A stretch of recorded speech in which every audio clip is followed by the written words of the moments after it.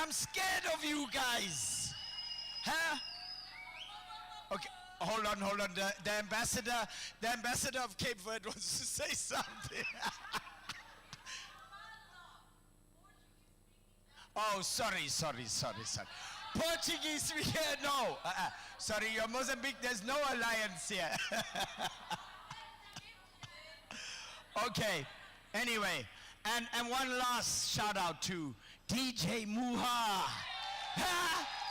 Whoa! Huh? That guy is taking all the jobs. He's a composer, he's a diver, a photographer, he's a Nat Geo explorer, and now he's a DJ. Huh? Whoa! Hey, these people from Mozambique. Ish. Huh? I love it. Okay. Are you Wayuita? Where am I? All right. Couple of things. We need to. I've been asked that we need to reopen the voting. Okay, in an election year in our country, we've got to make sure that the voting is free and fair. Okay, and I believe that not all Wi-Fi is created equal, and some of you did not have data bundles, and you could not get onto the app. See, I'm trying to make this y'all's fault, not ours. Okay. So, when is voting opening, Marsha? Yes, please. Thank you, Marsha. Morning, everybody. Can we take out our phones, please? Take out our phones quickly, please. I'm sorry about this. I'll take 5 minutes. Do we all have our phones? Are we all connected to Wi-Fi? Wi-Fi is the, what's this place called? Southern Sun. You go to Southern Sun and you select day visitor. We don't have to do all of that right now. Your second step, you're going to go to swap card and you're going to go to yesterday's session. Yesterday's session is the second last session before dinner. Then you're going to go, there's a button. Once you click on that session written, vote here.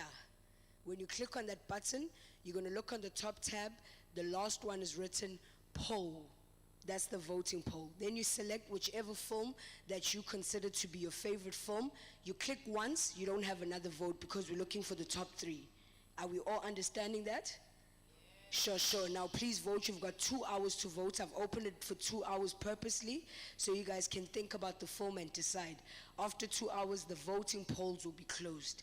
Sure. Please don't phone your parents at home and ask them to vote. Voting is only one person per vote. No rigging of the votes will be allowed. Thank you. Prags, I'm just checking. Are you good? Don't start yet. I'm just checking if you're good. Okay. Oh, you see? So Samira just helped us. For most of you guys who had added it to your schedule already, it's grayed out. Right next to it, there's that icon that shows chat. It's got like 2 speech bubbles. When you click that, that's where it's going to open the discussion poll, and then you can see poll right at the are we seeing it? Shush. Who's saying no? If you're saying no, please find me and I'll help you. We've got 2 hours for it. Sure. Thanks. All right. And then one last housekeeping thing. I'm very disappointed in all of you that did not meet me at the yoga at 6:30 this morning. Yes, you got pictures of us there this morning. I was not there at 6:30 this morning. I went to Suncoast. I went to the wrong place. Okay. Good morning, everybody. You have proof. Also, the yoga did happen. Okay, we're going to put that picture up later so that we can encourage more people. You know, we try to promote holistic podding, yeah. Mind, body, soul, feet, liver, everything. Okay? Yes. Board meetings, all of that. Okay. Welcome, everybody. Day 2 of New Fellows Summit. Yesterday was absolutely amazing. I want to challenge you guys to top that. The energy was just unbelievable.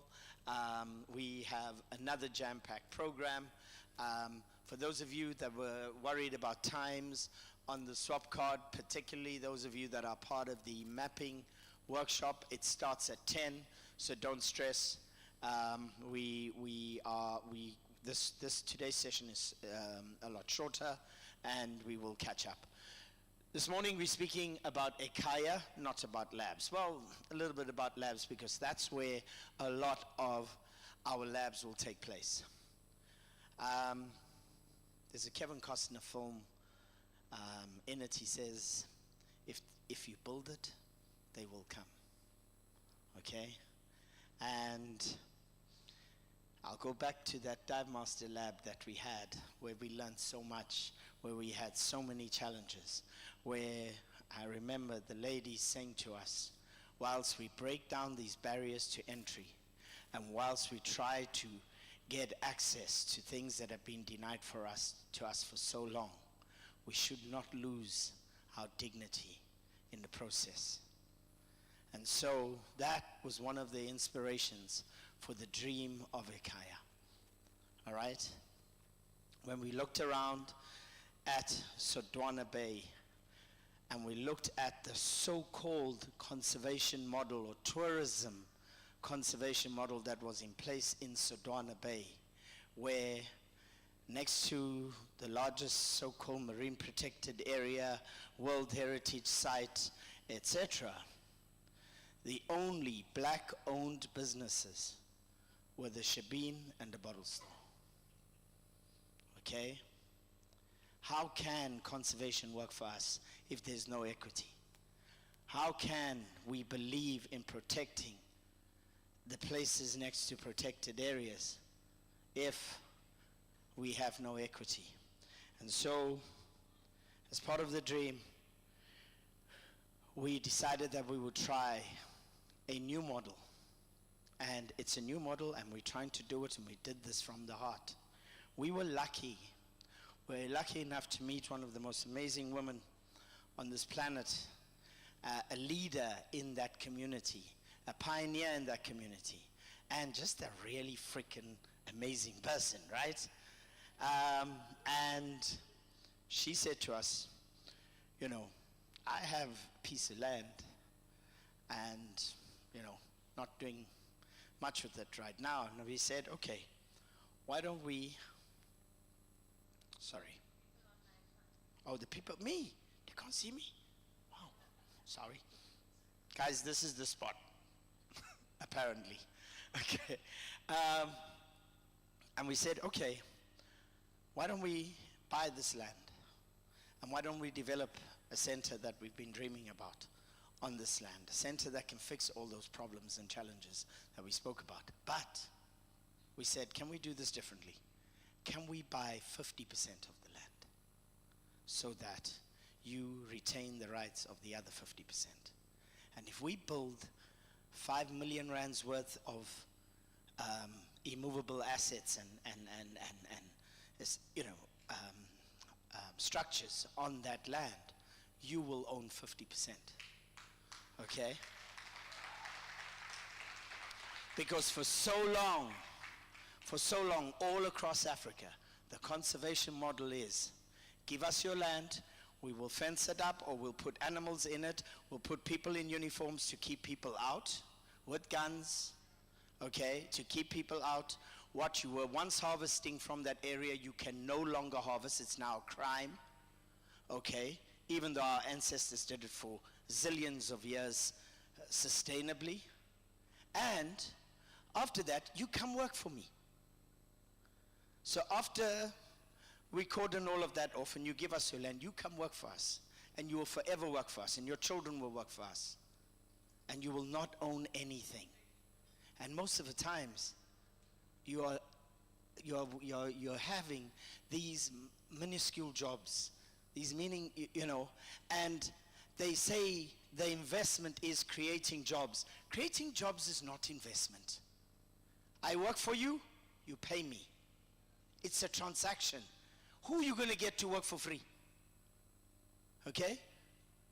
The Zulus here in KwaZulu-Natal in 1800 and something, when the British defeated them and said, go work those sugarcane fields. They said, no, we won't. We'll go home and sit and drink Zulu beer. and chill.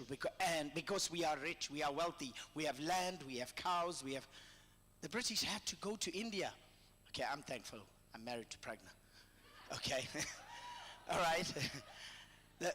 The British had to go to India to get people to come and work. Okay? So, creating jobs is not investment. We need to create equity. And that's the model that we are trying and that we have put in place with Ekhaya. We'll probably make mistakes along the way, but we are so proud of it and so excited about it. I want to play you a video, and then somebody will come and speak to you after that.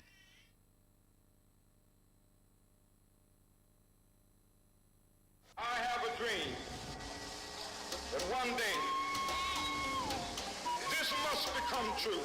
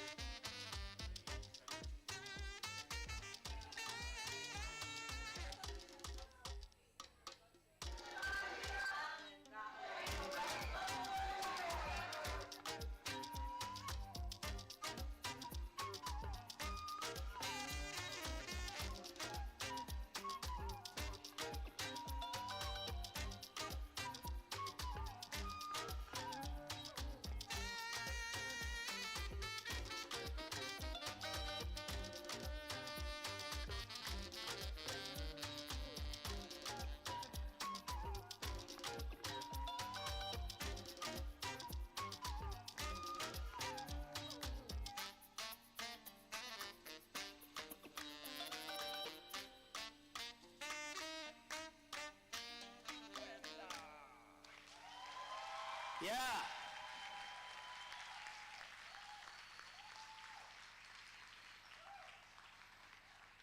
I don't know where she gone, but okay, I got her. Ladies and gentlemen, yeah.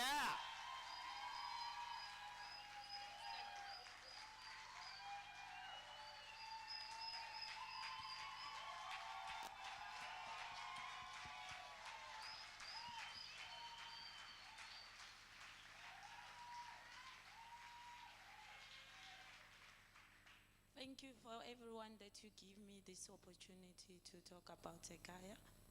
My name is Lee, from Buyazi's family. I just want to share the story. My tears coming straight to my eyes when I see this place. Guys, I went a lot. I was depressed. It was not easy to build. The community was fighting with me. That's the first time when I introduced this work to them. They was happy. But the time that we start, they stop us. Maybe they realize, I'm young, I'm black, I don't have parents. They end up even do the investigation. Where did I get the money? Where do you get the money to build this? But you told us there was a small thing was about diving. Now it's look like this thing you're building here, it's expensive. Where did you get the money? They call me even on the community meetings 5 times. I was feeling lonely, guys, I don't want to lie. I was talking to myself, but thank God, Noah was there. He knew it because he was texting me. I didn't text him back. I didn't want to share him. But Masha, she knew it too. She asked me, what's going on, Slee? I was crying on the phone to say this community, they don't understand what is coming for the future generation. So they're stopping me, I don't know why. But thank you, we won, guys. We won them. And as Noel did say, on that community that I'm from, is a busy place for the tourism. People, they come there to come enjoy their holidays. But us as we black people, we don't have businesses. There's thousands numbers of guest house. No one owns the guest house as we black people, and we grow on that place. We born there. Only Shabins. There is a film that is gonna come, it's about me. Calling Indonia Manzi means black beauty.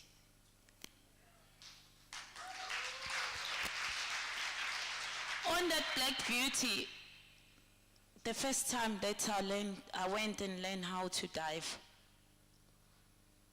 I remember I was by myself, I was a black person. There was a briefing. Before you go dive, they brief you.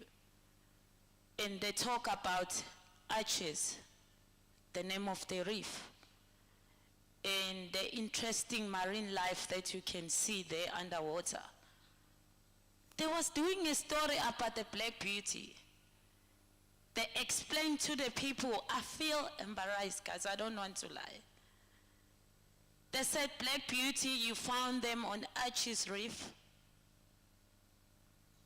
The reason they call black beauty, there is a shabin next to the one of the dive center there. We call it Sunrise. You go there anytime, you find the black beauty on that shabin.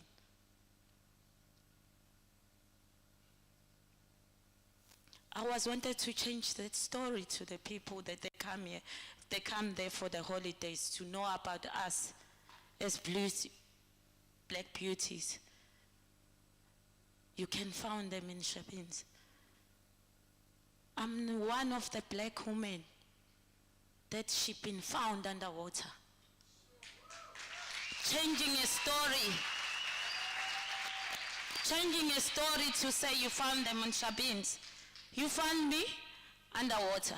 Now I'm owning Ekhaya. So the dream did come true. So I already changed the story. No one is doing a briefing about black beauty. So on one of that dive center, we dive with them. They always introduce me. Slee, she's the first black woman in this area. She's owning Ekhaya. She got dive pool. She's got accommodation. She worked for NEWF. NEWF stands for Nature, Environment, Wildlife Filmmakers. They're filming. They're storytellers. The way I changed the story, the bad stories, the dream come true. I'm a good flower for my community. Even if I'm in town, I never know I will have a respect the way I have. Everybody, they're proud of me. I was always say, I wish my parents were still around. But everyone in my community, they're my parents, the way they're proud of me. I don't feel lonely. To have you as a family, guys. I'm here, it's about you guys. Before I go, I just want to thank you, Mom Barbara. I have Ekhaya because of you. I remember you come with a vision board for the girls' lab. I was not counted on that lab. I come with a back door.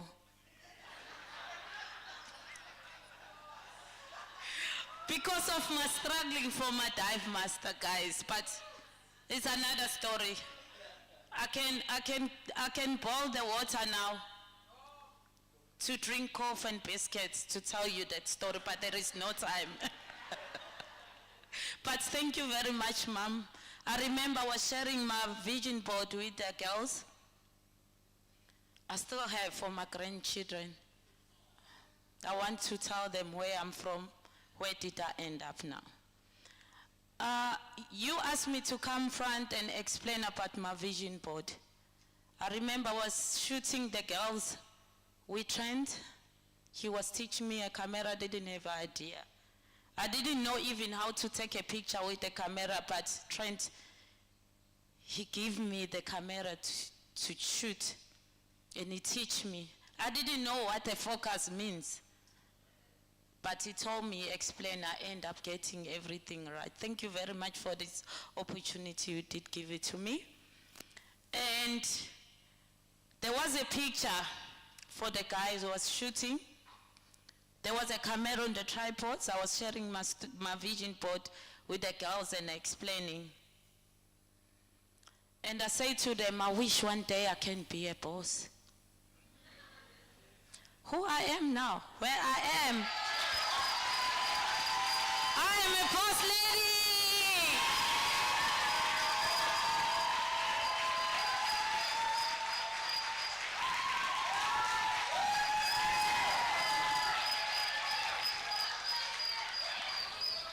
I don't think I could have said it any other way. I'm a boss lady, okay? I'm a boss lady. All right. She should have just dropped the mic and walked out. Okay? I don't know why she gave it to me. Okay? Anyway, Miss Boss Lady, thank you. You will see a little bit more about this during the week. We'll play little snippets, some things. Yes, there is a film that is being developed, and I'll tell you more about it later, probably tomorrow evening. Yeah. Now I need to call Wambui up because today is also a nice surprise showcase. Before, oh, yes, see, Boss Lady, what you did. Wambui will give us some context about what we're about to see. And I believe most of this was finalized this past week at Ekhaya.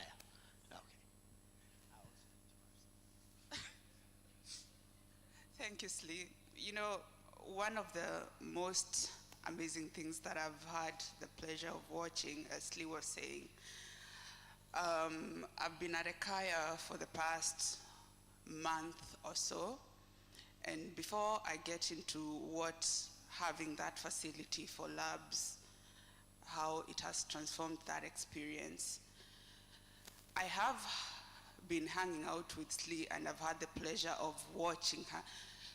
Where should I stand?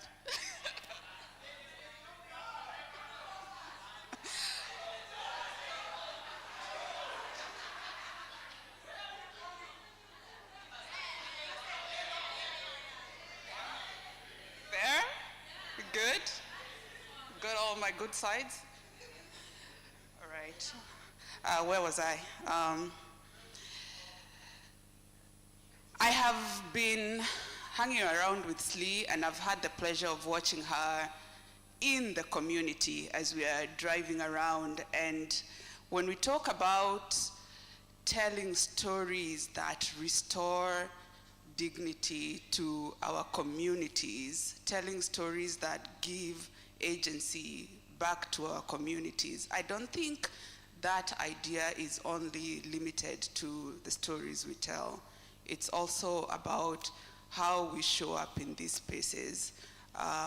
We show up with a sense of ownership, and that's what the beauty of watching Slee driving around, walking into these shops, into these other dive centers that she's talking about, and she's owning her own, man. And that has been a beauty to see, even to see the reaction from the other side. And yesterday Noel was saying that we normally don't, as NEWF, we don't drum up our story very much, but me, I don't think I have that problem. Whenever I get the chance, I talk up NEWF, and when Slee, myself, and Kosi were just around the community, and we go to coffee shops, and you can see they're curious, like, oh, where do these people come from? And I'm like, oh yeah, I'll tell you. And I tell the story, and when I do that, I want to leave their jaws on the floor, and their jaws are on the floor. So anyway, that's the most important thing for me, I think, because it represents a vision of what we are trying to do fully across the continent about how we show up. But then, labs. We have around, no, not around, we have 6 concurrent story labs that are running across the year. This means that we have about 55 films that are currently in development. So outside of the story labs, we have the technical labs, which Thuku runs. Outside of that, we have the dive labs, which Slee is in charge of. So when you put that into context, you can see how important this facility is in terms of, because essentially it means that every month across the year, there is going to be a cohort of fellows in residency at Ekhaya. And you guys are going to have to be fighting for those slots if you're not part of a lab that is running. One of such labs that happened was right before Congress started. We had a post-production lab where we had some films that we had to close. So we had Katia, who is part of our past producers labs. We had Tendai, who is also part of a past producers lab. We also have Christina, who is also a producers lab fellow. And so they came down, they hunkered down at Ekhaya, and the beauty of that was just that they were able to work with their mentors, and they locked those films. And today, we're going to have the privilege of watching 2 of those 3 films. One of them is still needs to be finished, so we're going to just have a snippet of that. So I hope you enjoy. These 3 films were closed only because we had the privilege of being able to bring people down and having them coming and be, I like that word, in residence at Ekhaya. So enjoy.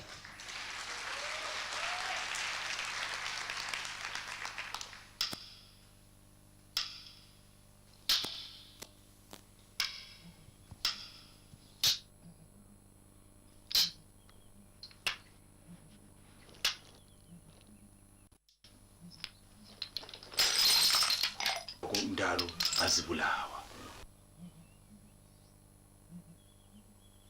Lenyoni lezi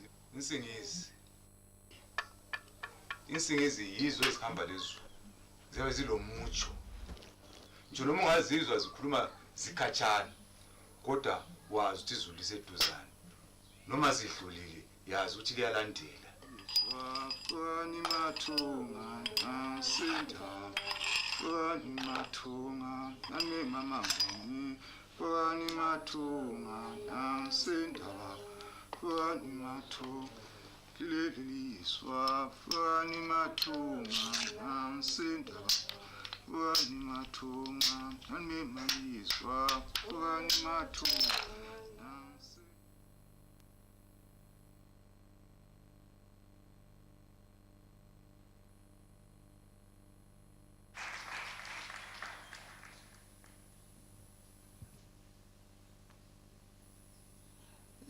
Sorry, just for context, that was the snippet of Tendai's film, the one that is still in development. So next we are going to watch Christina's and Katya's films, which are complete.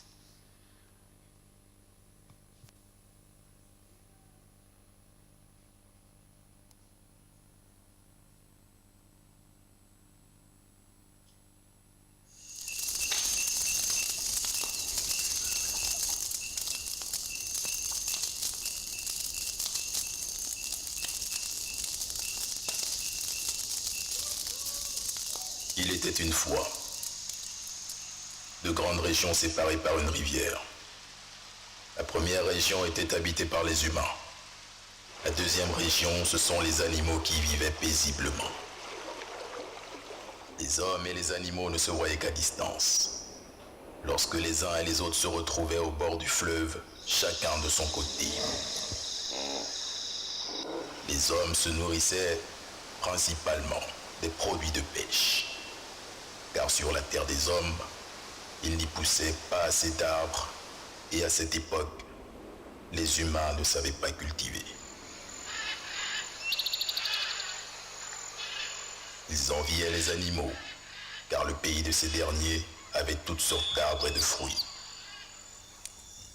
Chaque soir, les hommes se retrouvaient autour d'un grand feu et imploraient Zambeapong, Mukadimambo, Dieu, l'être suprême créateur de toutes choses, dans un chant de prière.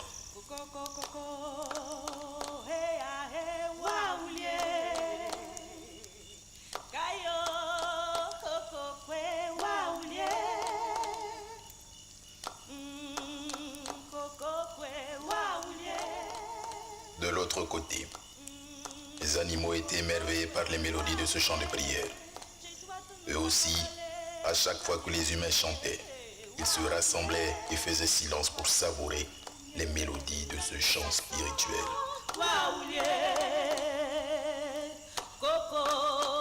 Pendant qu'ils écoutaient, la gazelle propose que des animaux aillent de l'autre côté de la rivière pour découvrir ce qui fait chanter les humains et essayer de comprendre les paroles du chant. Après cette concertée, ils décidèrent d'envoyer l'éléphant et le gorille, car pour tous les animaux, l'éléphant et le gorille pouvaient se défendre au cas où ils étaient découverts.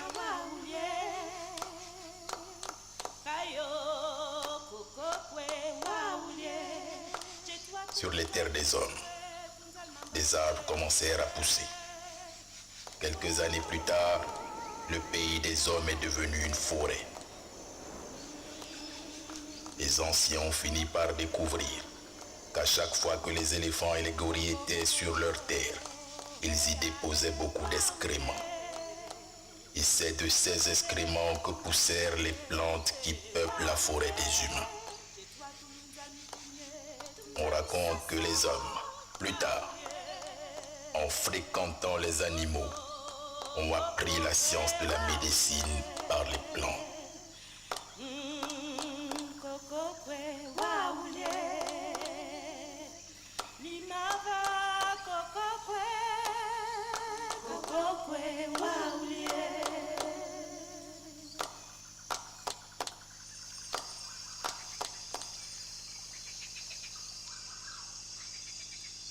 Moi, j'habitais dans la zone là où étaient les gorilles. J'habitais là-bas avec mon père, mon grand-père, avec mes soeurs dans cette forêt-là. Que la forêt, c'était une fortune pour nous. Dans les villages, on n'a pas de dispensaires. On se soigne à l'aide de ces plantes-là. Les arbres, on ne les prend pas n'importe comment. Tu veux récolter l'oignon vert, tu dois d'abord venir l'expliquer pourquoi tu viens lui blesser.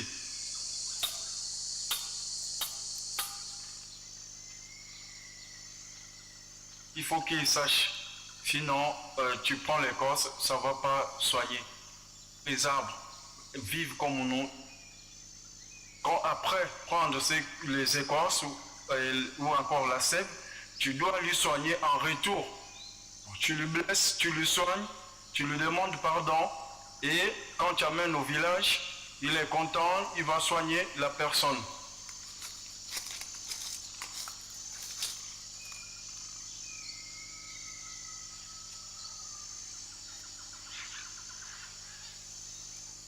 fruits du Moabi. Nos grands-parents utilisaient les graines là pour fabriquer l'huile, qu'on appelle en pounou matimanzabi.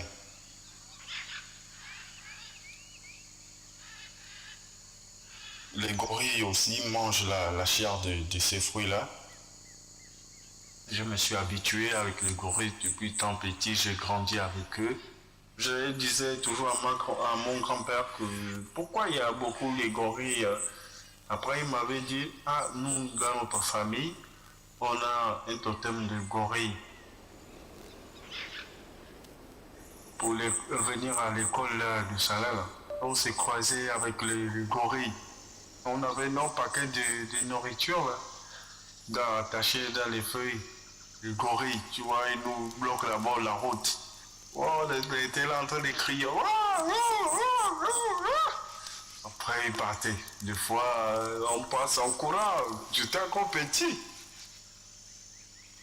Il y a un mâle qui s'appelle Mourou. Mais mon grand-père, à chaque fois quand il voyait le gorille là, il ne se regardait pas. Dès qu'il se fixe le regard, l'autre regarde à côté, l'autre regarde à côté. Mais pourquoi ce genre de trucs là se passe? Il a regardé le doigt, le pouce là. Donc le pouce était tordu. Mon grand-père s'était vite rappelé que son grand-père, lui, il avait perdu son oncle. Il est mort, il avait un pouce tordu. Il a dit non, lui là, c'est quand même mon oncle. L'autre gorille arrivait à lui fixer, mais pas Mourou. Il n'avait pas le courage de regarder mon grand-père. Mon grand-père aussi n'avait pas le courage pour qu'il ne puisse pas se connaître. Parce qu'il y avait les traces. Il y avait les traces entre eux.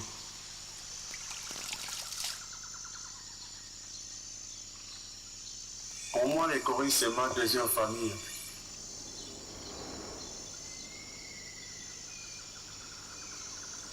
Nos grands-parents nous ont laissé un héritage, ce sont ces animaux-là.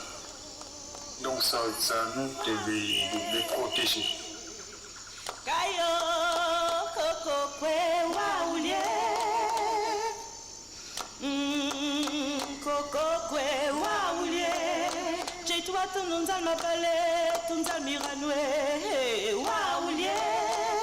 Toi tulunza mikumye tunza misaso waulie koko kwe waulie koko kwe waulie ni mava koko kwe kawaulie toi tulunza masire tunza kumunwe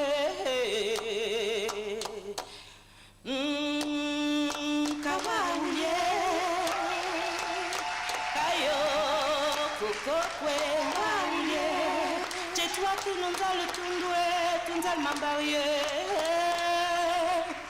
wo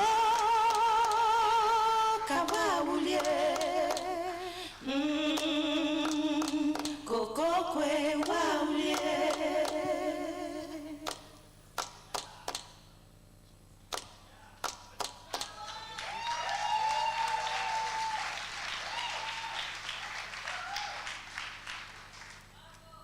Next we have Katya. Just cue the film.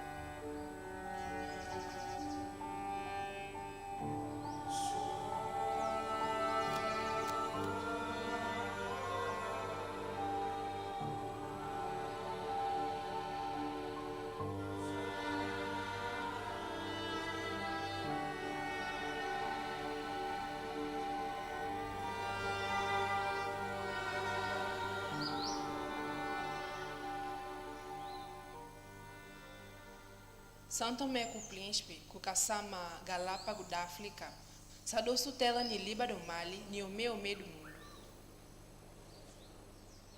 Ete yo de obojiji, kubisu, kuyo de madela, kunakabedi ni uma outro loshitofa. Naí, saque de bunzo gigante de obo, com tudo gelação de, que tava cá vivendo em página de obojiji. Bunzo gigante de obo, são um abisso que caso dá no controle de mo português de cafla, ecossistema. Bunzo do obo são um abunzo que te casca grosso, preto e sagodo.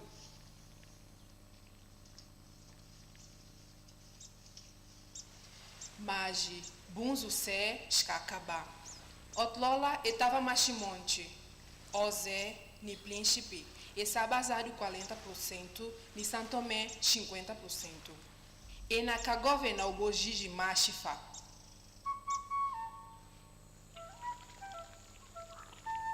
Isso é samano, bunzo gigante de obo, tamenza. Isso é saquede. Ozé, pabemano kuine gelação de, se lá panongolo ine kukanja. Panombe ine, não dá do sola loloso se munja, ni o medio bojiji, mas não na lependefa.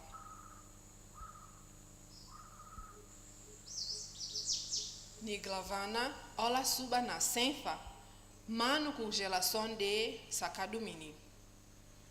Ola kutleshi meji de glavana cavala, ola stresson cada som, e nem ka começa a coda.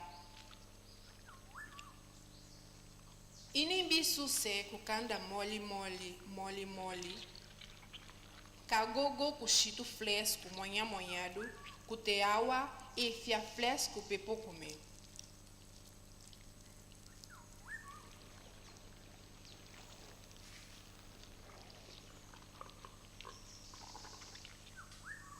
E nem castlivi de qua comer, e ninjan, da tudo pecador que cá vive em Santo Tomé com o príncipe e eu danusa. Mano, caprichi já de 3 anos, para ine crescer bem crescido, e ine capeceche ao voltando. Miolé, um abuso do boca custa $25, um aero. Bunzo de bega da África, sun capô compra 5 de $12 tão.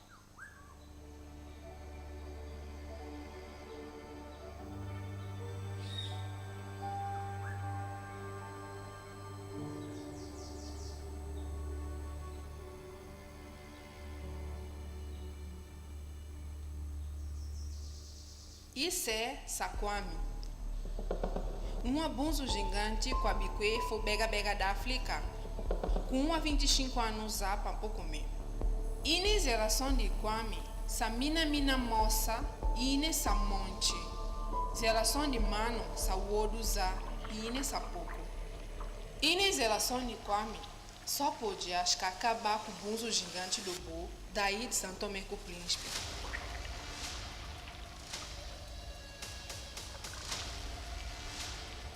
Quando a ola inembi com uma eslegueiro de, inembi com uma doente, que mata mano e gelação de. Só, não capunta. Bunzo com bunzo, saniguela. Quase, na saguela de sodé, espingada fa. Saguela de biodiversidade.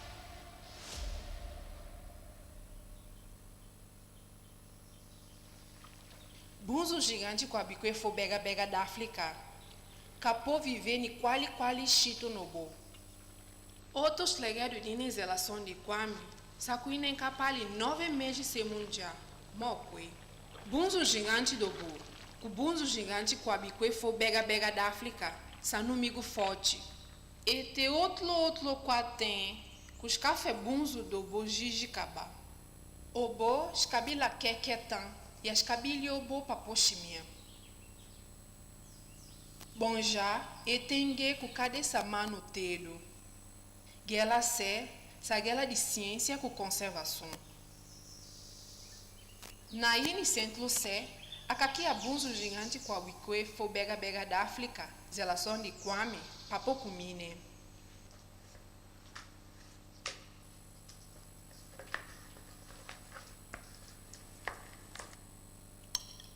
A cavalo mais monte come bunzo gigante com a biquefo bega bega da África do que come bunzo gigante do bo cuscacaba. C'est lá para não deixar relação de mano crescer. C'est lá para não deixar de comer. Essa instalação de projeto de bunzo gigante com aqui a geração de bunzo gigante do bo. Naí, a aqui a bunzo gigante do bo, mo a aqui a ganha para ir na cabafa. Projeto C, juntado com outro programa de educação, escaguada tudo casta, tudo colo de bisco que vive em Yogojiji. Shimano ganha aquela C, e cababila a ledo. Mo estava em Yogojiji de Santo Tomé com o Príncipe. Só que tava na mesa, banga na bofa.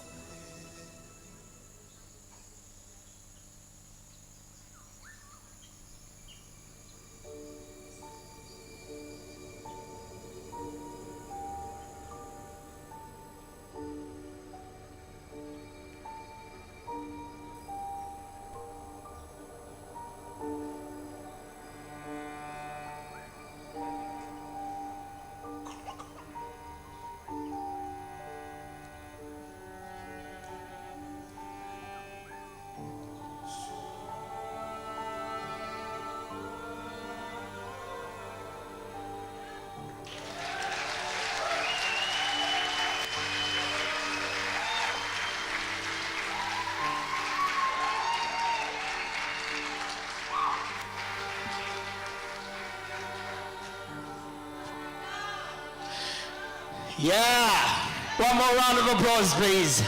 And can I please get Christina, Katya, Tendai, come up here, please, guys, quickly. Yeah. Yeah. You know what? Whilst they're coming up here, that is our very first French film. Right? Yeah. Go. Beautiful. You guys have the whole day to ask them questions wherever you see them about the films. Guys, congratulations. It was absolutely amazing. Tendai, I know your film is close. It's almost there. You want it to be perfect before it goes out. So thank you for sharing that snippet with us. We're so excited about what's to come, and I believe it really is close. I just want to acknowledge Gunjan and Sayam sitting right down here in the front. Okay? They have been our mentors on the post-production labs, and thank you so much for helping these guys pull it through, and it's just amazing. Katya, I mean, it's our very, I love the snails, okay? I used to eat snails. I don't think I'm going to eat them anymore, okay? But what really stands out for me, and I know we spoke about, and I think this is something that there's a lesson in that film for every single one of you guys that struggle with this, where you get funded by a conservation organization to tell a film, or a conservation organization says, look at what we're doing. Come and tell the story about our work. And then you feel obliged to put their name in the film, or this is the organization. He has a powerful way of talking about the conservation without having to make it a promo video for a conservation organization. She still absolutely brings through the message and says there's hope and there is an opportunity to preserve and protect, okay? But we're not saying, and this organization is doing this, and what I was talking about yesterday, where, you know, you don't have to be mentioning the name of everybody, you know. So thank you for what you guys have put together. Absolutely amazing. I'm sure they have a million questions, but right now we are 2 minutes past the hour, and then the workshops are starting. Have a wonderful day. Congratulations. You guys are amazing. Yeah. Thank you.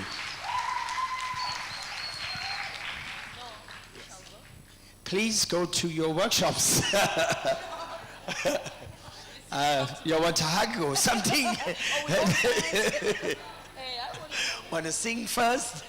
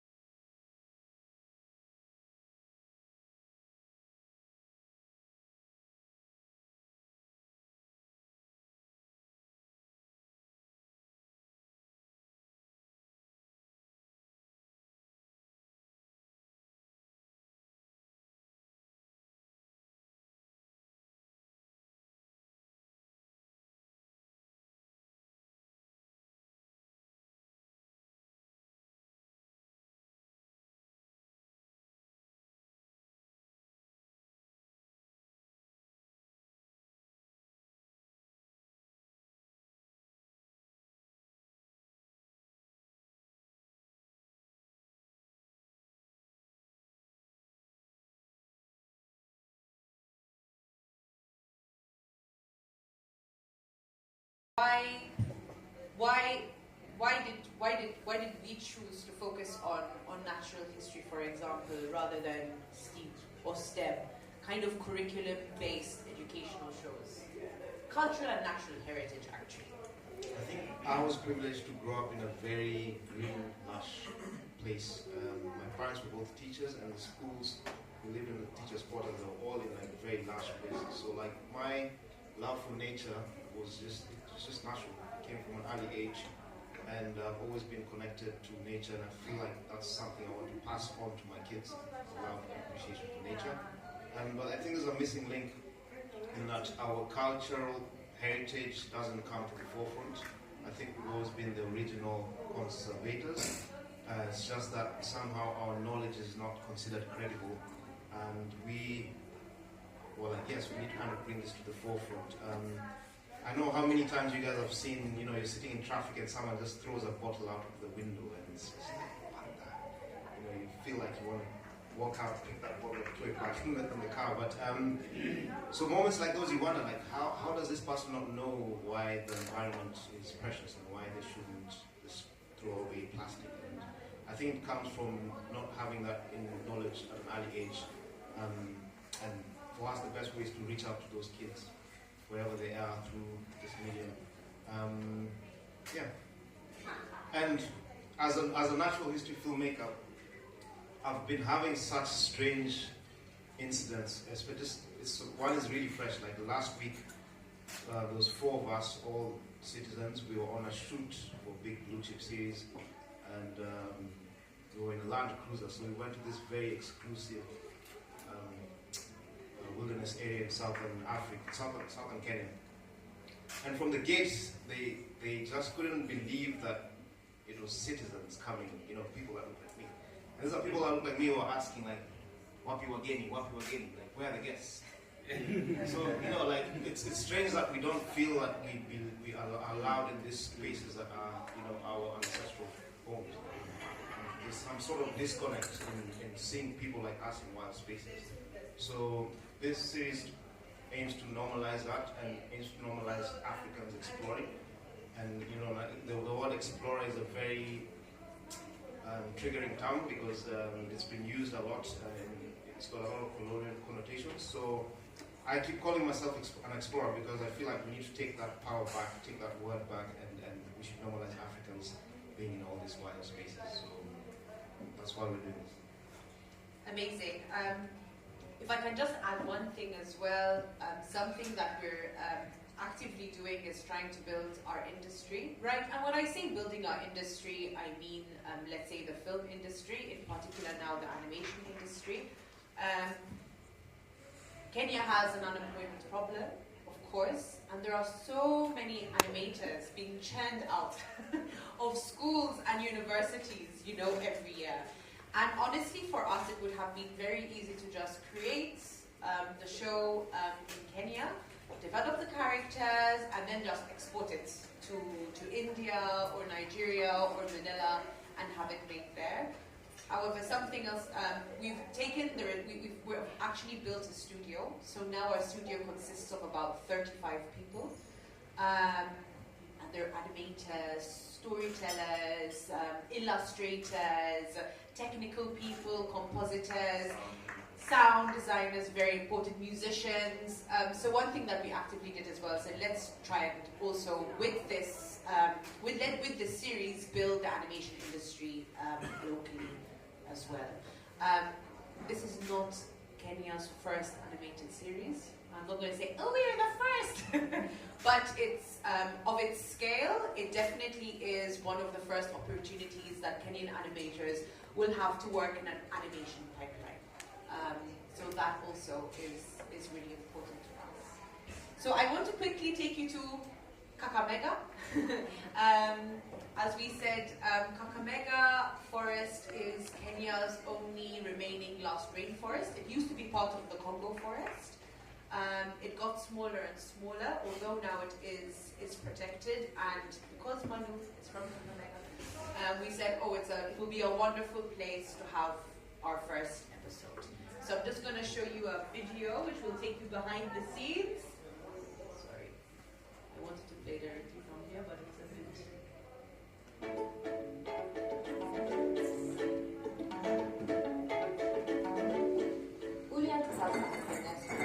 Is a children's animated series for kids aged 2 to 6 years old.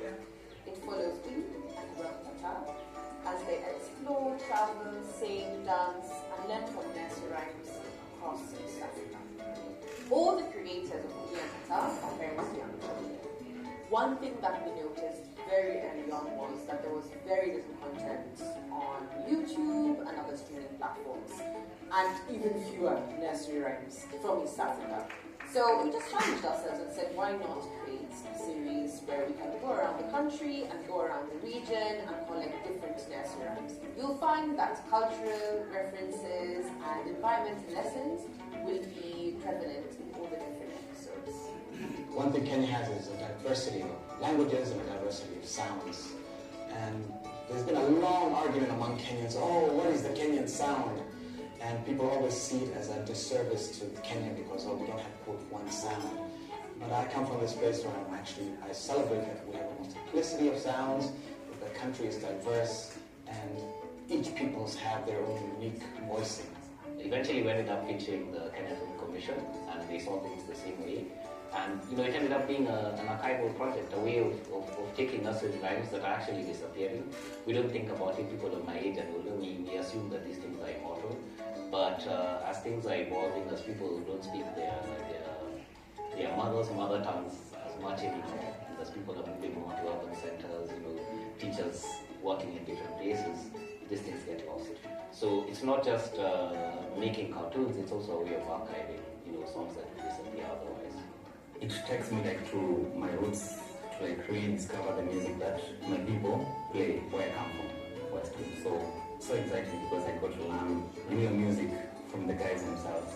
Yeah. And also to interpret it into what I know. I grew up with the hip hop and being able to learn this folk music, interpret it into what people listen to nowadays has been a very great journey. So my vision for Uli and Tata is that hundreds and thousands and millions of children across Kenya, but also across Africa, across the world, are going to get to experience a local animation from here, and they're going to identify with it, truly identify with it. I want it to hit home when they watch content that's created around this project. I want them to be able to identify a part of themselves in our project.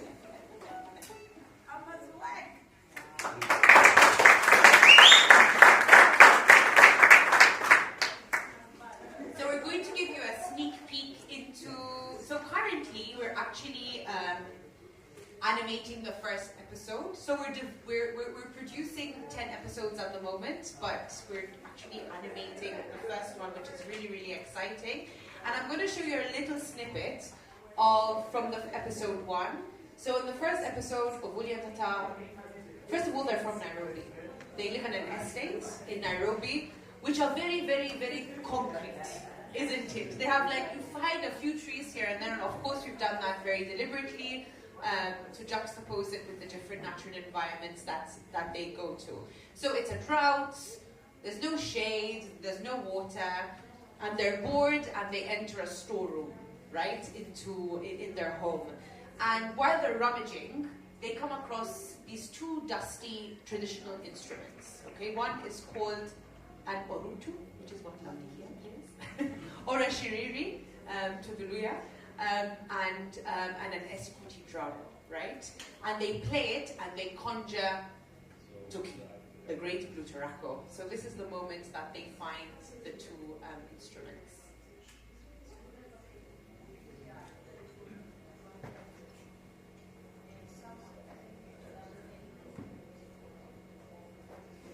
Wow!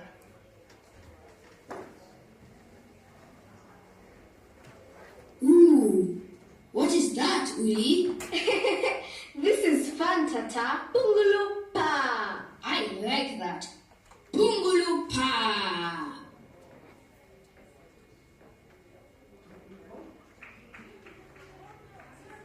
So this is what the final product will look like. it's a work in progress. There's no sound yet, but I wanted to show you kind of, what it looks like. Amazing. Now I think I'll give the microphone to Manu, who will speak a little bit about the importance of research in us producing our show. Research. This is actually my favorite part of the process because you actually get to go out and explore. And how many trips have you done now? How many research trips? Eight. 7 or 8. I think I missed one of them because I was down with malaria. I came back from the Republic of Congo and was just hit by a fever. So I was really sad to miss out on that. But the great thing about the research trips is, I remember with the teaser, we tried to, Google like what Kakamega looks like. And you get a very limited, results. So you actually have to go out there and immerse yourself. So what we like to do is go straight to the source. We usually pull out a map and figure out like, hey, where should we go? I'm sure you've all seen the map. And then we head out there. We want to seek out the sights and sounds of the people and the places. And so we usually take a camera crew with us and a sound crew. And we just, record everything from the details to the big landscapes. And we're very intentional about what we're going to do there. The music is actually the backbone of all of this. So we've got an amazing research coordinator called Abdi Rashid. He does all the groundwork in time, makes all the phone calls, and designs an itinerary for us. So like we know we're very limited. We have very limited time on this research trip. I think we feel, yeah, and there's so much you can do in 5 days. It's the best you can do it with what you have at your disposal, whether it's time or money. But like I said, there's a lot of prep work involved. So by the time we go there, they already know who we are, what we want, and we just at least have to spend at least a day showing them the videos and explaining what we want to do and what our motivation is. And yeah, we spent time there. One of my most memorable was when we went up north to a place called Samburu.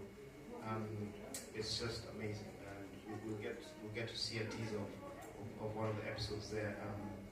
But yeah, it's not easy. You're immersing yourself in a world where these are people who live very extreme lives. From the food they eat, some of them are hunter-gatherers like the Hazabe and the Yek. And so you're putting yourself in their world, and it's very almost surreal sometimes.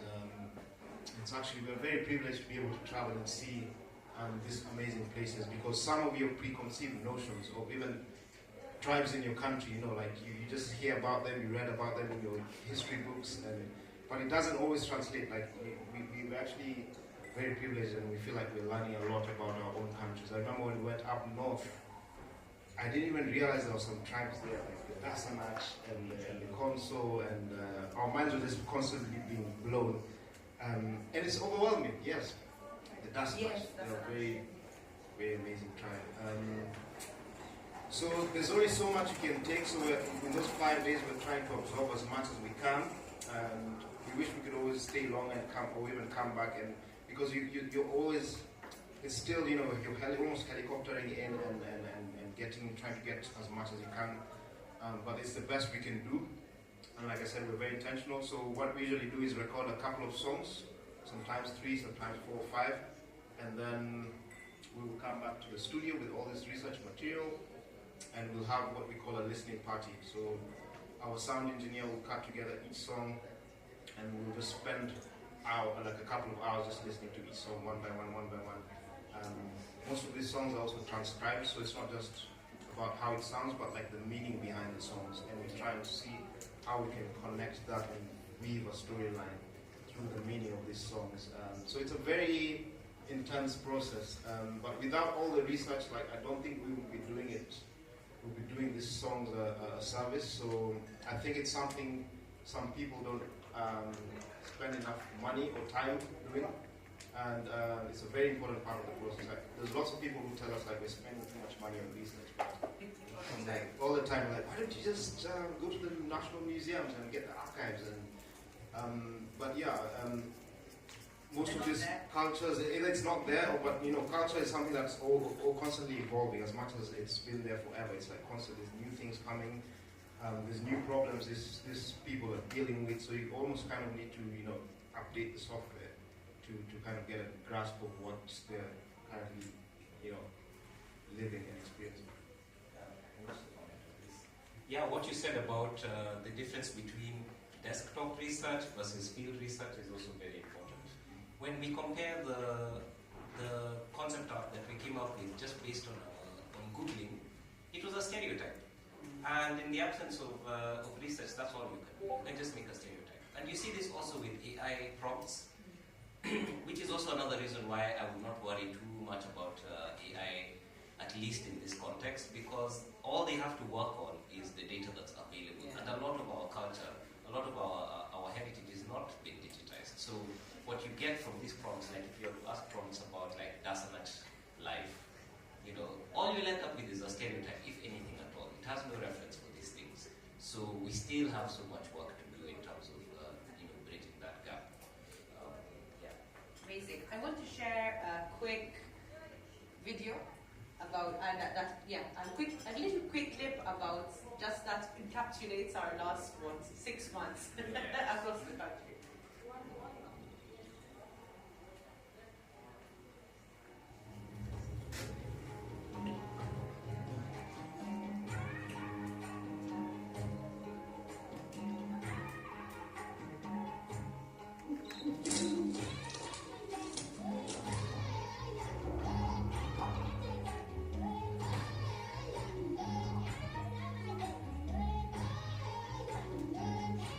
Each episode of William Tata features multiple theatres, at least 4. These ruins are one. We spend time in the water, both above it and inside it. On that water we'll be able to see the seafront, and then we'll also go inside the town.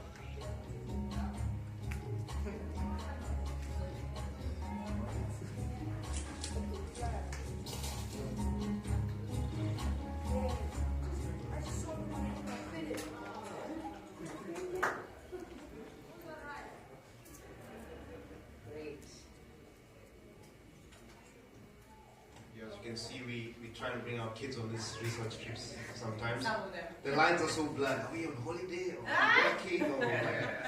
Which is it's really interesting. Yeah, amazing. So now maybe I want to show you how research then turns into the animation. Now I don't know how much you know about animation, but I know a lot of people in this room know film. As you know, people watch an animation and people watch a film and they don't quite understand the process and the amount of work that goes into every stage. Who here knows what a storyboard is? Animatic? Do you know what an animatic is? Okay, cool. So an animatic is a storyboard that moves and that is timed. Right, so yes, so with our Samburu episode, as you can see, this is our team in Samburu. This is Mount Ololokwe. Chief, do you want to speak a little bit about Mount Ololokwe and Samburu? Yeah, sure. So on this research trip, we found like for each community, you see very quickly what the songs tend to treasure, and like for example, when we went to the world, and this is again why the research is so important, so that our animations represent authentic realities, right, of these different communities that we visit. So I'm going to show you an animatic for Samburu. It's our favorite at the moment. It's our favorite one. It's not final, so it's squiggles. I always have to give that kind of disclaimer, but I think it can give you a really good representation of what one episode will feel like. Yes. So you want to say something? I was just going to say this one. Like, I'm very sensitive when it comes to music. I was crying during the field recording because, man, with music there's no filters. Like, it gets straight to you. So it's a tearjerker. Let me make sure the sound is high.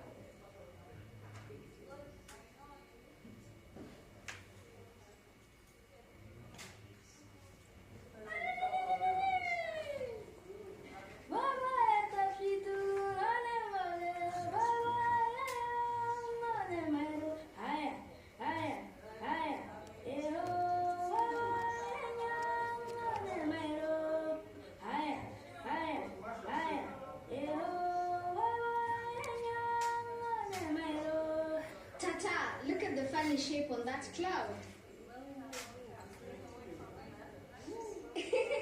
Tata.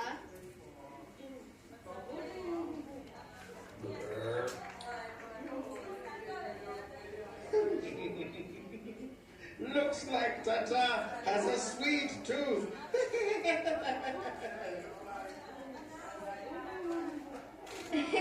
His tooth is as sweet as him. I'm so glad he's my friend. Tuki, do you have a Tata in your life? What do you mean, a Tata? Another Turako bag, like you. A friend to play with, laugh with, and do silly stuff with. That is what Tata is to me. Where is your Tata? Why do you fly alone?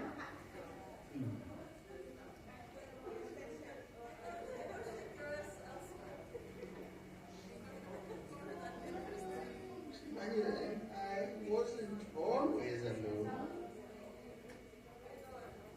Great blue Turacos like me live together by the power of song. As the people began to forget our songs, we began to disappear. Don't worry, Tuki.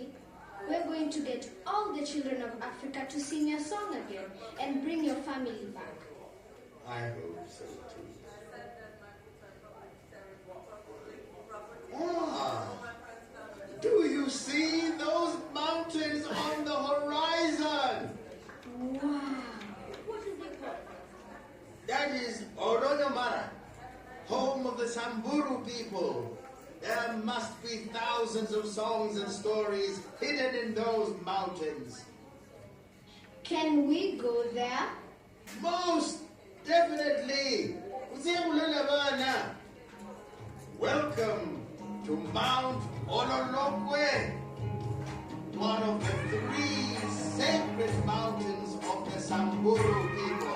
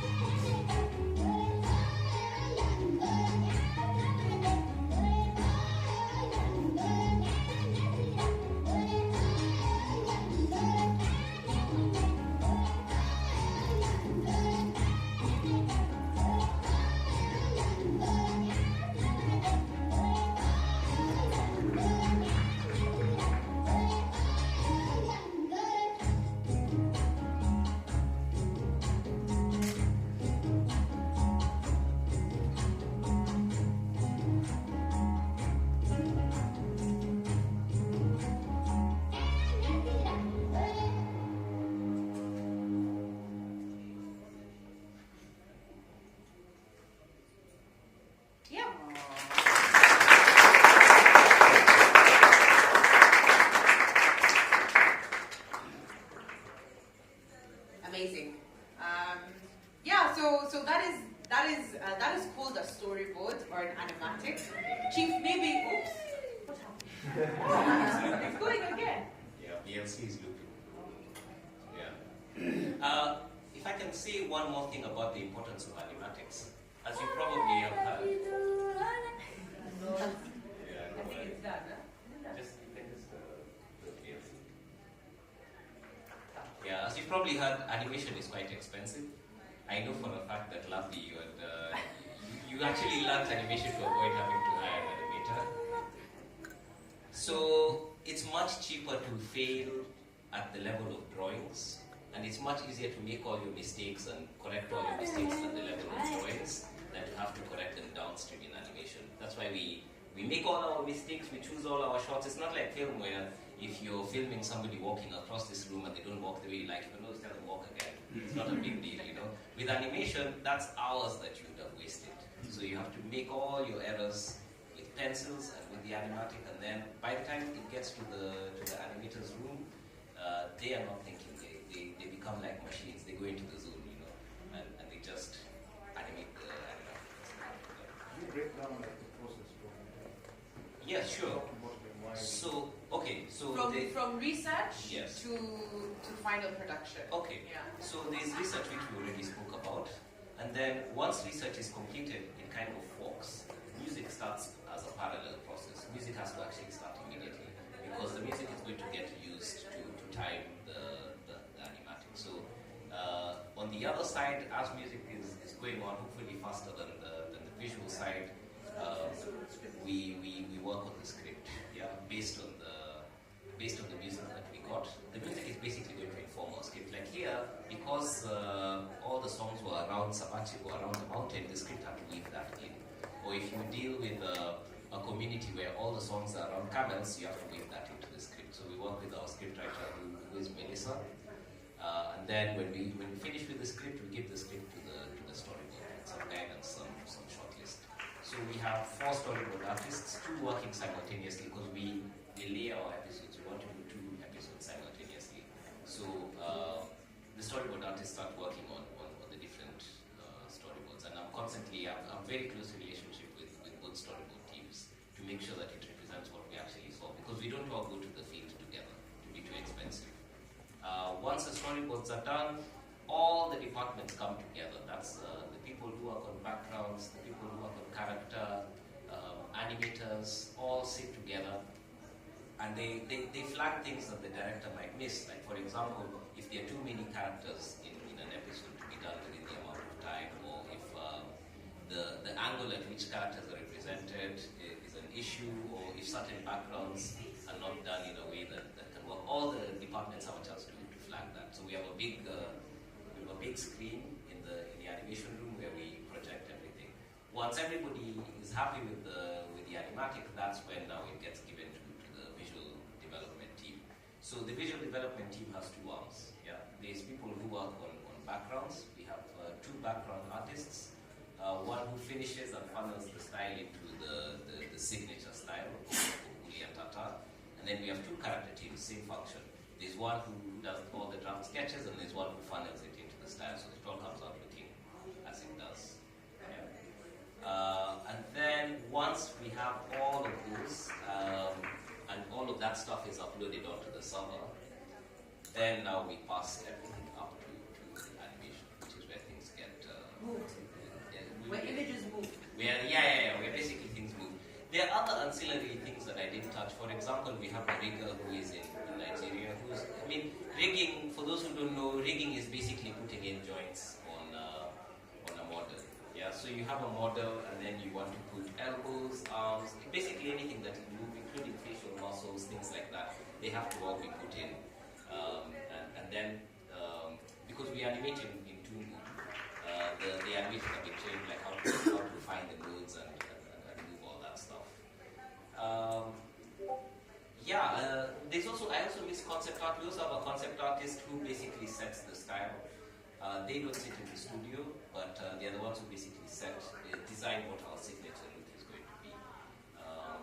Then once it's done with animation, we have compositing, which is basically putting the icing on the cake, fixing any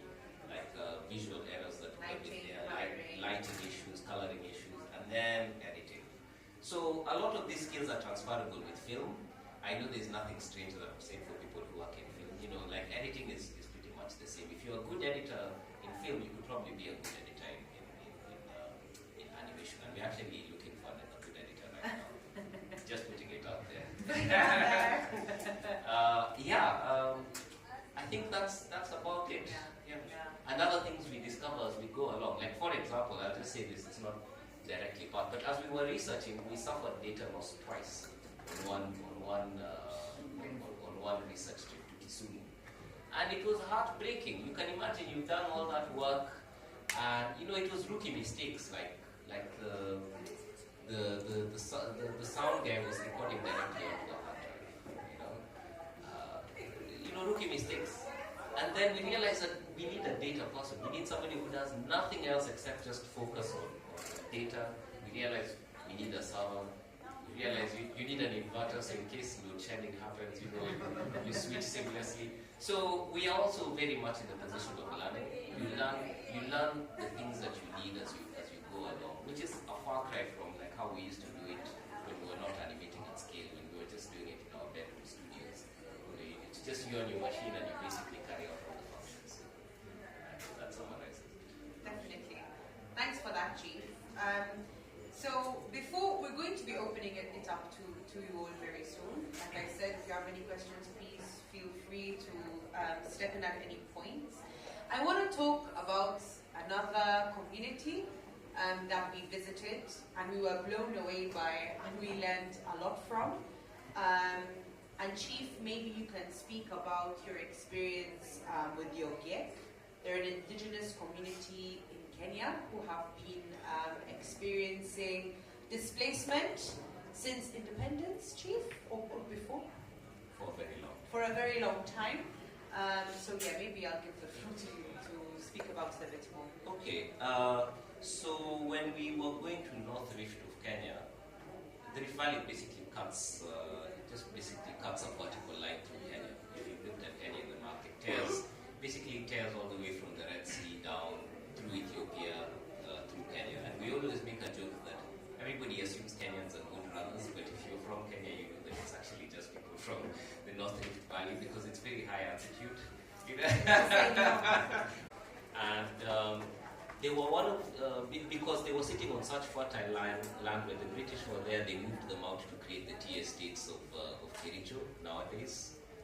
Now you have this huge, vast, 20,000, 50,000 hectare tea estates, all that used to be part of the Mao forest. And so they moved further in.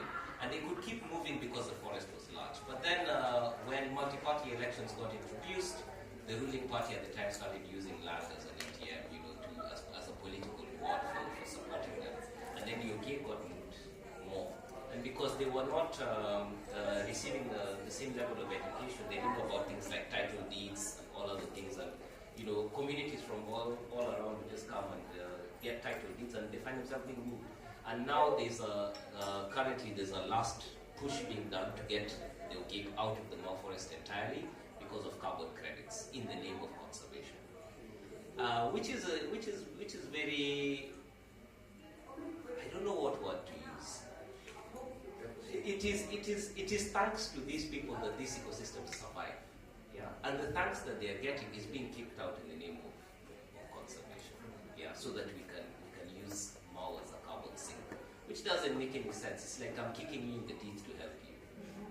And you see this repeated with indigenous communities all around. For those who are from Tanzania here, you know what happened in Ngorongoro with Maasai. Same thing. We only have rangelands because of pastoralists' way of life. If you don't get such large wildlife in farming areas, because farmers don't coexist in the same way. But yet, what's the reward that they're getting? They're being moved out. So we need to look into this carbon credits thing. Anyway, that's a sideshow. Ogiek were very interesting. Their entire economy was built around beekeeping and around the keeping of bees, honey. They live basically on a diet of honey and bushmeat. Warthog, and they are expert beekeepers. They have a really, really nice honey. We ate the honey, and we didn't even have to eat lunch that day. You know? And it's so sweet. It's a white colored honey, and they keep the hives high up in the tree, like 30 feet up. So there was this elder, the guy who is in the center who this model is based on, the guy who is in the previous shot. He was the elder who was speaking to us and giving them this history which I've been relaying of this placement. And to show us the honey, he went up into the tree about like 30 meters up. He was just scaling. He moved up to another tree and just looking it up, scaling up that. You know? I was like, oh my God, how can this 50 years? You ask that. Kalenjin is an invented category. Kalenjin is not older than 1950. Yeah, Kalenjin was actually put together. It's more of like a political category meant to win political power. Otherwise, what you have is Keio, Kipsigis, Nandi. You have all these different people. And when you look at the language, all these different communities living in the North Rift all have Ogiek words in their language. But Ogiek don't have that reciprocity. There was an anthropologist who was explaining that shows like how much longer they've lived there. So they are very fluent in Nandi, very fluent in Keio, very fluent in Kipsigis. So they're kind of a root community there. Sorry, please wait for the bed to reach 7.0 and then you would tell me, then I signal you. Speak up. I think we have this. Let's do this. Yeah. Yeah. Have the roaming right now. I'll be on roaming. Yeah, I was just asking if they're the same as not the same, but about this old structurally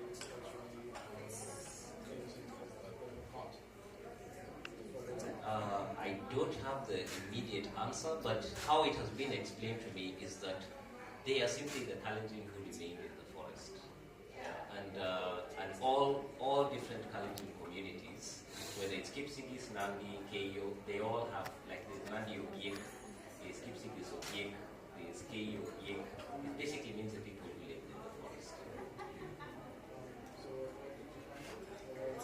So this particular recording we did was in Molu. Yeah. But they used to live between the Mao and Elgon forest. Mount Elgon, yeah.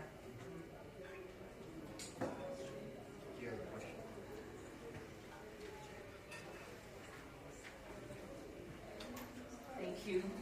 This has been an amazing presentation. But I was also going to just add with the Ogiek, they're hunter-gatherers, whereas the other Kalenjin were kind of more pastoralists, and then became agro-pastoralists. But one of the things with the evictions is that, you see, the graves of their ancestors are in the forests, and Kalenjins are not supposed to abandon graves. So like when you die, it's like your people are still around. So that's one of the main issues is like with the eviction, just that disconnect from ancestors and that sort of thing. But I think this project is amazing because it's not just a nursery rhyme for the kids, it's like cultural preservation. It's interesting how it leads with music as well. Because I had no idea that animation is done like according to the beats of the music. It's not. This is our invention. Oh, okay. That's good to know. But also like our traditional music, it's like it's on the pentatonic scale, which is very different from like what Western music is on. So it's like so multifaceted. It's amazing. You guys are doing an amazing job. And yeah, I'm just looking forward to seeing what other episodes come back. And even just if you're going to do the Dasanach and other groups that really don't have this ability, and just exploring those cultures. So it's interesting that it's just such a combination of history, music, culture, environment, you know. Yeah, so kudos. Thank you.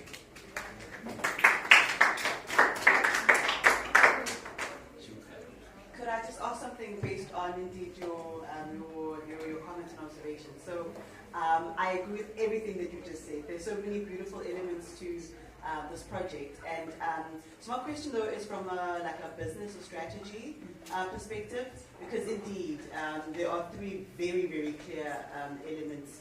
It's the music, it's the actual animation and the kind of the kids content that you're building, and it is the you being custodians of this cultural heritage. So it almost feels like it's three projects all kind of running simultaneously. What are your thoughts on that? What is your strategy? It feels like even with the research that you've done, like a whole it can be its own other film, like its own separate film thing going on there. The music, you know, you could release something on Spotify or drop an album, you know what I mean? Where this music that you have collected and kind of recorded, reproduced, who knows, maybe you will see it in another like Netflix series once, you know what I mean? Like the music itself can have its own life. And then the kids, what is your overall kind of, what does that look like, the strategy with kind of weaving all of these things, but also clearly just playing in three different fields? Yolanda, I think we need to add you to our board of advisors. Isn't it? So I think I can answer that question, unless Manu and Chief want to answer it. It's very imaginary. So with this, and I wanted to speak about accessibility and business and how they come together. So Chief, Manu and myself made a pact at the beginning of this project, and we told ourselves that Kenyan kids and African kids need to watch this show, right? That to us was absolutely imperative. However, we also want to monetize this project, not necessarily for our personal gain, but to sustain our industry, to continue to create jobs, to continue to go to different communities, right? You guys all know what this funding cycle is like. It's hard. And we have been blessed. People have believed in us and have given us funding, and we were able to produce 10 episodes. And again, animation is expensive. But that is something that we're trying to figure out at the moment, right? So we're actually part of a creative entrepreneurship incubator at the moment. And so distribution is very primary to that. How are we going to distribute Uli and Tata? Now, I'm going to be speaking about this more tomorrow in another workshop, but I think I'll touch on it here.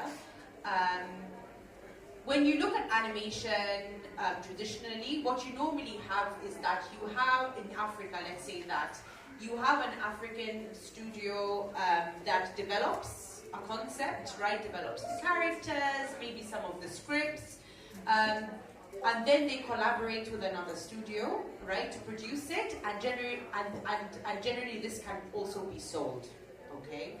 Another studio outside Africa. Another studio outside Africa. So another studio, that is changing now with like Triggerfish and Chocolate Tribe in SA. But yes, you'd have the African team develop, and then they work with a foreign production company who generally gets all the money from Disney, and then they sell it to Disney, right? Or to Netflix. Now what happens when you sell content is that you lose a lot of your IP, right? Intellectual property.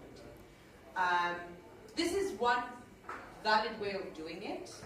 We have decided that we do not want to take this route, and we've decided that we want to retain as much of the IP as possible, okay? For a number of reasons. We know that people will say, can we have the songs in English? And we're like, no, you can't have the songs in English, it's not the point. You know, the dialogue can be in English, yes.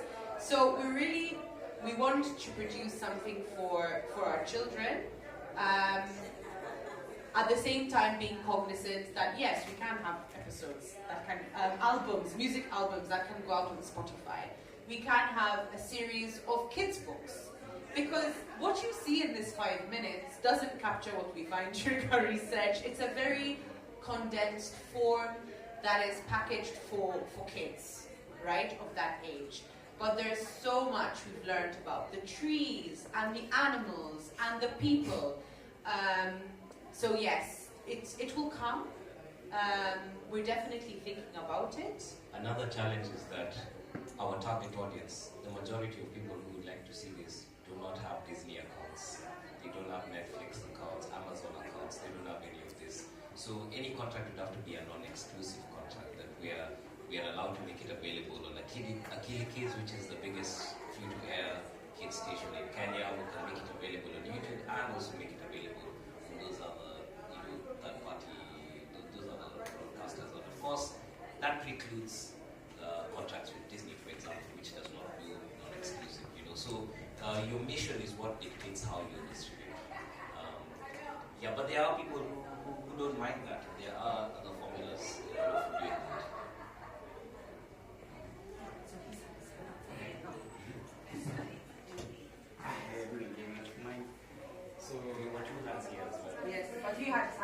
for long. Yeah. Well, mine are not that serious and business. This may be naive, but it's a perception. I thought South Africa had 11 languages, and it's like we always say we have a big number of official languages. To my surprise, it seems like Kenya has a good number of different languages. Is it so? Because my perception is Swahili is dominant. Yeah. Your perception is correct. Swahili is dominant. Okay. And when you're doing these researches, for example, that's the lingua franca. That's what gets you around. Okay. So many Kenyans will speak 3 languages. Like for me, for example, I speak English when I'm outside East Africa. You speak Swahili around East Africa, and then you have your mother tongue. In my case, that's Kisii. It would be. But which Luya language? Because there are many Luya languages. Yeah, there's dialects. Like you can start with language and then there's dialects. Because like for example, my mom and my dad come from different clans. So like it was very interesting. The reason I don't speak Luya is for a fact. So I don't speak Luya, and it's interesting why I don't speak Luya. So my mom and dad, as I said, come from different clans. So even when they got married, she couldn't understand what my dad was saying, and vice versa. So like even when it came to arguments, they would argue in English or Swahili. So I'm mixed race. So yeah, you can even delve deeper into dialects, and it just gets more and more fragmented. How many are there? Is it 54 in Kenya? Yes. It's definitely 50 something languages. Then now if you go to dialects, there's probably 4 times that amount. So just last year, I discovered communities I didn't know existed in my own country, which was very shocking. So I'm saying just last year, I discovered communities I did not know exist, which was very shocking for me. And I think I am educated. We discovered people called the Dasanach, who lovely was raising her eyebrows to see, in northern Kenya near Turkana. We discovered, we discovered for ourselves.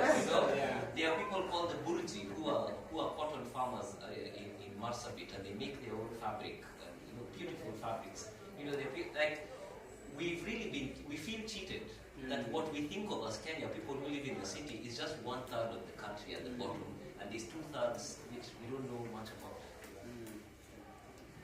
So I know we keep chiming about Kenya, but this is where we're beginning. It's called Tata's African Nursery Rhymes. We're very open to co-productions as well. Maybe Sarah can. You might talk about that tomorrow. Is this funding? Talk about it all the time. Yeah, I mean, we were so inspired yesterday. I don't know if all of you were here at 6 to witness an amazing performance, and we really need to start partnering up in South Africa. We're already partnering up in our immediate neighboring countries, so Tanzania.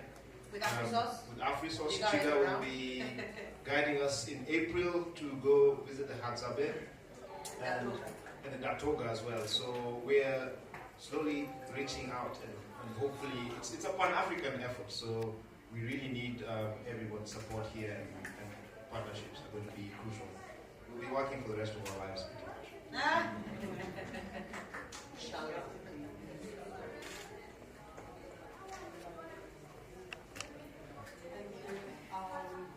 I love seeing what you put on with this animation. It's very inspiring. Being a lover of animation myself, 2D, 3D, even stick animation. And so lately I've been really trying, because as a storyteller, I wanted to, for an education program for the organization that I'm working in, I wanted to do some animation for kids. And I didn't even know where to start. I didn't even know who is already doing that already. And so I went online and started searching for stuff. The applications, the apps that do that are very complicated to use. I had to mention Toon Boom, and I'm already on Google trying to see how I can download that. But I started doing something on Canva, and it has been very hectic. So I want to ask, for someone like me who's really starting, I would love to learn animation. I know it's a hectic process. Is there any tips you think? Where can I start? What's the best approach for me? And second question, these stories are about, like you mentioned, it's for Africa, right? And then these communities that you go and you do your research there, they're probably far from the city. see, I don't want to say from civilization, but you know, they're far from internet access and TV and stuff like that. So how do you now? What is the approach if you already have one of screening this or having these stories seen by children in those communities? Because perhaps those songs also came from there, and these children would love to hear their voices. So is there an approach to that, or even not like bad? Thank you. Manu, do you want to take that? I think the first question I can chime in. We are all self-taught. It's not, I wouldn't advise everyone to go that route because it takes years and years of your life. And then usually you're more of like a generalist. Animation is multifaceted. So when you're starting out, you're doing everything. You're doing the concept work, you're doing the 3D work, the modeling, you're doing the lighting, you're doing the animating, and usually that's something that mostly is done by studios of sometimes hundreds of people. So that's one thing to know straight up out of the bat, but it's good to start out like that because you really realize what you are more passionate about. So I've always been a generalist, that's why I still don't animate. Like, I just like to know broadly what it takes to animate, and then that way we can get people who are good at what they do, and then we put together a team and everything. But in terms of learning, workshops are great one. We've been doing workshops on every research trip, but they've just been introductory workshops. I'm sure you know way more than introductory stuff.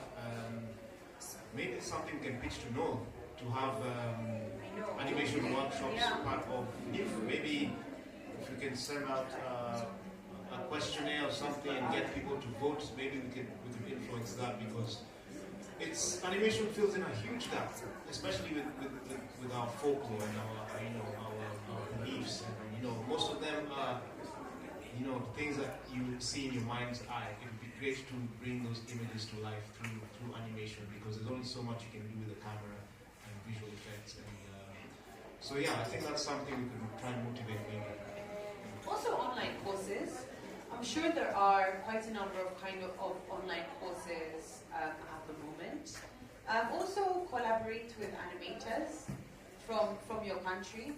I mean, animation is growing a lot across Africa. I know Labdi. Can I tell you a story, Labdi?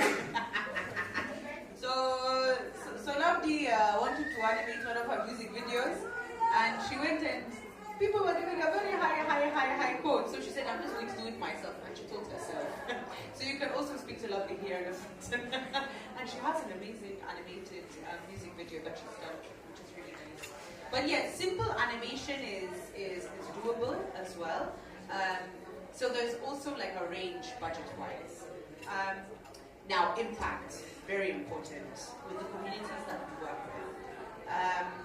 So we wanted to go to the communities that we work with and leave some resources there, right? So first of all, the songs that we are collecting are from the public domain, number one. So they're part of they're in the public domain, basically. But there also is this big question about, these guys from Nairobi going to these rural areas and extracting information, right? So we're very, very cognizant of that. Wherever we go, we have workshops with the community. Of course, we pay the artists as well who perform the songs for us. And we'll also make sure that we will have an impact campaign around this project, which will probably mean going back, having screenings in schools, also making sure it's on the free-to-air kids TV program, because 75% of Kenyans watch TV, so quite a large number or have access to screens, which means that they will have access to a Kili Kids, so that's really, really great. There's also a Traditional Knowledge and Practices Act. It's an act, it's not really being implemented, it's very kind of watery, but any kind of profits we make, a percentage is being kept aside for the community. I'm not sure how it's going to play out yet, but that is something that we're also actively there's no profit yet, The act has been passed. but it's just that the body that's supposed to administer has not yet been established. So we just set aside the funds for when they start implementing the act. We'll be ready. We're just leaving aside the earnings so that when the time comes, we can just be able to release back to the community that is a custodian of these songs. And I mean, you heard in the animatic from Samburu, those are Samburu kids singing, you know. So we're not getting kids in Nairobi to sing these songs. We work with local children, yeah. And when everything is ready, we'll make sure to include that as well.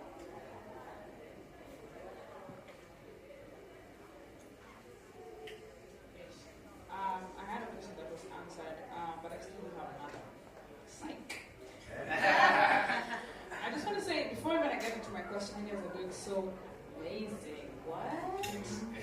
Your content, like, I'm so excited for your journey. Like, since the moment I heard of this project, I was just like drawn to it, just wanting to contribute, because this is such a great archive of information that is very necessary for the country, in our country. I went to the library the other day, I was just like, what even is this? You know? So it's very important work that you're doing, and congratulations, and keep going. I had two questions actually. Chief, you mentioned that there's a whole team that kind of inspires the visual story. I want to know what your role is, because you're a great animator, you've always been. I want to know how much of what we're seeing is your visual style, right? And then the other question is, when it comes to research, what are you planning on releasing? A paper, some documents, a book? What type of give back are you planning in terms of all the knowledge that you have amassed and how we can get access to it?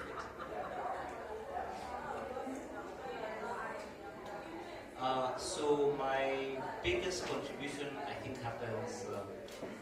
It's not directly, like I'm not directly doing the art that you see, but I'm involved in every stage, making sure that basically the role of a director is just to make sure that you have fidelity to the character Bible, fidelity to the style, basically, to the fidelity to the story. That's basically what a director is doing. Like, is it a bit off? You move it a bit in. Is the story a bit off? You move it a bit in. Like, for example, in terms of the character design, Uli is supposed to be the more outgoing, courageous one, and Tata is very scared.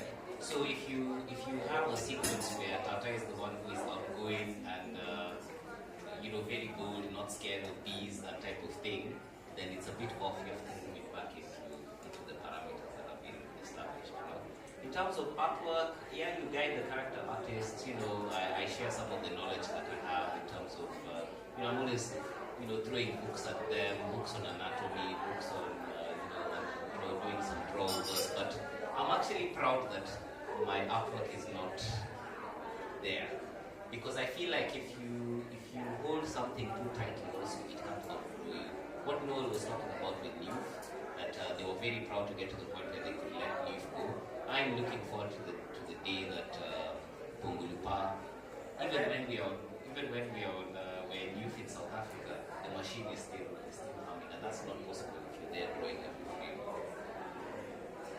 There was another question. There was a question, yeah, with regards to, come to you in a sec, with regards to the archive, because we do have an archive.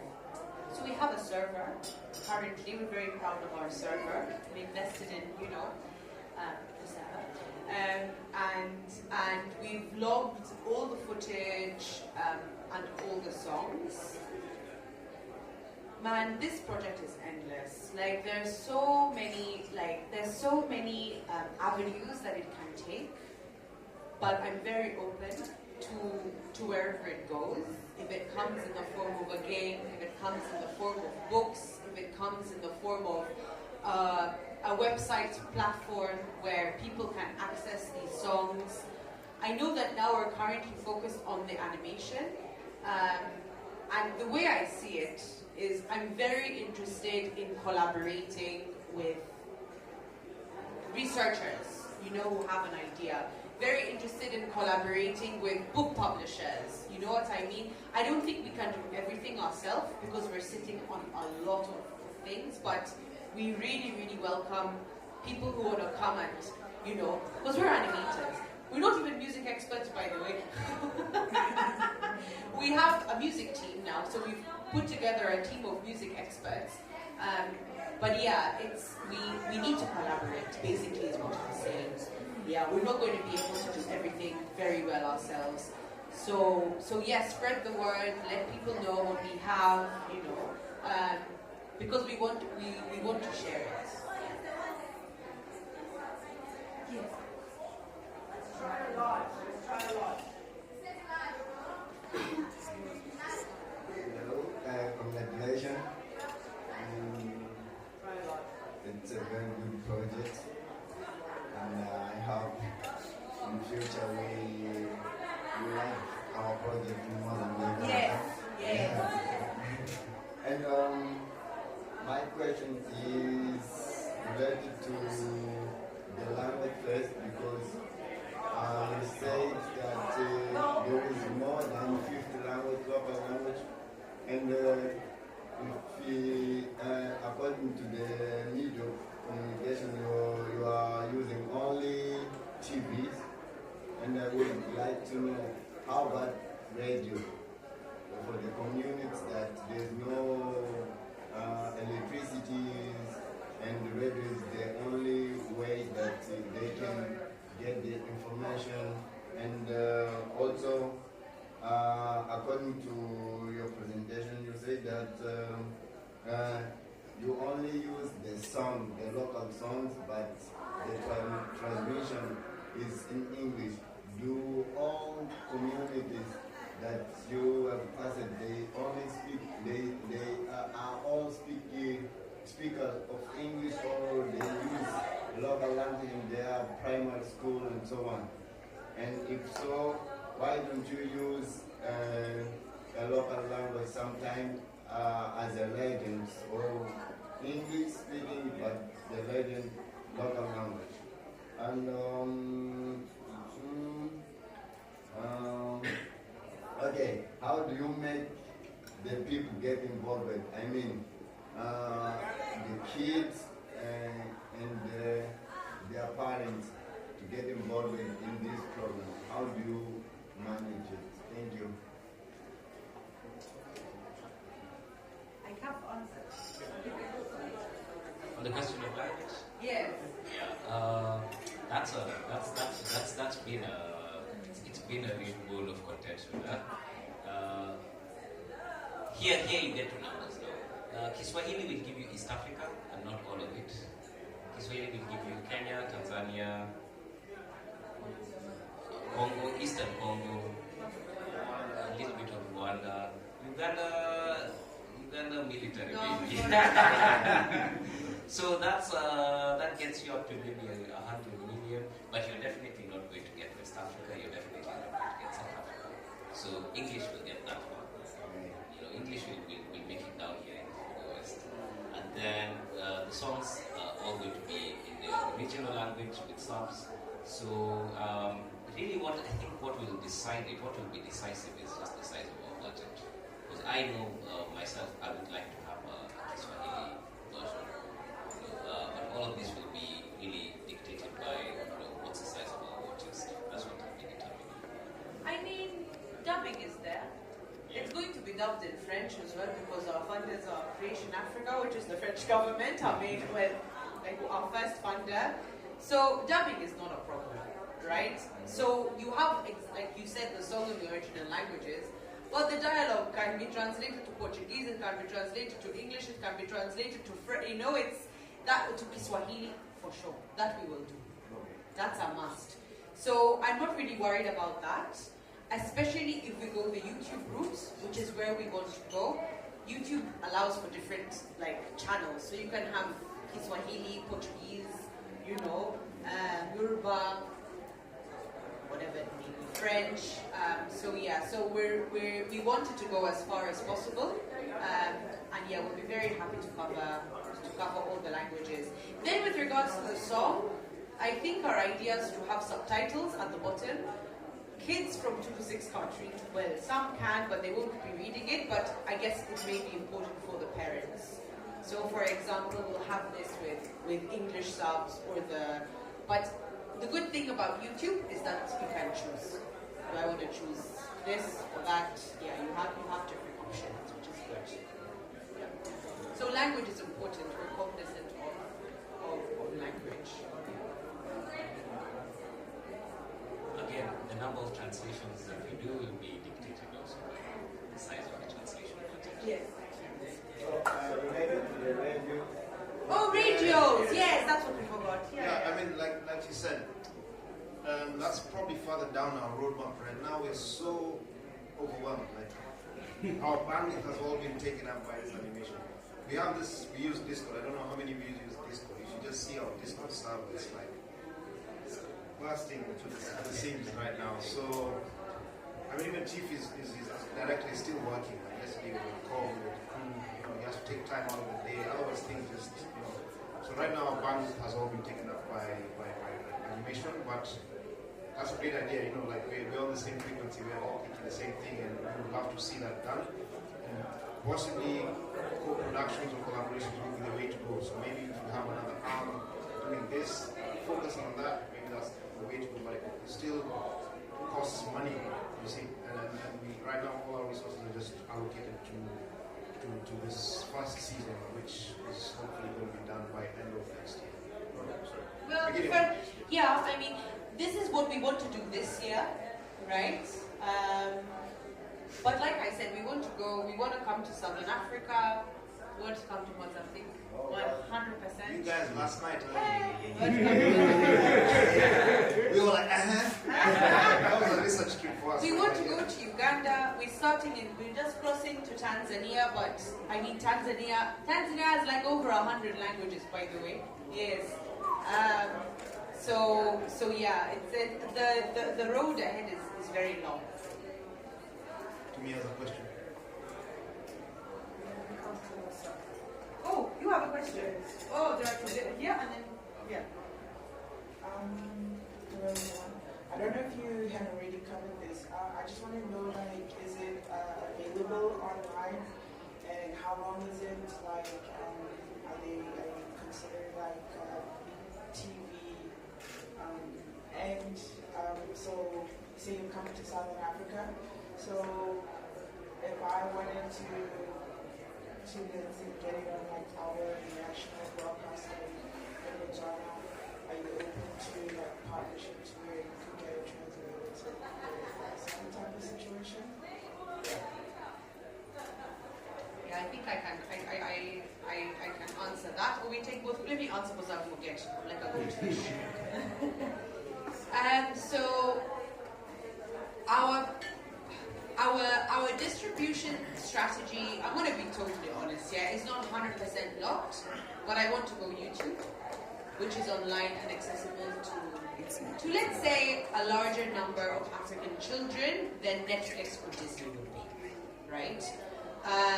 Also, we'll make an effort to get it on local broadcasters. So like in Kenya, there's Akili Kids, which is free to air, which is amazing.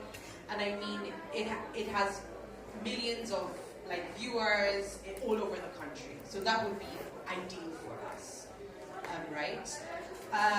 With regards to, I think South Africa is going to be, or Southern Africa will be an easy next step, because there are more resources here as compared to the rest of the continent.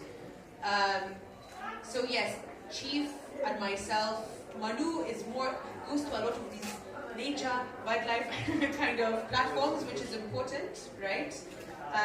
Chief and I travel to these content marketplaces quite a lot. So we were in MIP Africa in Cape Town in September, speaking to DSTV and whatnot and Showmax, but I know Showmax. Yeah, so yes, so we're really, I'm in the process of trying to, there is a co-production treaty that is being developed by the Kenyan government and the South African government. It is not passed yet, but I think it will be passed soon, which will be amazing. That would really help us. But yes, I would absolutely love to have 10 episodes, or 11, you said 11, we'll have 11 episodes, for example, from South Africa, and go to Botswana, go to Zambia, go to Zim, you know, that would be absolutely incredible. And like I said, we're open to, and it will be a co-production. So we won't come and, so yeah, we'll co-produce it with a South African animation, because it's important for us that South Africans are involved in the South African episodes. Yeah. Hello. So I'm wondering, you said in your studio you have, is it 30? 35 going on to 40. Yeah. We need more. We need like 80 in reality. We need like 80 to 100 for productions like this. So I'm just wondering, are there individuals from these local communities who are working in the studio? If they are not at all, I don't want a situation where they're just but do you have, are you putting in place a plan to get them also to model the production? Yes. So the truth is, so first of all, nobody is from Nairobi. So you'll find that if you come to our studio, our team is from all over the country. The majority of them have studied in Nairobi, not all, but let's say like 90% have studied in Nairobi. Why? Because the only animation, 90% of the animation courses are in Nairobi, right? But if you look at our kind of ethnic we're from all over the place, right? So everybody comes with their heritage and their culture. We have an internship program. We take like 15 to 20 interns.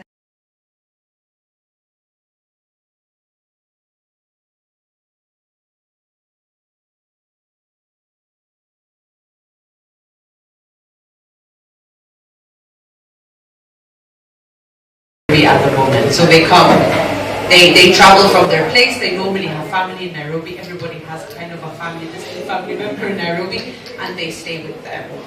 A lot of the collaboration, especially with communities in rural areas, happens on the ground with the musicians, with the scientists, the researchers.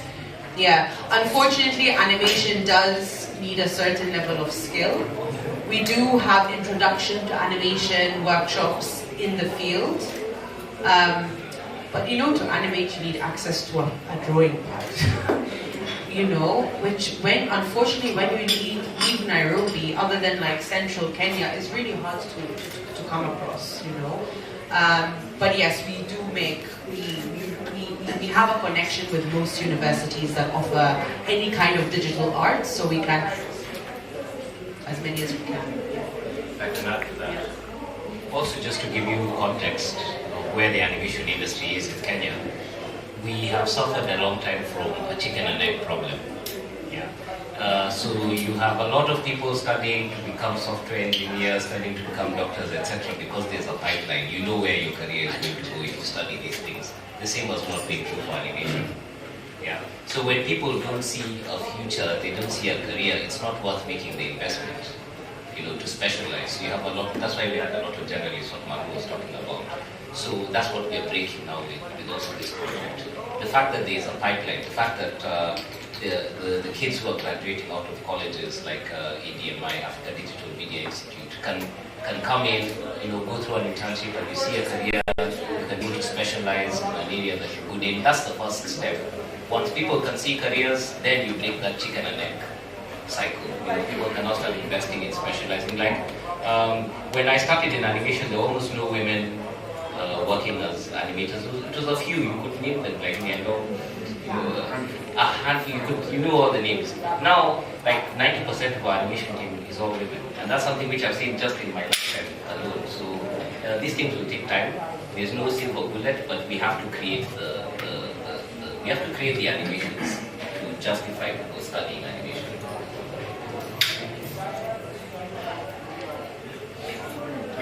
I think we have 15 minutes left, so if there's any more questions, we'll get to answer. But if there are no more questions, then I have a question. Great. With your distribution channel, you spoke about YouTube and probably free TV channels which are quite accessible by the kids. Now, YouTube is free, it's open, and you cannot really guarantee a source unless you have an active community on YouTube. So, how do you manage the fact that you have to put in this amount of people, about 40 people in the studio, to produce this great work, and how do you get to distribute the product after its production such that you can manage all these people putting their time and effort to make it work?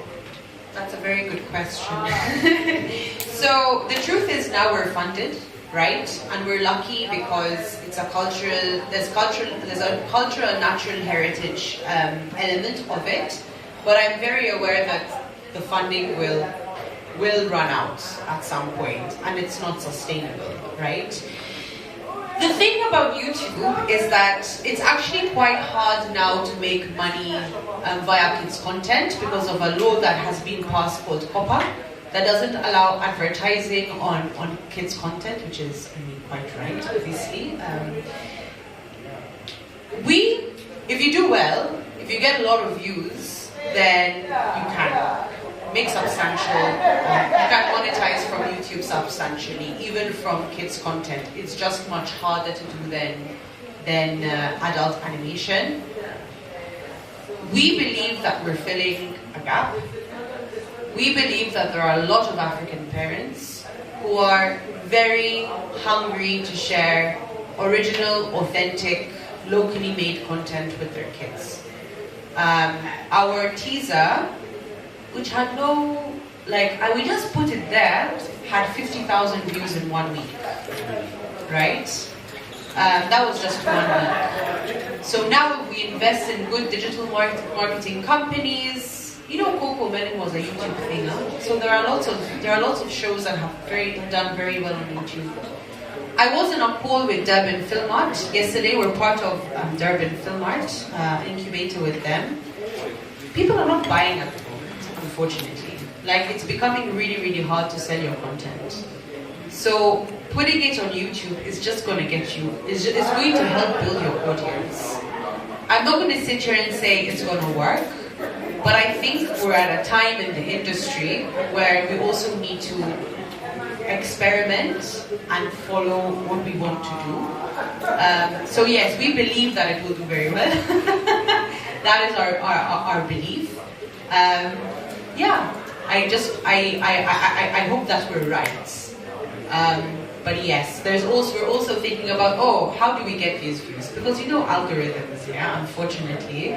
So hire experts who understand the algorithm, who understand what hashtags you need to put, what photo to use, how to get those views.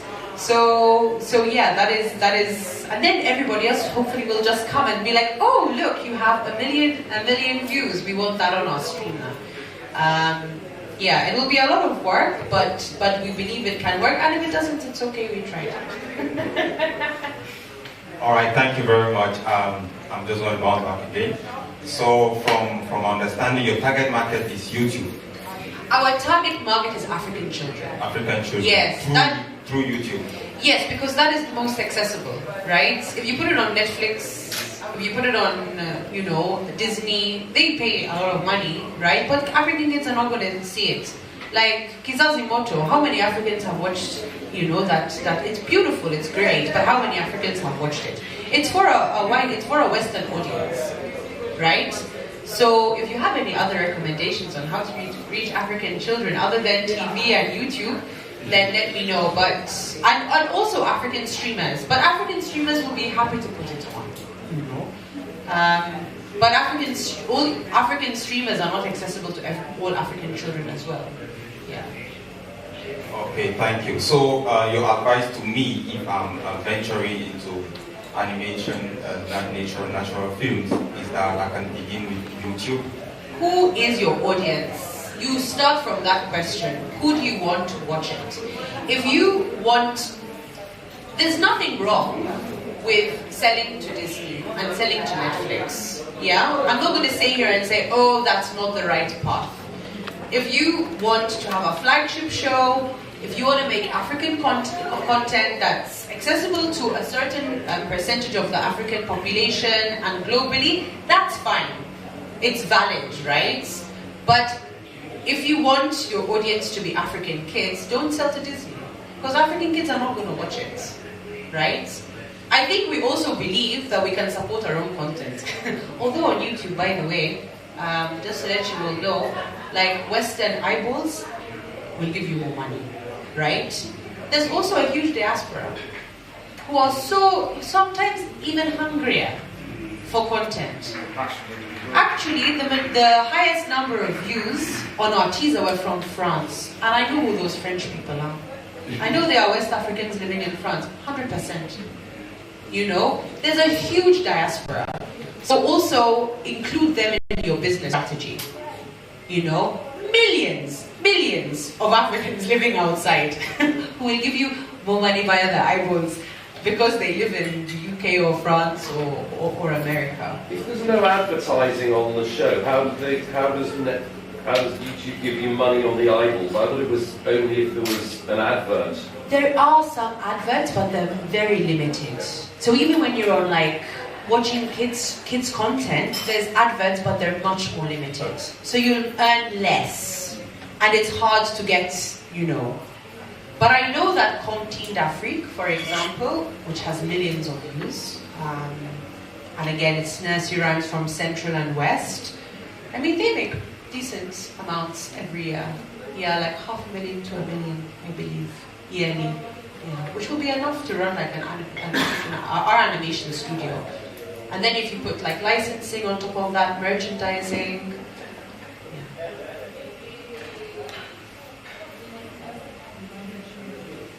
Yeah. Can I make a final comment? Yes. It's similar to what I said to you before, but I think we just all of the questions regarding distribution, and also you go back to the heart of what you want to do, right? You want to make, you're doing all of this because you want to, you know, it's almost like you want to embed that seed in the African child of, you know, remember who you are, Simba. Kind of, you know, because yeah, no, that's what it is, you know, and starting from your own communities as well, starting from Kenya, how you grew up, that your own children, you know what I mean, and then spreading it out to the rest of the continent. So for me, it's like, then do it, you know, then offer it freely wherever and to as many platforms as possible, and even places like Showmax will give you a non-exclusive deal, and Showmax is in so many different countries, you know, and they just get it out for you, like just like that. So then it means that your money must come from somewhere else then, and that's just the other different things that you do. That's it. Like, give it out for free, do that, and then build a community, and then you just find other ways to monetize this thing, because that's how the animation industry works, right? Like, people get money off of the merchandising and all these other extra things other than the actual animation itself. So I think, yeah, stick to that heart so that you guys has kept you going all this time, and everything else will definitely come. Thank you. Yeah. I especially appreciate that last comment because to run any organization, you need several legs on a stool. You need a maker, a seller, and a counter to like count what gets sold. I'm definitely in the making column. And if you get good at that and you zoom really into that, it's hard to also develop competencies all around. So I do know some things about distribution and all these other things, but ultimately the solution that we found for every problem that we meet is partnerships and partnering with people who know and who are as passionate about their domain as you are about yours. Like as I was saying, we didn't know much about data before we ran into data loss issues, and then we had to develop that with somebody else, etc. Yeah, someone told me, you see, when the distributor comes, you just take it off YouTube. You take it off YouTube. But yeah, I mean, we're still learning, as I said. I think we're all pioneers, like in our own industries. In Kenya, I mean, we have had Kenyan shows, but the IP is not in Kenya. It's, you know, mostly the creators are not Kenyan, even though they say it's a Kenyan show, but generally not. So yeah, we're just trying to experiment with different forms, and like I said, now is not a great time. During COVID, there was a huge spike in buying of digital content. We're experiencing a huge slump at the moment. So for me, I take it as an opportunity. I'm like, oh, okay. Then if there's people are not buying that much, let's experiment. Let's try different ways of doing this. I think being authentic and staying true to like your speaks for itself as well.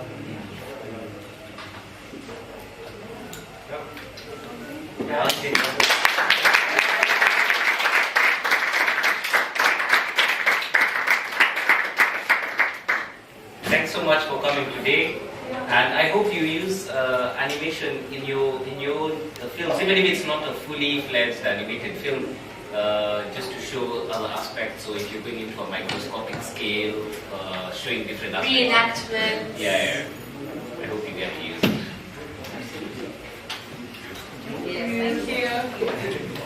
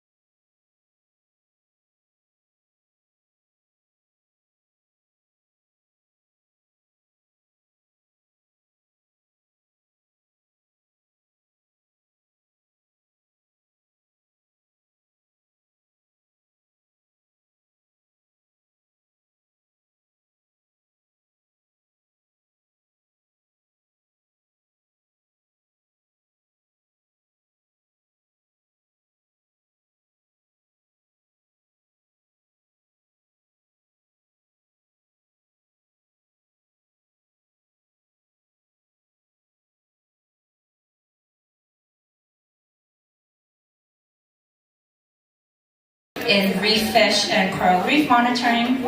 And I loved the diving part, and I loved hanging out with the fish. And then they said I had to do a lot of math and statistics. And then I was like, that's not for me. And so then I went into science communication after I studied marine biology, and I worked in a lot of science centers. I worked with a lot of kids, and then eventually I got hired to work with the National Film Board of Canada, where I was creating ocean education material for grades 6 to 9 students, so 11 to 14-year-olds. So I did a lot of science communication, but using film and media and other visual media sources as kind of my main medium. And then through there, I got more into longer form filmmaking, and now I am a filmmaker, I'm a storyteller, and I'm mostly a director-producer. And so, how many of you are scientists, and how many of you are scientists? And how many of you would you say you're you strictly do science communication? And then how many of you are filmmakers? Most of y'all, okay. So a couple scientists in the room. So I kind of now understand the challenges of meeting the science. Oh, there's so much science. How do I choose? How do I do the best form of storytelling with so much science and so many concepts out there? So we'll talk about that. Finding science, SciComm, and the bottom for the scientists, because y'all need references. And so from the science communication research, science communication regarded as a simplification or transition, but recontextualization of scientific discourse into another domain.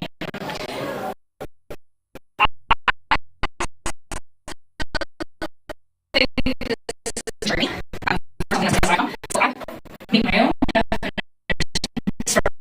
brain, which is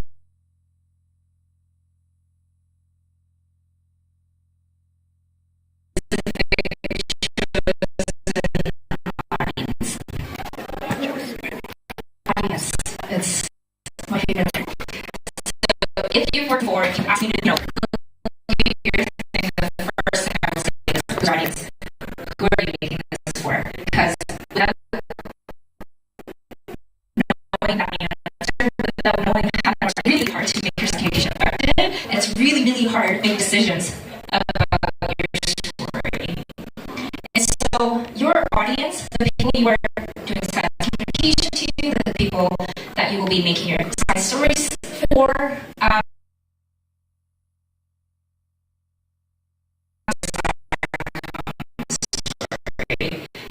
everyone will, the same story will affect people differently depending on who you are. And so the things that can affect your audience are their demographics, their education level, their ideologies, their class, their intersectional, let's just say intersectional identities, and location where they are. Is that me? Okay. All right. So this is an exercise I like to do. I hope everyone has a paper pen or something that you can run, maybe your phone.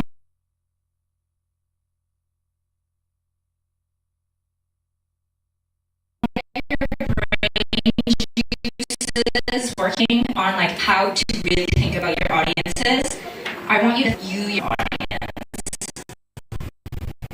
okay? Because we're all multifaceted people. We all connect to different identities and media and stories very differently. So I'll give you an example. So me as an audience, me as a human, like I said, I'm a filmmaker, I'm a producer, director, and I'm a scuba diver, free diver, I'm a marine biologist, I'm Korean, and I'm Canadian. These are the basic surface level things of who I am as an audience, but I want you to go deeper, okay? Because I love the K-pop band BTS. I would say I'm part of the BTS ARMY community. I love to eat. I'm a foodie. I love to cook. I like comedy. I'm a big Lord of the Rings nerd.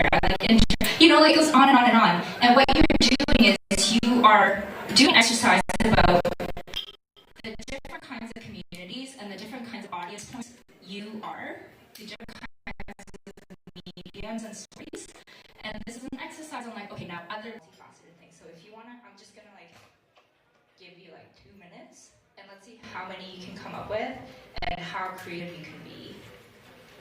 You know, like this morning I was like, oh, maybe I put I'm scared of birds up there, because when I see movies about birds, I'm like, I don't really care, you know? Like, and that's me as an audience. Okay.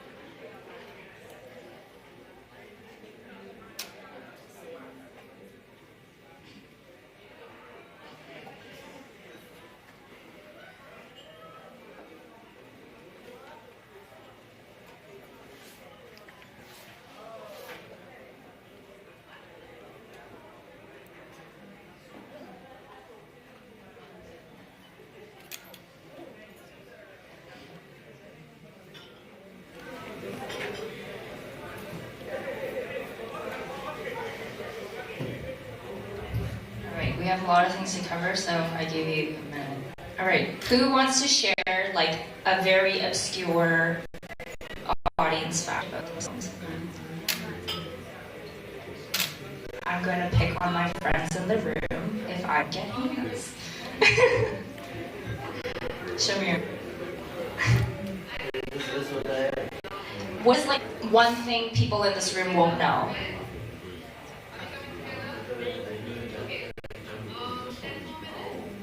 Yeah, a bit of an adrenaline junkie. So if I knew that about Shamir, I would try to find like really adventure stories or like adventure films to share with Shamir, right? Or like add, if I were to make a movie for Shamir, I would add that kind of, you know, aspects into my film. Okay, who else? Yeah, Hans. Landscaping, okay. So I would add aspects of, you know, garden, you know, like looking at different houses, all like, and adding stuff like that if I were to make something for Hans. Anything else? Michelle?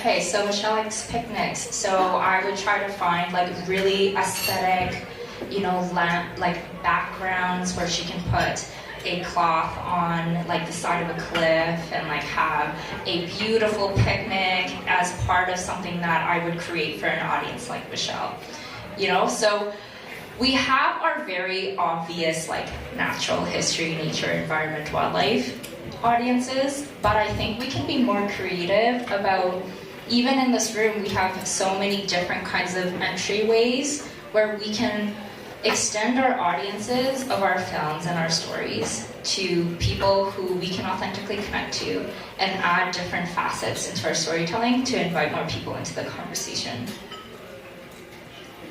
So in order for us to connect with our audiences, of course, we have to do our exercise of mapping our audience and the type of people they are, but also to build trust with your audiences. And how do you build trust when you don't actually know every single person who's going to watch your film or your story, or, you know, communicate, or take in whatever medium you use for your science communication? But it does result in better SciComm and also better storytelling. And the ways to do that is to choose characters or people in your film who have high credibility. And oftentimes, our first person to do that are scientists. But depending on who your audience is, it might not be a scientist. You know, there are communities around the world where scientists are mistrusted. And so the credible person in that community might be a religious leader, or it might be an elder, right? So really thinking about who am I trying to speak to and who has credibility for those people makes your story more audience specific. Having some vulnerability in your story, but also for you as a science communicator or a filmmaker also builds trust, and also bringing in values that connect with your audience and values that connect with these people, with yourself as a filmmaker also brings in trust and being really authentic and having those authentic connections. Dr. Brianna Maktufi, who's going to be here during the summit in a couple of days, she does a lot of research on trust with your audience, and so if this is something that you're really interested in, I suggest that you go find her, and she's going to have a session during the summit as well. She's a tiny Iranian, very well-dressed woman. You will not meet her. You will not miss her. All right, so when we talk about trust, we're going into the ethics now. So, you know, the ethics of science communication, the ethics of filmmaking, but also the ethics of you conducting yourself as a storyteller and filmmaker in this space. So usually when I do this workshop, this is where I make people very uncomfortable and they don't like to hear what I say. But in this room, I believe that everyone is already thinking about ethics, because usually when I do this workshop, my audience doesn't look like who everyone's very excited to be here. And the reason why I'm still talking about ethics in this room is because although I feel like as filmmakers in this community, we're very aware of being mindful about and having care toward our contributors, our community members, but as we grow as a community and as we grow as filmmakers, our mentors, our bosses, our executive producers, the production companies that we're going to be working with may not understand the ethics and the values that we do. And so the more we talk about it and the more we give language to some of the things that we're seeing in this industry, maybe we'll all have more courage to be able to speak about this to the bigger industry as we grow. And so I always like to start this section off with an acknowledgement that science, education, documentary filmmaking have all been used as tools for colonialism, violence, and harm all around the world.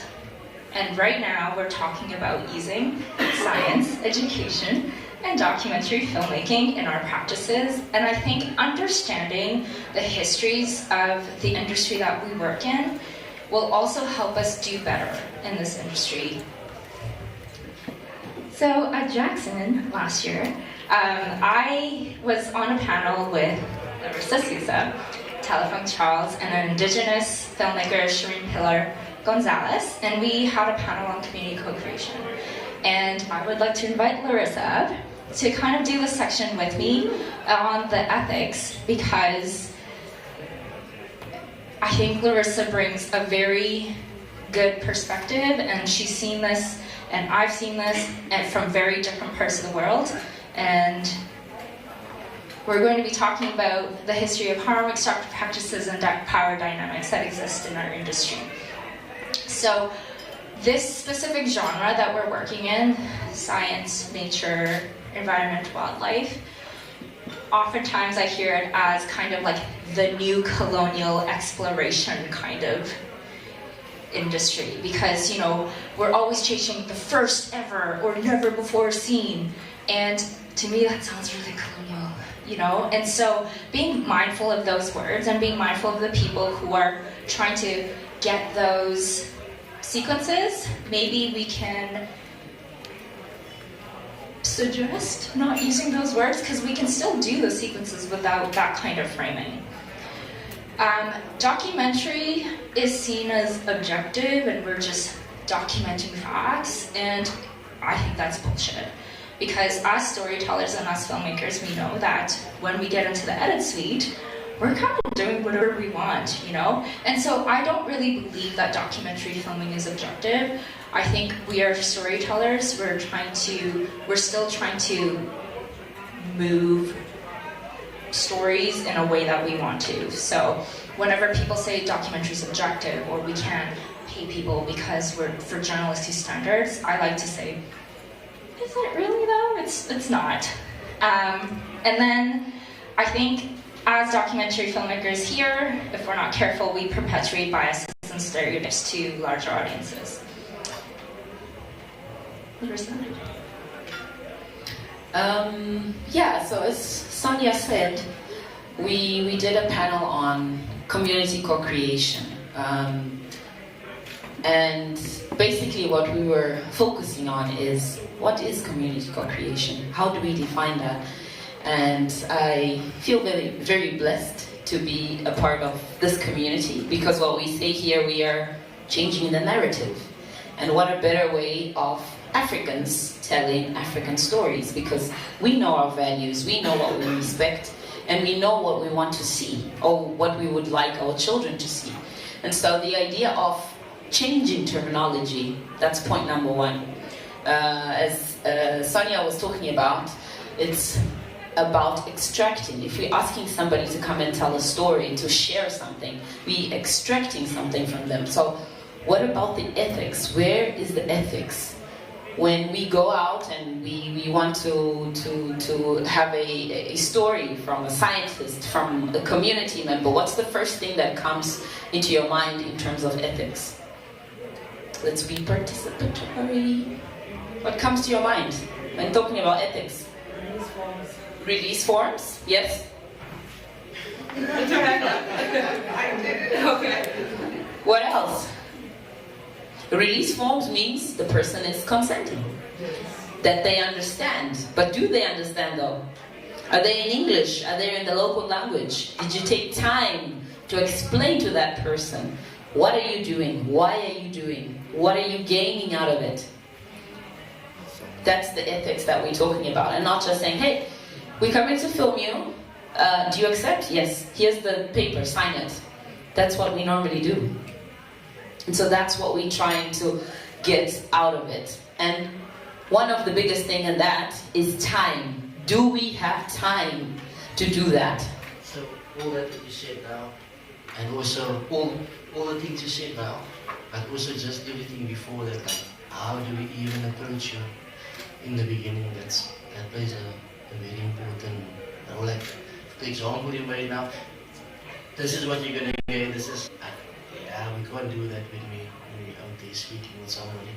When we address them, it has to be in a very respectful manner, in a way that we can gain trust and that put the whole overall thing is like respecting someone, even before we talk to them about the form, how we do that. And I think it just goes back to first time, as well as when we talk about co-creation, we're not just going into a community and saying, oh, we're hiring that guy that's going to take us around and we're just going to pay him. We don't go through the process of respecting, as Shamil was saying. How can we best go into that place, into that space, and make sure we're respecting the ethics? I don't want to read the slides, but basically it's about trying to connect, make that connection about the subject, if it's a community, if it's a science, respect that space, find out the values, study your audience. We just did a self, reflection of what kind of audience we are. And so if we're putting that into one package, a community has a lot of different individuals. And so it's about taking time to acknowledge that, and also then moving on to the next stage. You as a filmmaker, you're trying to be creative. At the same time, you're telling somebody else's story. It could be your own story, but always think about what is the freedom that you have, and also making sure that you're respecting the rights of that the story that you're trying to convey. And then when you are in the final stage of your film, how are you portraying the scientist, the story, or your subject? Is that about a minority? Is that about marginalized communities, which oftentimes are not compensated? And then we step into that next step of the conversation, which is compensation. We had a panel yesterday. I don't know how many of you were there yesterday. Show of hands. Yeah, and we were talking about compensations. Do we compensate the people that we are telling the stories about? It's a question. Do we compensate? Should we compensate? I mean, mean, I know the industry says it's unethical, but this is someone's time. They could be getting paid at work, and they could be losing out. They could have been fishing and lost, that time that you had taken, they could have caught fish, sold it to someone, gotten paid for that, but they spend that time with you. So you need to consider also, especially the fact that we do go to more under-resourced communities. What does that mean? Are you taking bread away from the table? So as much as it is unethical in the industry standards, we, especially in the nature and conservation space, we keep asking people to tell stories to promote conservation, but then how then do they advocate if they will be perpetually in a state where they can't do that properly? And we take that away from them as well. So you should compensate.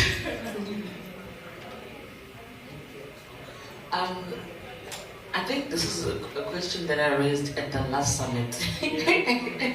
And the responses were shocking to me, because people were saying that there's a going phrase in filmmaking where people say, you can't pay for a story. And I'm thinking to myself, that is such a shallow approach if you're going to be dealing with marginalized communities with barely anything to put on their table.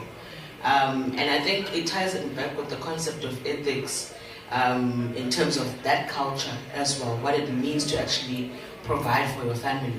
If you were in Santon and someone told you that you must stay at home and not go to a 9-to-5 job to earn your salary, I don't know if you'd be very happy without being paid an hourly rate.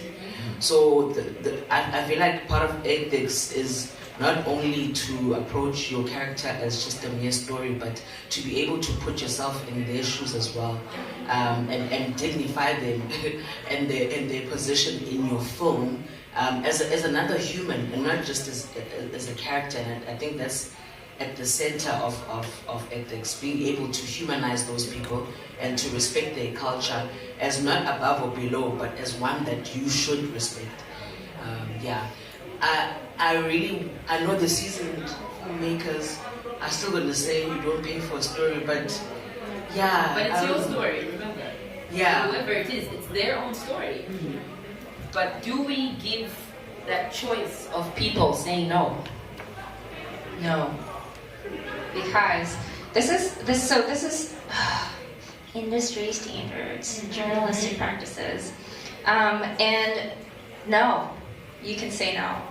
And I've said no to broadcasters because it doesn't feel good in my tummy, because I try to practice filmmaking where it feels good in my tummy.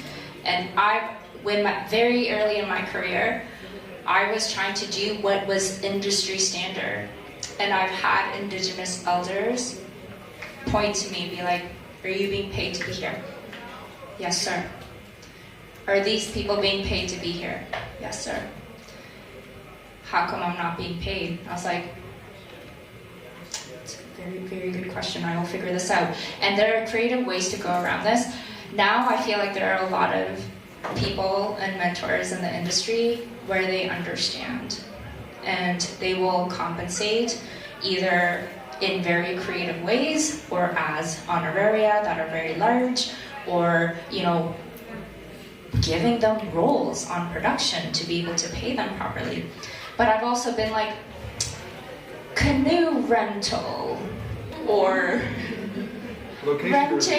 renting their cars, and so there are ways to be creative within the existing extractive industry to be able to compensate for your contributors. And I would say, we're not paying for their story, but we are being respectful of their time. If I'm being paid to be here, they should also be paid to be here, because I can't be here if they are not here, right? And you know what, now it's my responsibility to take the stories, the vulnerability, the emotions that they have shared with me, and now it's my responsibility to take that with respect and being able to create a story in the bigger picture in a way that aligns with all of our values and a lot with the community and the people that we've spoken to. Yep. I have a question. May not be directly in terms of compensation, but it's something that always really poked me and upset me quite a lot with filmmaking and documentaries, etc. Might also be the standard industry thing, I don't know. And I would like to ask you, my friends, the thing of owning your image, visual, sound, and perpetuity across the universe, is that ethical? What does that really mean? Is that just jargon as well, or that can actually be changed in practice? So that's lawyer speak, and I hate that too. And that's to cover everyone's asses as producers, right? And so yes, that is industry standard.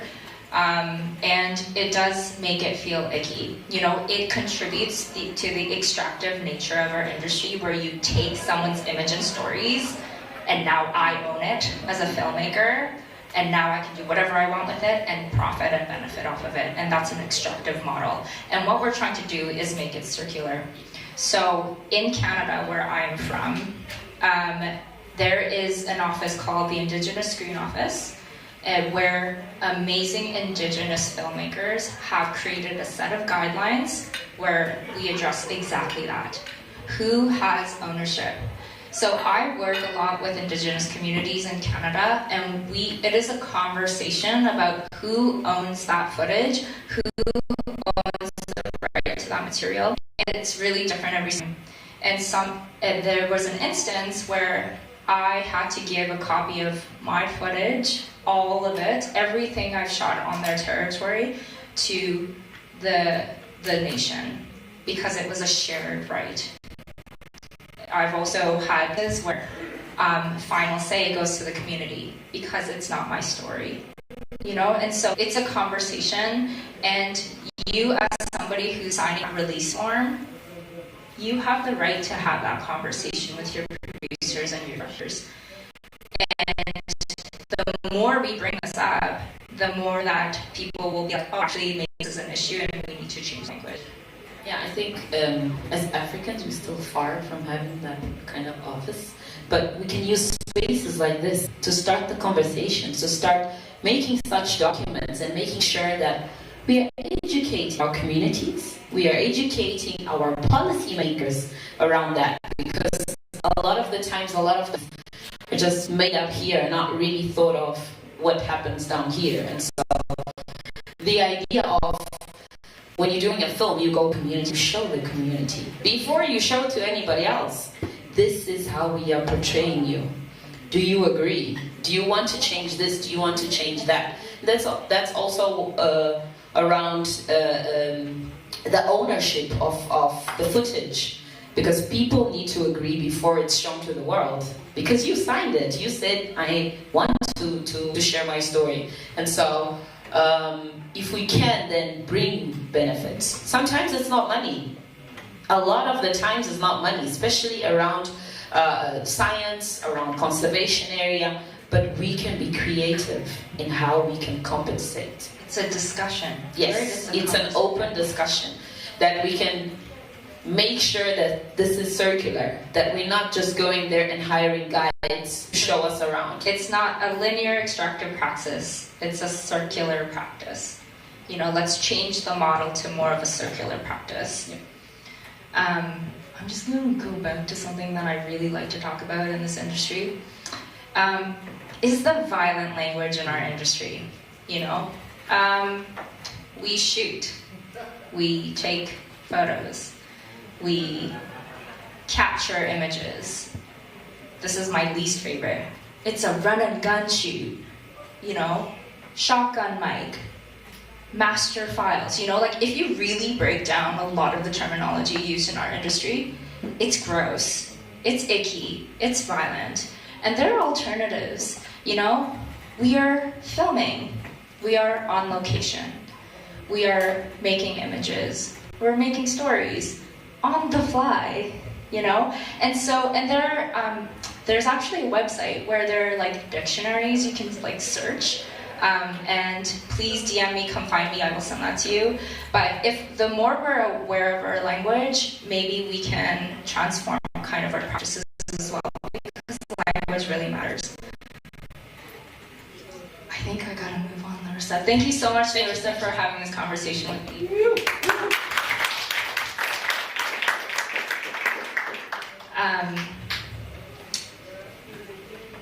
Yeah, I just wanted to put a disclaimer that, like, you know, we are having these conversations, we want to do the best we can, but we also exist in an industry where a lot of the people still have "this is how we do things," and, you know, like, the practices that are in the industry that feel icky, and you will not be able to do everything that you, and there will be times where you have to do things because you don't have control. We're not there at this stage in our careers to be able to make decisions. You know, you have a support here. You know, if you are in a position where you feel really icky in your tummy, then you have this community. Discuss it. Maybe someone has been through the same thing and they can give you advice. And it's really lovely to be part of this community. And, like, if you have any sort of issues, like, please feel free to DM me at any time. Would love to, like, chat that through with you as well. But we're going back to SciComm. Okay, so we're going back to, like, science communication and storytelling and how to be effective. And okay, so this is what I see a lot, and I've done this too. And this is what Noel was talking about in the intersection session. So a lot of filmmakers and storytellers early in their career have an issue or a topic that they want to talk about, and then they explain it using beautiful drone footage and fun visuals or, like, animation, and there's a story, and then it's posted online or it goes to film festivals. Then sometimes you tack on a call to action because you have to at the very end, but it's like, it doesn't really, the whole film doesn't really support it. Y'all spend a lot of your emotions and your time and your energy to make these things. Let's make it have more impact and meaning. And I'm going to share how I've learned to do my storytelling. I am still learning, and I would love for you to, you know, make any other suggestions and share your experiences as well, but I'm here to share. And I kind of take a little bit of everything from what I like. And this is a roadmap for doing effective science storytelling. And I've taken stuff from science communication research, and I've taken stuff from impact media, and I've taken stuff from just, like, good storytelling, and this is how I start.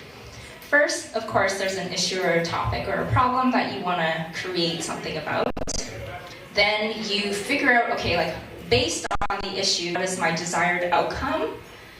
And figure out who is involved in that issue. Every single person. The exercise we did with ourselves earlier, do it for an issue. List everybody. And then choose the audience you want to focus on. Find your key messages. Figure out where those audiences hang out. And then that's where you go into story. So there's this whole lot of stuff you do even before you get to the storytelling. And I will go through all of it. Do I have time for that? All right, so I recently had finished a film. It's called JOSM, Canada's Great White Sharks. And it was broadcast on the CBC, which is a public broadcaster in Canada. And I'm going to show you the opening because I want to use it as an example for all of the parts that I'm going to be explaining. And hopefully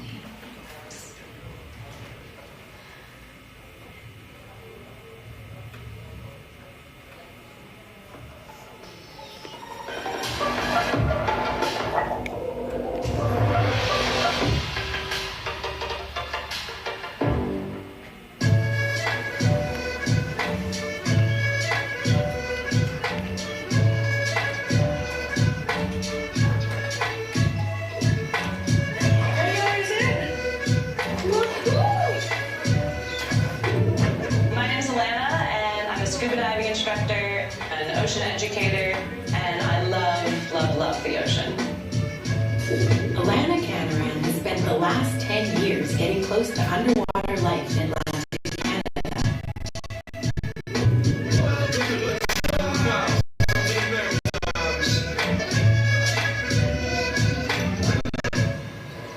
But there's one animal here she's never seen. One that's making big waves. There has been a few white shark sightings recently in our Nova Scotia waters. Unfortunately, after that happened, some people were afraid to go in the water. Oh my god, it's huge! See my first coming in! He just bit us. Wow! Oh my god! Oh my god! There's just not enough information out there for people to know how to live with sharks. This is really concerning. How do you have a good relationship with the ocean and with sharks? You're just afraid. People to understand that sharks aren't scary. They're not these fearsome human-eating machines. So, Alana is diving into the world of great white sharks. I want to learn more. Ready to go? Yeah, fishy, fishy. Digging deep into the past. This is what we just pulled up. Bone. Teaming up with other shark enthusiasts. I guess that means we're building a cage. It is. Oh, yeah. But it's not going to be easy.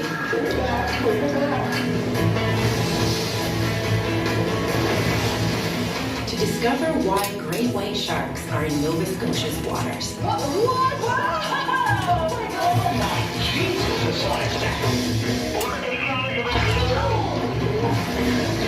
Things are happening.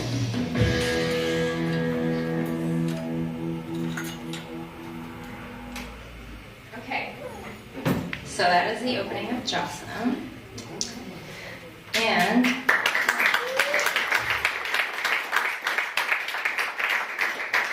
okay, and now we're going to go through my roadmap. So you start with a deep dive in your topic or issue. And so the deep dive for me was, all of a sudden on my social media, I'm seeing great white sharks on my social media in Canada. You know, I had no idea, and so did a lot of people in the comment section. I was scrolling the comment section, and it was friggin' wild. And so I did a deep dive into like, why are they here? Are they new? How do we live together? Have there been any like dangerous shark things? So really did the big research. And some of the guiding questions that I went through. And then, what is my desired impact and outcome based on my research? And so my desired impact and outcome that I wanted to achieve with this film is there was a lot of jumbled misinformation or information everywhere because this was so new. And so I wanted to bring everything together in one place because I wanted people to be proud that we have great white sharks in Canada and not afraid, and know that we can share the ocean in a safe and healthy way because these are amazing creatures. These are endangered creatures. And if you're curious about them, you can find out more about them. That was my desired impact and outcome. And so I did a big audience map. I literally wrote down every single person that would be affected by the story. So based on my desired outcome, so when you're choosing your audience, you're constantly trying to figure out who needs to know my issue or the science that I'm trying to communicate for my desired outcome, which was for people to share the ocean and be proud that we have great white sharks. Just a little disclaimer. Please, I'm going to encourage you to not generalize as your audience and actually just remove that from your vocabulary, because people say like niche audiences, why are you focusing on like such a small subset of people? And you actually get more of a significant impact targeting niche audiences for specific desired outcomes, because if you try to speak to everyone, you reach nobody. You get a deeper audience engagement, and you get a better film, which will just resonate with more people in the first place. So please, if I ask you, who's your audience, and you say, you know, the general public, then I'm going to give this look. So don't do it. Okay, so how do you find your specific audience? You do a brain dump, like I said, including the people who are against it. So every single person who's related to that issue. Because you're going to map them on this thing called the spectrum of allies. So every single person who you are going to reach with your film can sit on the spectrum of allies. So there are people who are neutral. There are people who are actively opposed to what you're trying to say. There are people who are active allies for what you're trying to do. And then there are the people who are not against, and they're I'm kind of against. So those are your passive allies and passive opponents. And so I did a brain dump. These are some, I've obviously narrowed it down, but these are some of my audiences that I can think of with the topic and desired outcomes that I'm trying to achieve. So people who are, and to keep in mind that this is going on Canadian national broadcast documentary channel where there's already an existing audience, then I'm trying to bring in new audiences into this as well. So people interested in science but not scientists are my broadcaster audience. They already exist. Fishers. So where this is located is it's in the region called the Maritimes on the East Coast in Canada, and it's known for its fishing industry. So people who interact with great white sharks a lot are fishers. Obviously, wildlife interested people, shark nerds, old-time Nova Scotians, people who have long history there, both Indigenous and non-Indigenous, ocean recreationers, so surfers, scuba divers, sailors, people who hear about sharks on the news, and people who are just interested in shark films. And what I did was I mapped them on the spectrum of allies chart. So there are people in the... No. Okay, anyway, I don't know how to get rid of that. Somebody help me, please. I think it's on the TV. Anyway, yeah, so this is my spectrum of allies chart. And what I did was, and your audiences can be in more than one bucket. And so what I did was I chose my audience based on my desired outcome, and I chose the people who are neutral and people who are passive opponents, because the objective of your film and with your desired outcome is to move one step closer to allyship. I think it's unrealistic. It would be great if an active opponent goes all the way to active allies, but I think your intention with your science communication and storytelling is just to move them one over. And so I wanted to get the neutral into passive allies and then the passive opponents to neutral. I thought that was realistic, and that's what I chose. So my main audiences, therefore, were fishers, people who hang out in the ocean like scuba divers, and people interested in science but not scientists, old-time Nova Scotians, and people who live in the Maritimes. So keep that in mind, because I'll come back to this. The reason why I emphasize audience is because your audience, who you determine to be your specific target audience, is your North Star. So anytime you have a question about your story, do I add this? Do I film this? You always go back to, does this serve my audience? Does this serve the people that I wanted to talk to?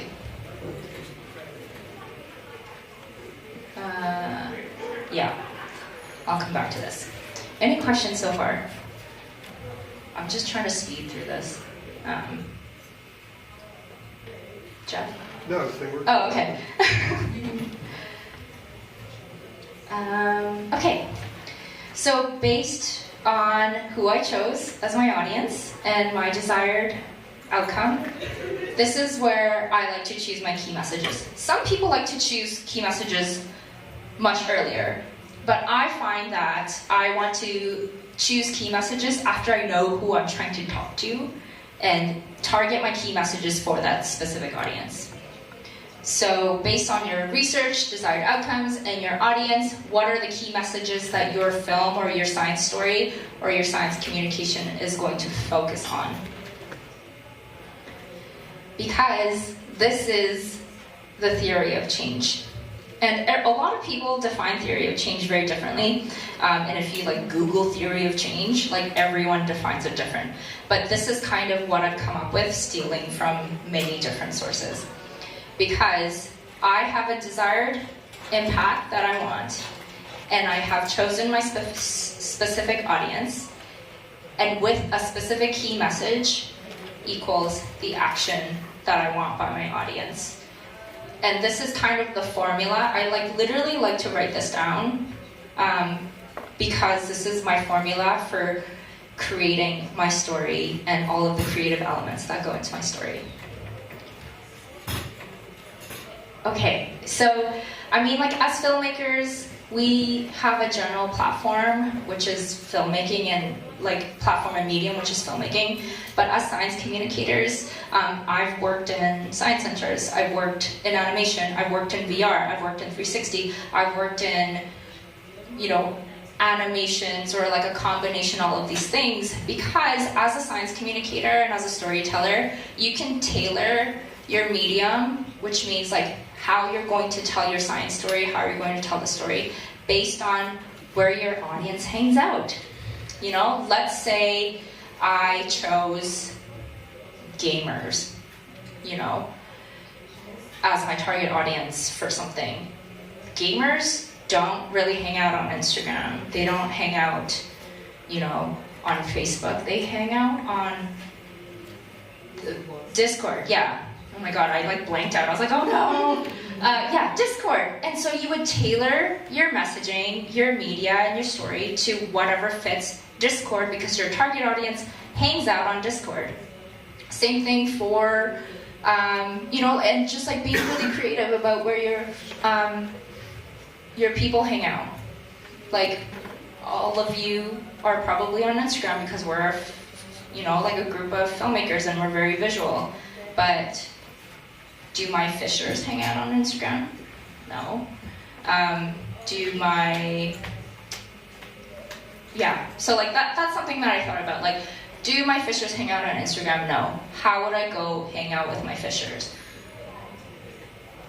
It was broadcast, and old people watch broadcast documentary at 9 p.m. on a Friday night, you know? Like, so that's kind of, I already had a built-in platform, so I'm cheating on this one. And then this is where I get into story. Finally get into story. Any questions before we get into story? The fun bits. Okay.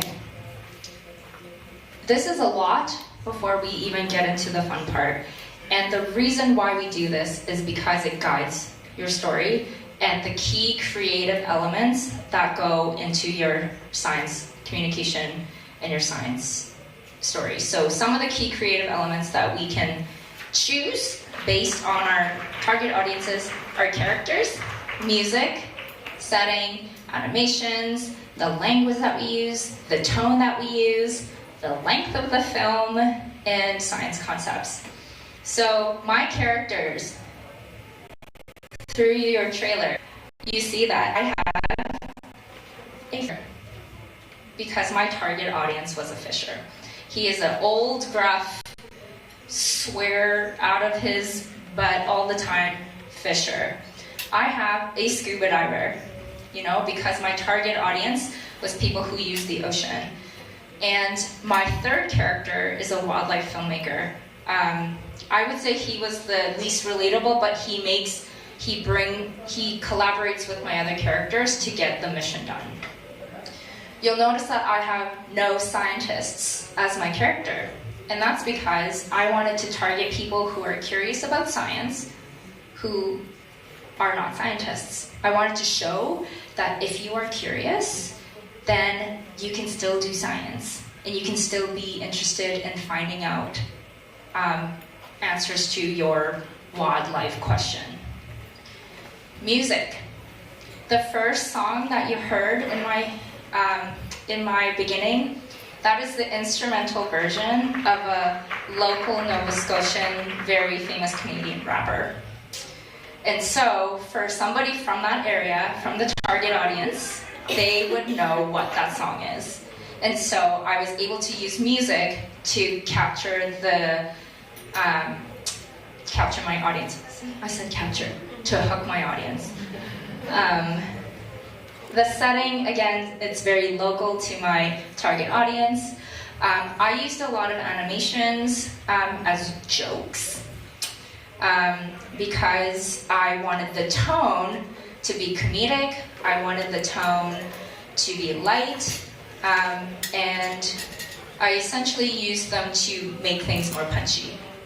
Language is very accessible. I don't use a lot of jargon. There's a lot of like regional sayings and kind of inappropriate sayings that I put in, a lot of like bleeps in there, because that's just like kind of who the character is. The length I have no control over for this one, but depending on your target audience, feature films are not a great length. You know, 1 hours are not a great length. And so if you want to talk to busy people, community members, people who don't have Wi-Fi, who don't have data and access to internet, you know, sometimes it's a 2-minute Facebook video. Or sometimes, you know, like depending on who your audience and where they hang out, the length can be as short as 30 seconds to, I say, I wouldn't do more than 20 minutes if it's an impact, but sometimes it's feature and sometimes it's 1 hour. The thing about feature-length documentaries in 1 hour is like, the people who already like watching documentaries are the only people who are going to actually watch them. And so if they are not your audience, don't make a feature film. I can barely get through a feature film, and I am in this industry. Really sorry. And then, okay, the science concepts that go into your... Actually, I will show you an example of this. So, because I see a lot of showing or telling all the processes of science and doing it one step at a time. And I would like to challenge you to do it, to show it while you're telling us other things.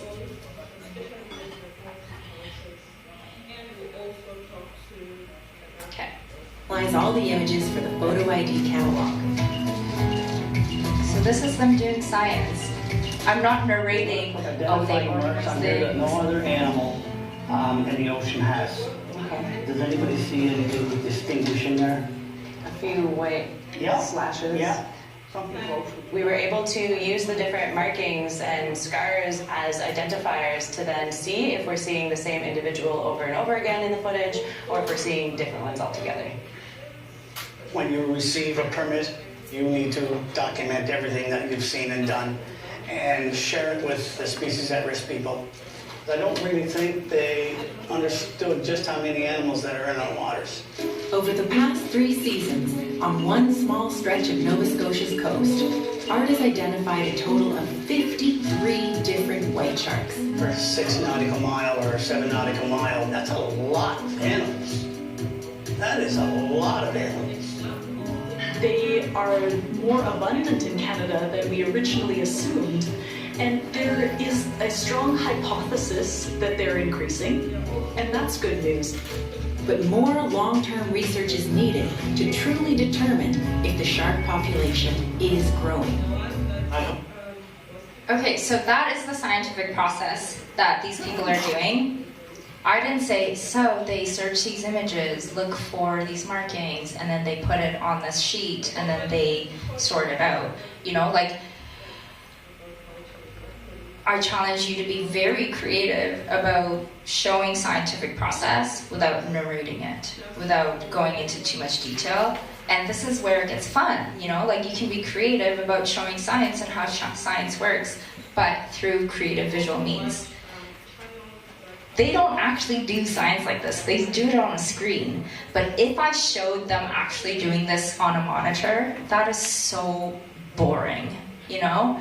And so what I did was I literally printed out every single piece of shark image so I can make it more visual, so I can make it more dynamic.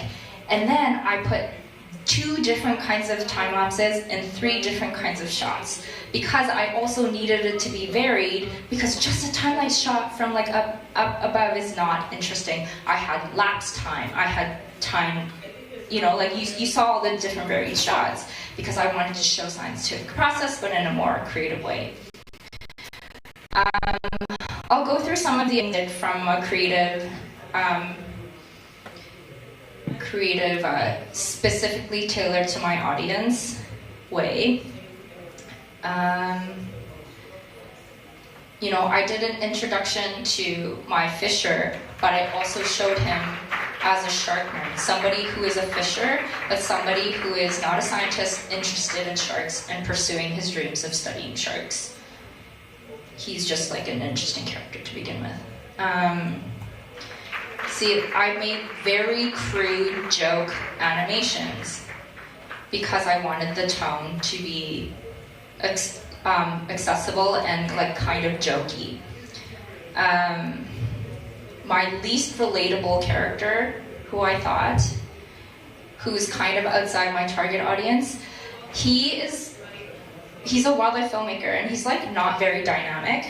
So I needed him to start off and introduce him in a dynamic way to make him more relatable, because in this crowd, he's very relatable as a wildlife filmmaker. But to everyday person, like fishers and other people who are my target audience, he's not relatable. So this is what I did, because I'm now trying to make this character relatable to my other target audience members. The Atlantic coast is home to another shark nerd on a mission.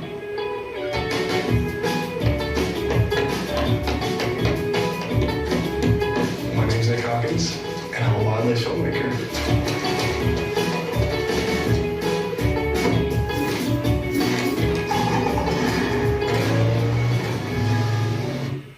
So the thing that he does that is unrelatable, I just made a joke out of it. And so now he comes across as more of a personable human, and I picked this interview background because I wanted him to feel like, oh, now we're hanging out with him in his kitchen, you know? Because originally he's like, let's shoot this, let's film this in my warehouse with all of my film cameras, with all of my equipment, and I was like, nah, dude, we're gonna do this in your kitchen, and we're going to, you know, reconfigure everything.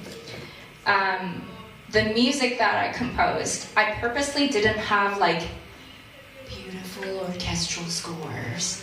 You know, I purposely didn't have like slow orchestral scores over drone shots, because so much of natural history is that. And I really wanted to make a film that wasn't natural history. And so I put indie rock, and I put punk rock, you know, and try to put in music that's more relatable, try to really differentiate myself from not another shark film, not another natural history film. And then one of my target audiences were people who have lived in Nova Scotia for a long time, and people who have said sharks have always been here. So I work with an archaeologist and indigenous knowledge holders, showing that there has been thousands of years of relationship with sharks in this area.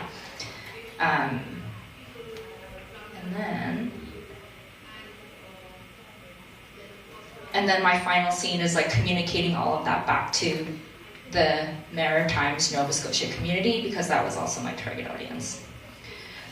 This is the super fun part, and the reason why I'm able to have fun with this in the storytelling and in the building of this is because we did all of that work before we did the story, because it gives you a North Star. Because every time you have a sequence, every time you have an idea, every time you have a science concept, you say, does this serve my audience and my key message? Will this amount of detail bury my key message? Will my target audience resonate with this specific character, with this specific music, with this kind of tone, and just constantly going back to your audience. how will my audience connect to this better? Yeah, I wanted to show you one more thing based on different audiences, same footage, but different audience. So I'm gonna play something and you tell me what my target audience is. And this is for what happened with social media when we were doing our promotion.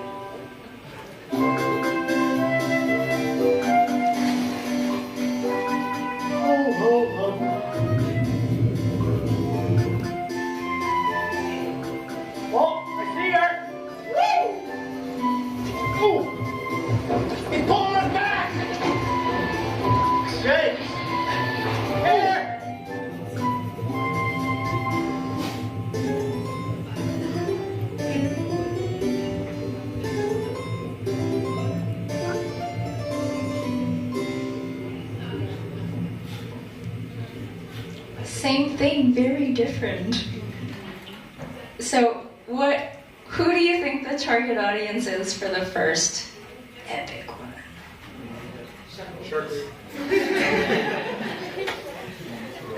Shamir, is that what you said? Okay, yeah, someone who, likes adventure. Who else? Usual shark film audience. Usual shark film audience, yeah? What else? Divers, yeah? Maybe an ad for a shark diving. Shark diving, it does kind of look like that. Older audience. Older audience? Yeah, I thought the music in the second one was more playful and the steps were very quick, so it's for a younger audience. Yeah, that's a good point. A lot of the details that would have to take place in terms of building the cage and things like that. Yeah. Yeah, all of those are very good. So the first one, the epic one, was actually a reel for my underwater cinematographer. So he's targeting his audience, which is people who are into epic natural history, like like some of the people in this industry, and just like making it epic, like targeting divers, underwater cinematographers, like kind of an older crowd. So definitely, not my style. The second one I made, and my target audience was people who are not into natural history, right? I wanted to kind of play on some of the Wes Anderson trend that was happening on Instagram. I wanted to make it funny. I wanted to grab their attention in the very beginning and saying, how do you film a shark? And just keep going with that. And so that's just an example of depending on on who your target audience is, the exact same footage can be used very differently using key elements that use for your target audience. And that is the end. Thank you. I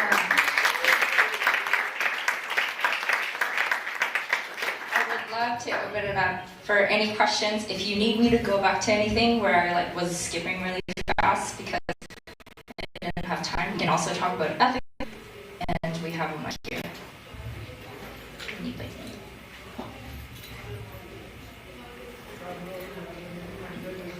No questions. I guess that's the end of the day. Does anybody have?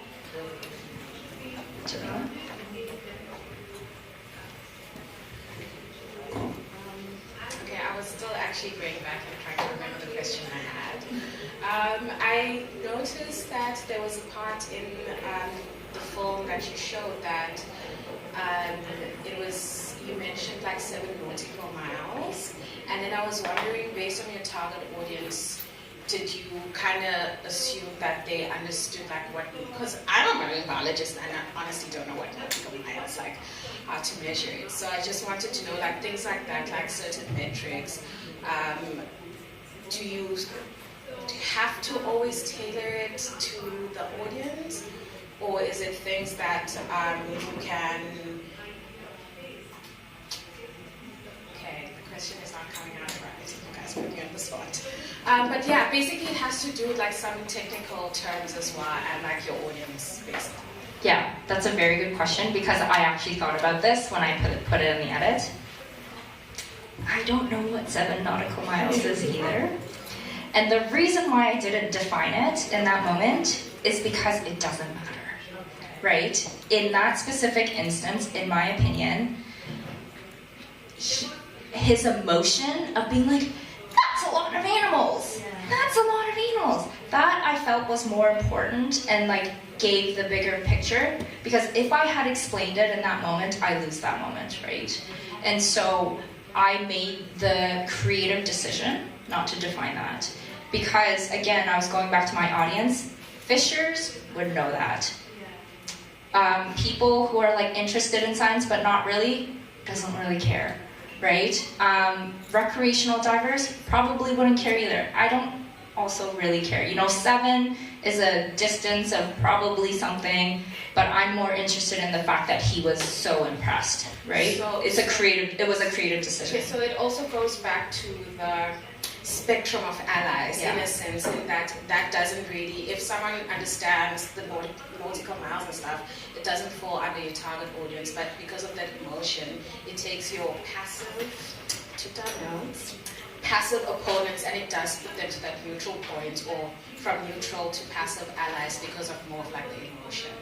And therefore that directs it to your creative decision as well. Yeah, and this is always a challenge because like I like you, Jamila, have a science brain and a storyteller brain, and it's always a constant fight. It's like, as a scientist, I want to define this, and as a scientist, I want to really make sure it's accurate. I want to give you every single thing.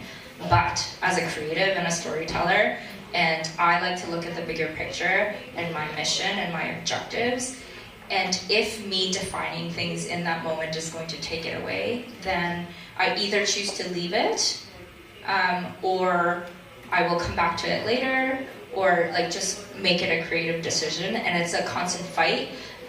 When I started off in storytelling and filmmaking, I was very much like, oh, but this is so important and it needs to go in. And I've come to learn to let go of that a lot more because I'm really thinking about crafting the best story I can for the audience. And sometimes you just have to let go. You have to be like, science, Sonia, it's okay. No one will die, So, yeah. Thank you.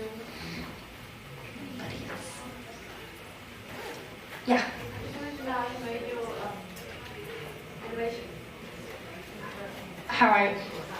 How I made them? So I worked with an animation team. Because I'm a very visual person, I hand draw everything first. and I storyboard all of my animation boards. This is a whole other thing. But I storyboard and hand draw my entire film. And then I storyboard them and I give it to an artist, and they create the assets, which are like the actual designs, and then that goes to an animator, and I work back and forth with the designer and an animator to make sure it's moving the way that I want to, and it's designed the way that I want to, and the timing of it is exactly to the narration that we recorded. Yeah.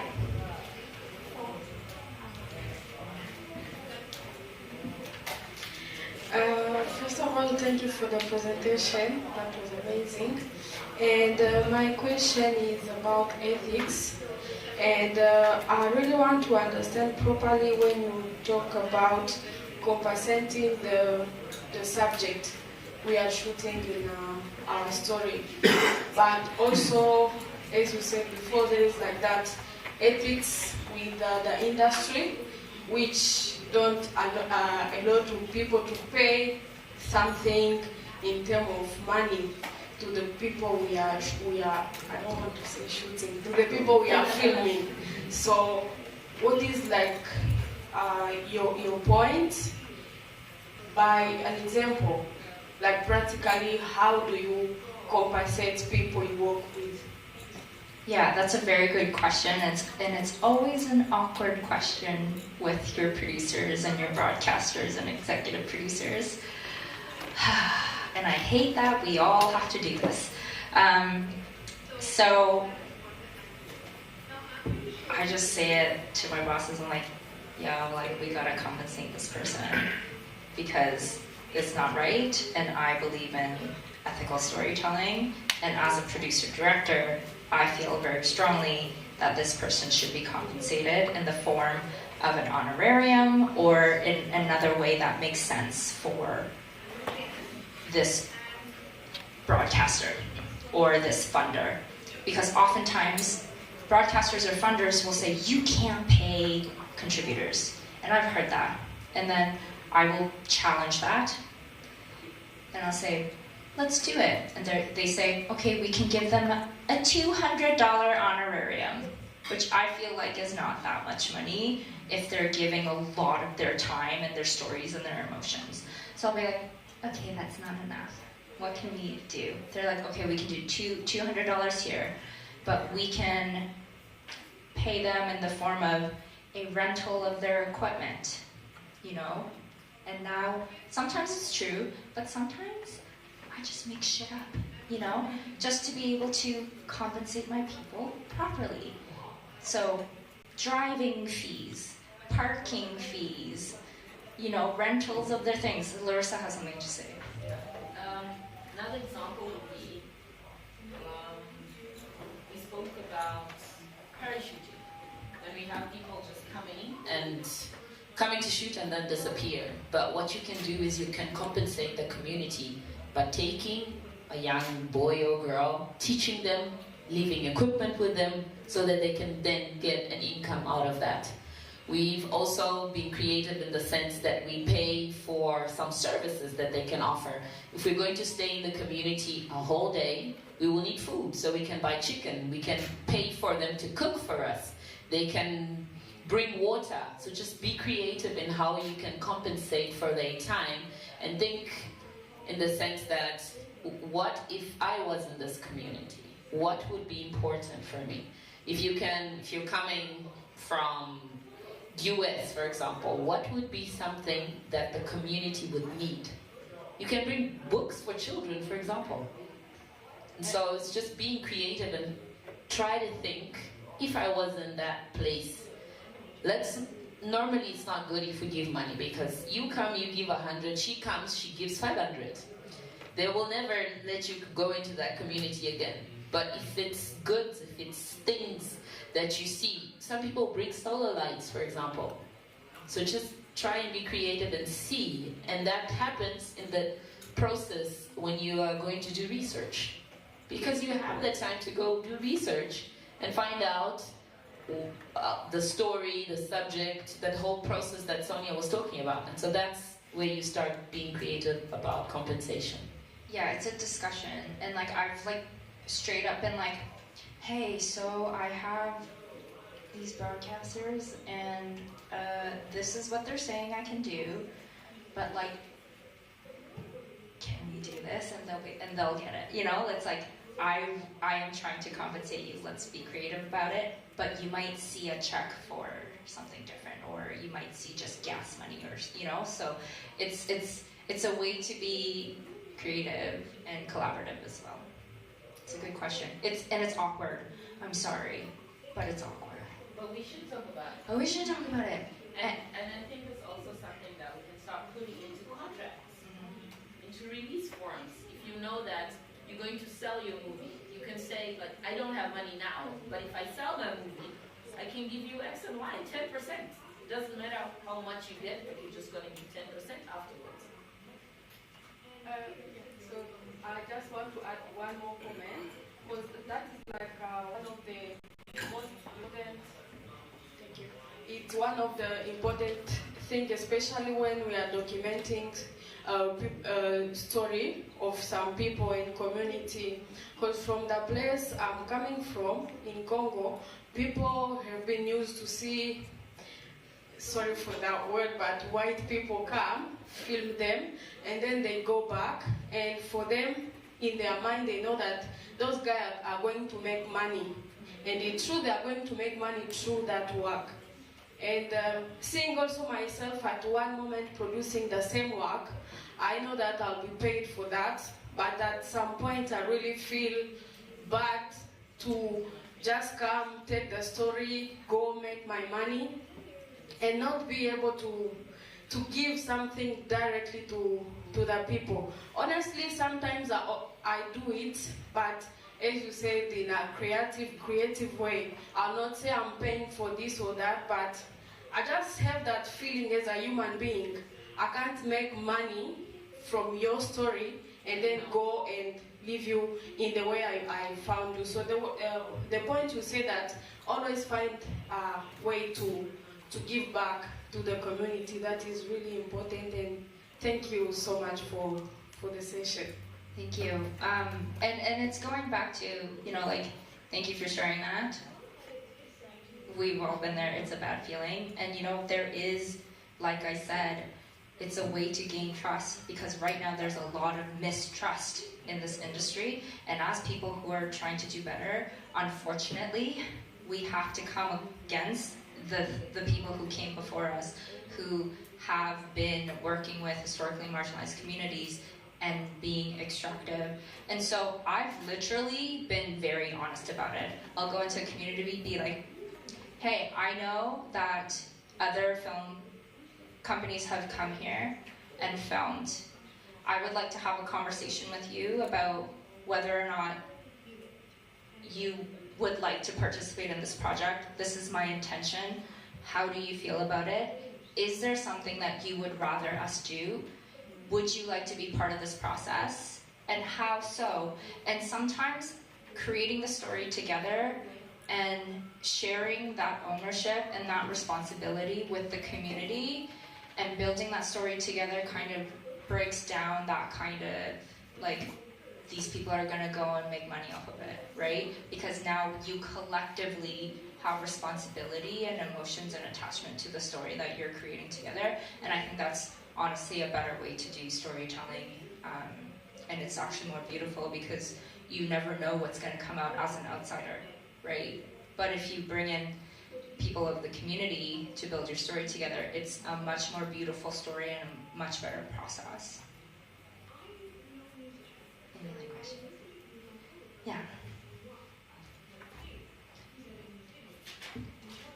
I don't know if this is a good question to ask, but when it comes to money, like compensation, how do we avoid going back to the point where you're getting parachutes, like people who are not involved with the community coming in, when you start to introduce the finance aspect, and people are coming from the outside, further outside, have a different financial class, so they can offer the community more, although they don't care about the authenticity of their story. Where do you cut it off? Like as a filmmaker who can't compete with like the bigger, yes. Yeah, okay. That's a good question. Hopefully, you work in collaboration with communities more. You know, they are also part of the project. They are also part of the film team, you know? And so it's not like you're parachuting in. Like, you differentiate yourself between, you're not parachuting. They're parachuting, sure. Like, take their money. But, yeah, like, take their money, but just be very clear. But, like, I am not parachuting. This is a collaborative process. This is also your project now, too, if you want. And then just to add, I think it's also important to point out education. This is where we, as part of the same country, the same community, can go into the community and start educating them. Tell them that parachuting is this. He will come, he will give you 100 today, but you never know if he will ever come back. I'm here, I will give you 10 every week. And that's the difference. That's what they need to understand as well. But if they don't have the information, of course they're going to choose that. So it really goes back to education. That's why I have Larissa here, doing my jobs. Okay, it's 5 o'clock. Thank you so much for being here until the end of the day. I'm here already.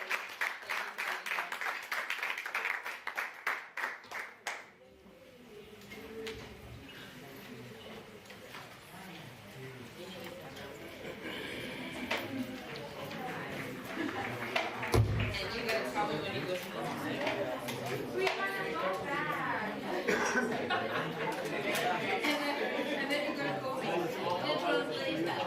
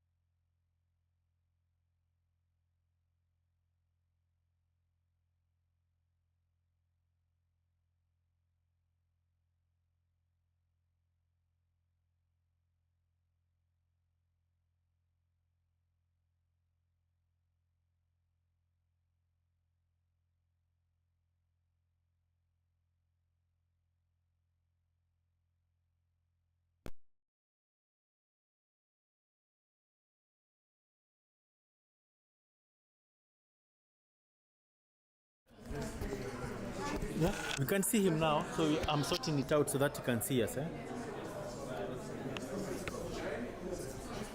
You can change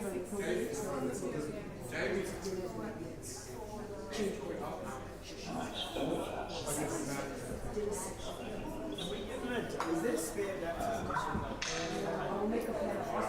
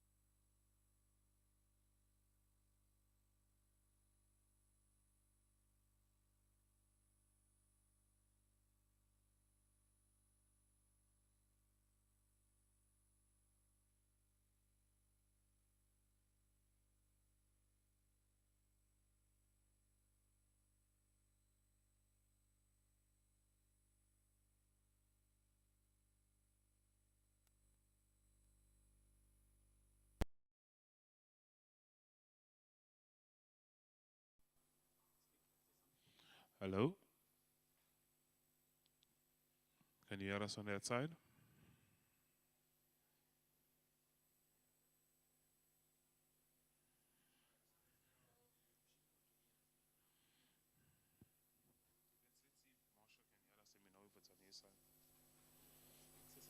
One, two, two. You can see that we made Marsha dial him on the air. If she can hear us, that means there are problems on his side. So we just want to relate. Is she in?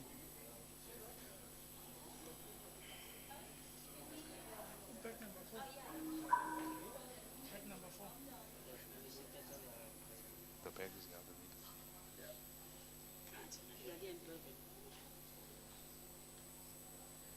Send it, Andrew? Yes, send it to your mail. To my email? Yeah. Okay.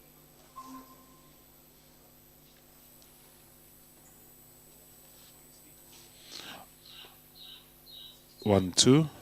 One, two. Okay. Marsha, tell us if you can hear us and talk back to us, please. Hello, Marsha. Marsh, can you talk back? Can you hear us clearly? Yes, we can hear you clearly.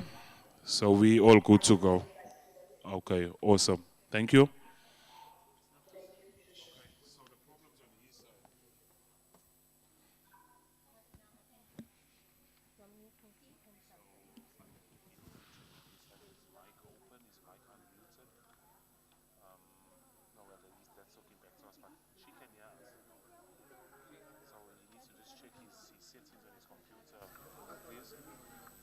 So we just did a test, and Marsha dialed in on the same link, and she can hear us clearly. Fine. So we just need him to double check the settings on his mic. Can you just send them voice call? Hello. We just need you to double check your settings for your mic. We just did a test so that somebody else dialed in the same link to double check if she was able to hear us and speak back. So if you could just do a quick check on your mic settings and the headphones, we would appreciate that. Thank you. Did you get more or less. Almost.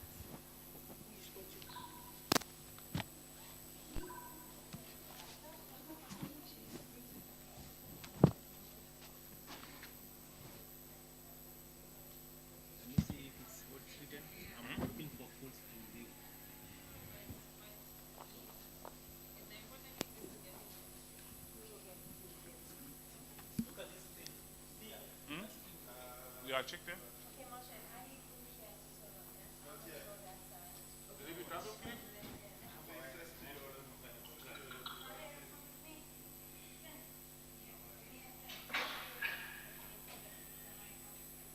His sound is coming to her, but he's not even talking to us.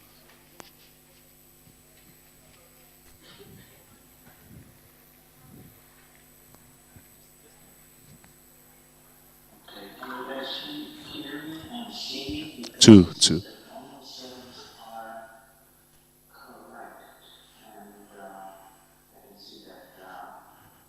Can you hear us?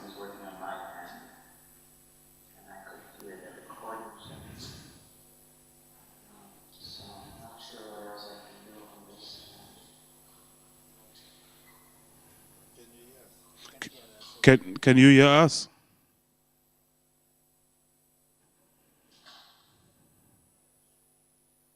You can't hear. Maybe you must take those things out and just use the laptop. Disconnect those Bluetooth things or something. Huh? Yeah.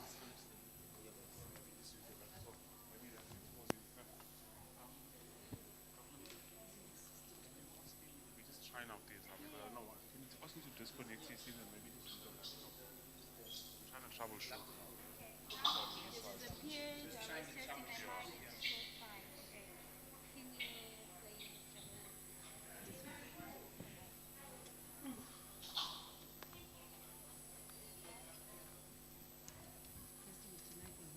Two. Who the fuck? Sure. So you just disconnect those things.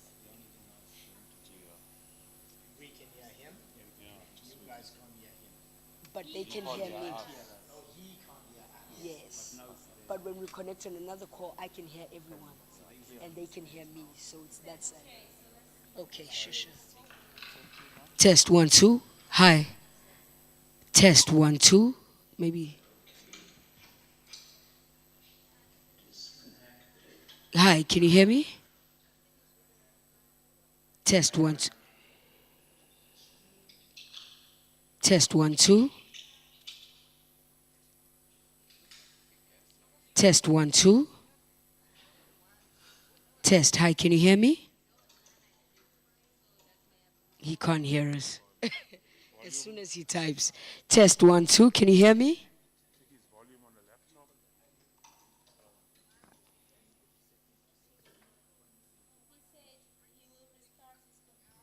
Perfect.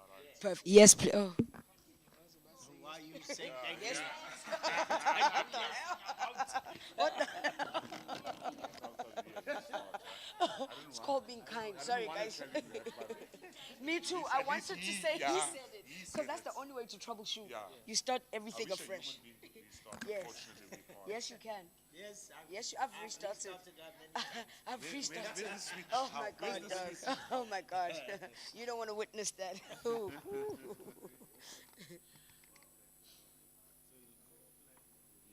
I need one of these.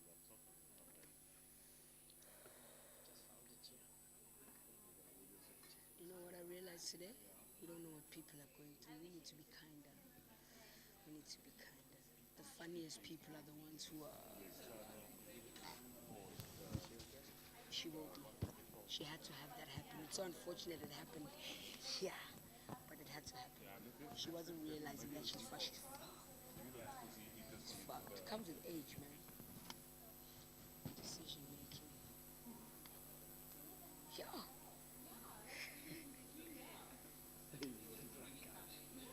He stayed with me for almost an hour. I stayed there 3 hours. He stayed and he was like, I'm right next door. She puked on us. Holy shit. I had to get a naked and put in the bathtub. I had no choice. And she stayed crying. I cried too, bro. Crying. Yo. Yeah, but it's okay. We learn. Thank you, my two ladies. I know you need a glass of wine. I can see it on your face. Oh, Jesus. Why? Run, Trishala. Run, Trishala.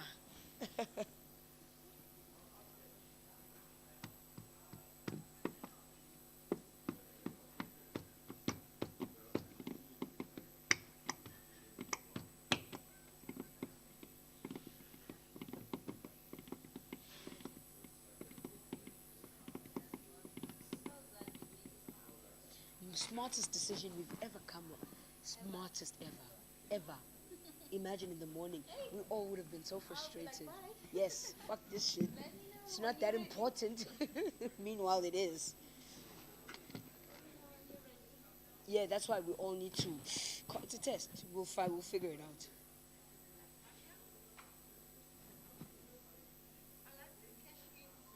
Yes. Wait. Give me 2 minutes. Let's deal with this problem first. Testing 1 2. Can you hear us?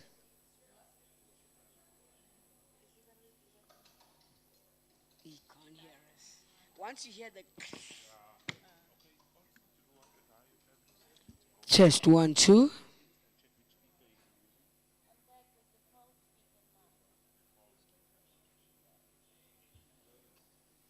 Test 1 2.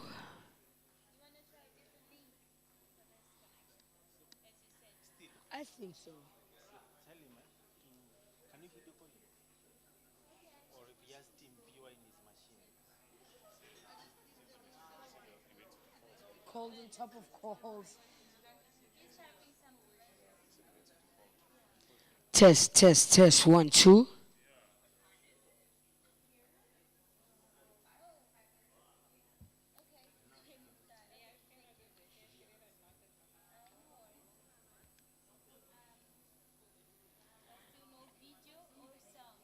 No video, no sound.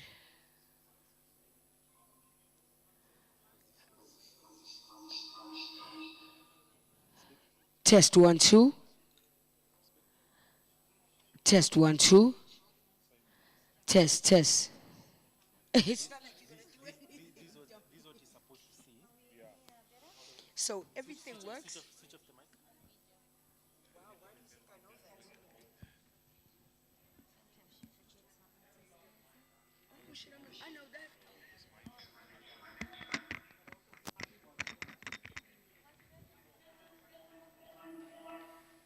You can hear me now?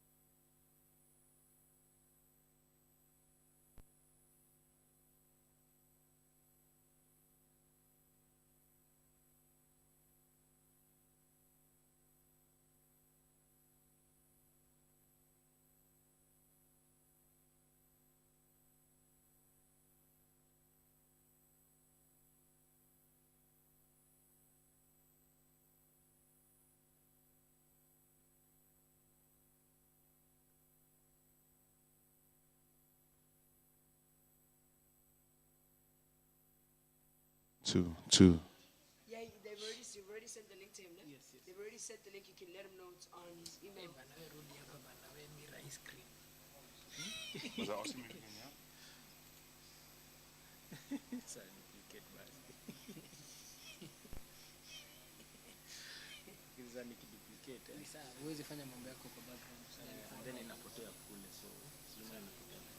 Two.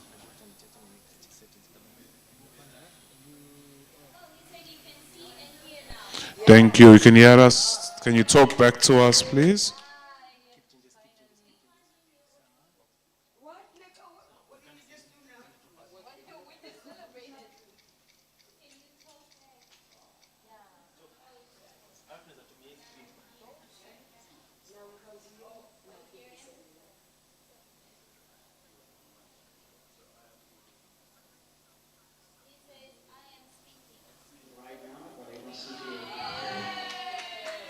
Can you hear us? Yes, I can hear you. Awesome. Thank you. We'll share your PowerPoint soon.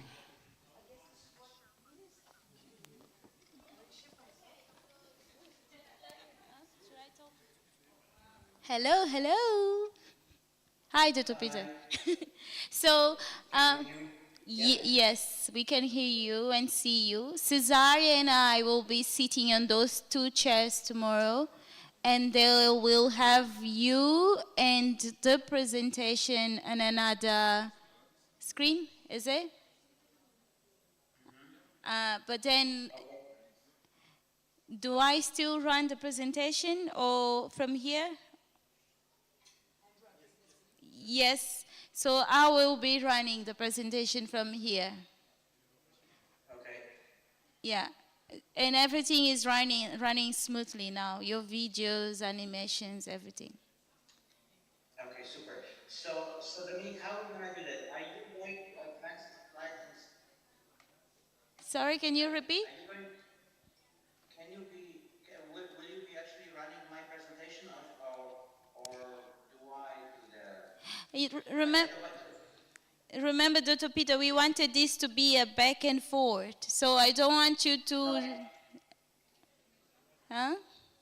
Because what I thought we would do is that I will give a very short introductory presentation, let's say 10, 15 minutes, and then we'll start talking. Unless you want to start, because in that case, then if this is going to be just a discussion, Yeah. then I prefer to prepare like a gallery of photos that will just run in the background as we speak. Right. But if to establish the framework of our narrative, then I would suggest that I first introduce the issue, which is the fact that most of media production is focused on this tiny little sliver of life on Earth. Yeah. And then we should focus and broaden our horizons. And that will be literally can be just a few minutes. Uh-huh. And let's speak. But if you think that if you prefer that it's just a discussion from the beginning to the end, that's great. But in the background, we should have something, some visuals. So I thought maybe it will be just a slideshow. Yeah. Yeah, that was the visuals. Remember, we made bullet points of the things you would show. So, in this presentation you sent, most of them are there. Right. But again, how do you synchronize what is behind you on the screen and what we speak about? It will be very difficult. Yep. You know, unless we decide that this is the exact sequence of questions. Yep. And I will prepare but then that will kind of constrain us a little bit in terms of what we can talk about. I would rather have 10 minutes for you to start, and then we do back and forth.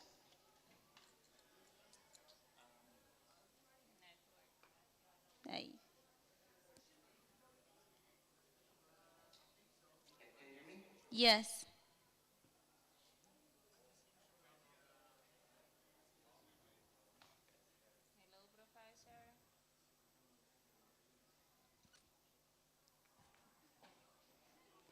Well, now you're freezing. How about now? You're back, yeah. Okay. I'm not sure if it's on my end or your end, but We can discuss these after Dr. Peter, since they have to run a different thing now in this room. I'll contact you and we pinpoint these little details. Yeah, let's talk over WhatsApp Yeah. in a few minutes or whenever you have time, okay? Cool. Thank you for your patience. See you soon. All right then. So, all right, bye.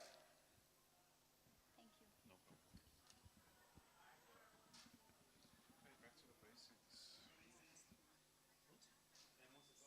Andrew, Andrew, Andrew.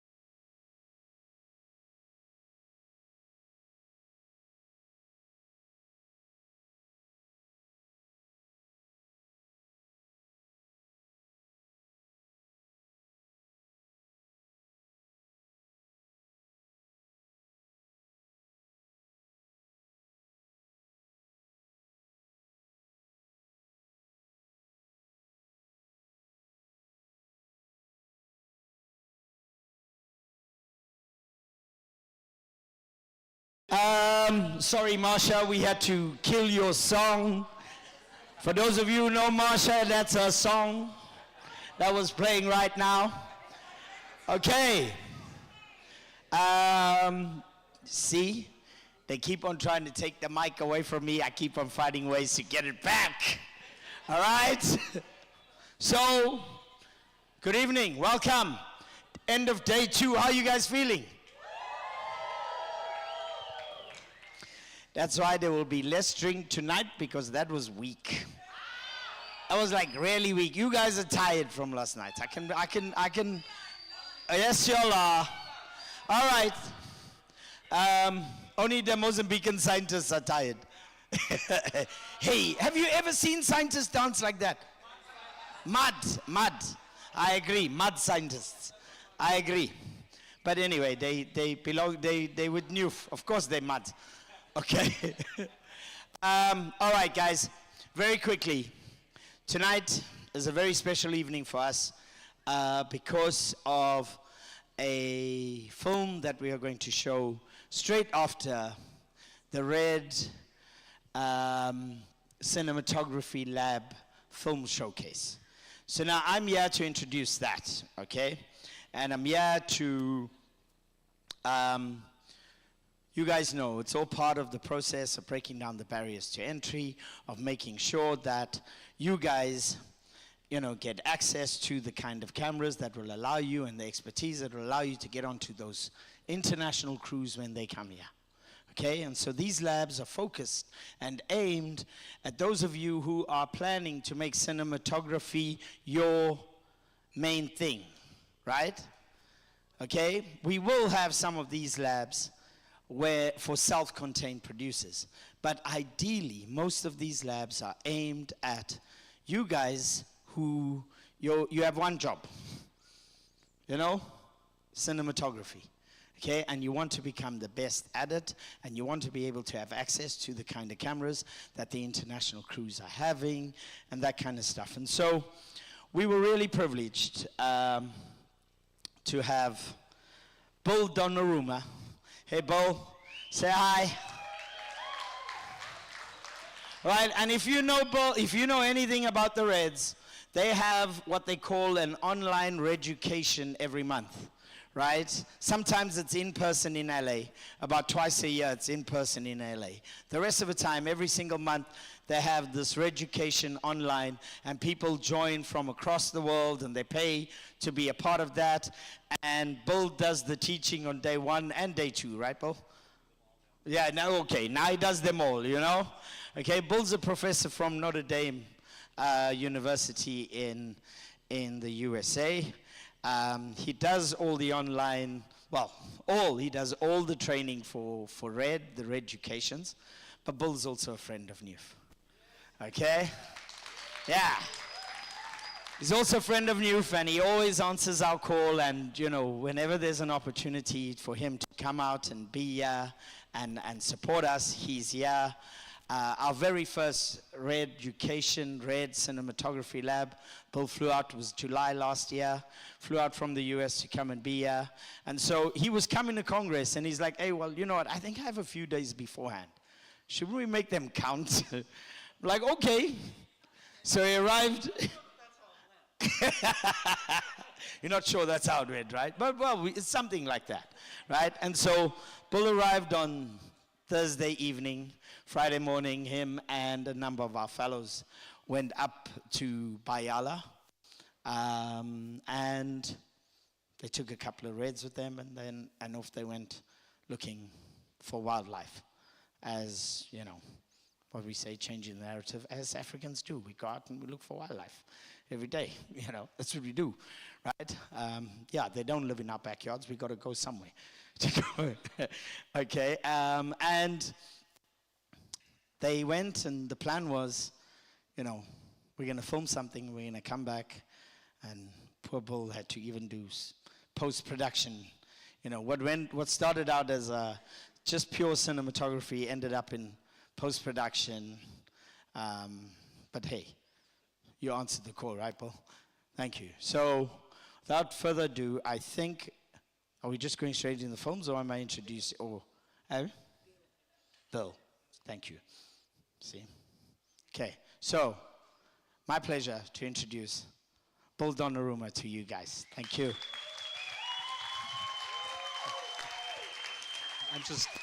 I'm just glad I took Maleka's class this morning on public speaking because I found out about this about 10 minutes ago. So yes, we got in on Thursday night. We took off early Friday morning. It was very much a whirlwind. There was a plan in place, and just like nature, environment, and wildlife, it is unpredictable. And we made the most of it and went out and found wildlife and shot everything that we could. We found stories to tell, and we took advantage of having a Gemini and a Helium and a Komodo and a Raptor and solved certain problems along the way, and including a flat tire on the way home. Which kind of then also pushed things back a little bit. So we were doing post-production yesterday and managed to come out with these films, 2 primary story films. I just threw together a nice behind-the-scenes stuff of all the pictures and things that we had to show you that what we were up to during that time. So I'm very excited to be here. I can't wait to be back. We have a plan, right? I hope it's a plan. To come back more often. This is my first summit, but my second time here in South Africa, and I love it. It's just been a great experience. So I'm very proud of, I think, what we pulled off. Certainly, you know, everybody wants to, you know, make changes and tweak things, and I haven't gotten this close to a finish line in a long time. You know, like hitting a deadline and, you know, rushing it over. If anybody remembers broadcast news, I think that's maybe only us. But at this point, so who is speaking first for our first film? What?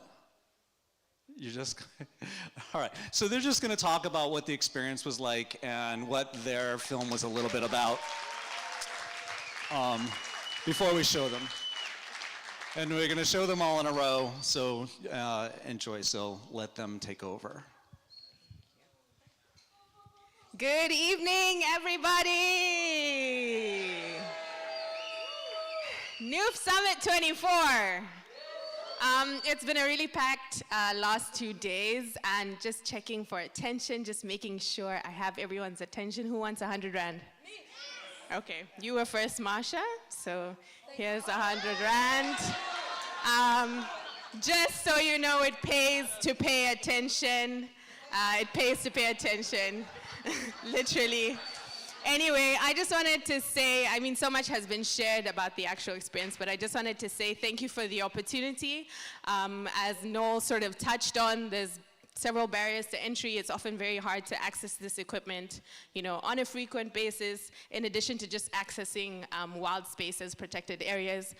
So it was great to have this opportunity to be able to experiment, push the cameras, do various tests, and it was great to be able to sort of formulate a story as well from the little bits that we were able to observe in the short period of time. So I just wanted to say thank you to NEWF, and thank you to Bill, and thank you to Red for the opportunity. Definitely thank you to Massimo as well, who was our wonderful guide and led us to the park. And he's not here right now, but he will be having a session during Congress, so we should all fill up that room and attend his session. Would anyone like to say anything? No? Anyway, I'll just say our names real quick. I'm Mainala from Zambia, Samira from Cabo Verde. We've got Nathan from South Africa. We've got Aina from Madagascar. We've got Edwin from Kenya. Yeah. And we will happily receive any work that you are offering. Thank you so much. Yeah, that's.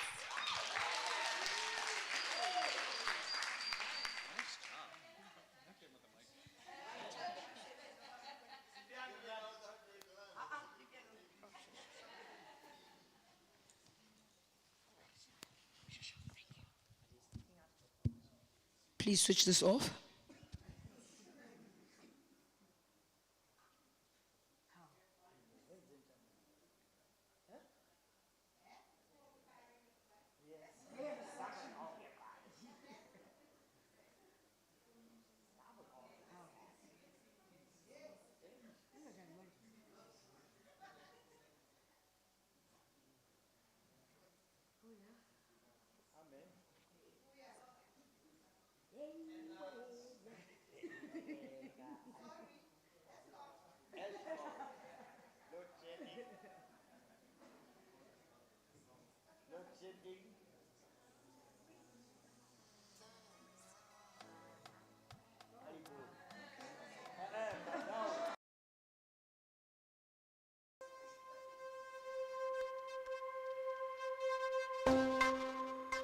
Animals of different species coexist in some ways because it benefits them.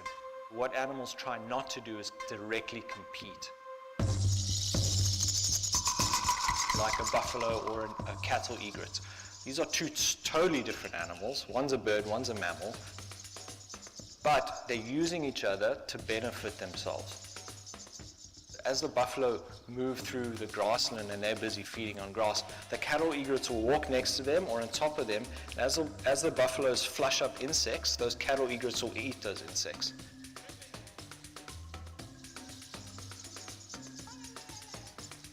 So oxpeckers in Africa have a really unique relationship with large mammals, and that is that they remove ticks. It's an amazing relationship because it's actually mutualistic. The bird's benefiting because it's getting food, the animal's benefiting because it's getting rid of parasites.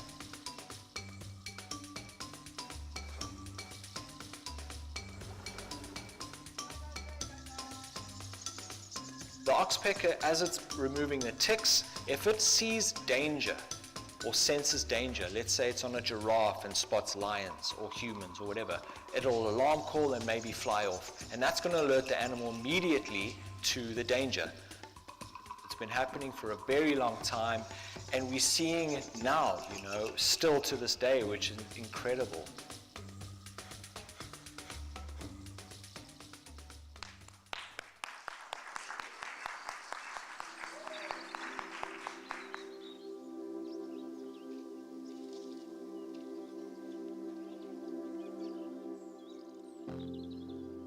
We're talking about animals of the same species.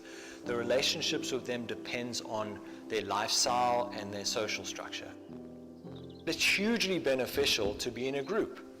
If we imagine ourselves in a situation, would we feel safer with more people next to us or by ourselves? Big herd of zebras can chase off a lion as opposed to one animal that's constantly got to look around, that can't sleep in peace, that's always on edge. These animals grow up together for a couple of decades. They get to know each other and they're around each other all day, every day. If they're grooming each other by the neck, they can't access parasites in their neck and they can't lick or groom themselves around the neck, so they need each other to do that. They need to trust each other to make sure that, okay, I'm going to allow you to groom me, but please don't bite me, because zebra bites are apparently not very nice.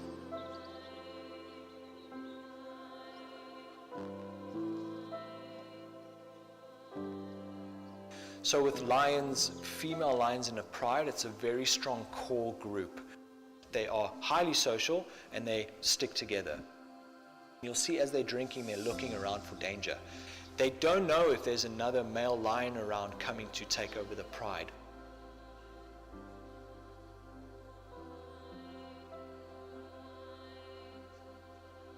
The trust is quite powerful because in order to put your faces together, you've got to trust that other lion. You know that lion has big teeth, strong jaws, and it can severely injure or even kill another lion.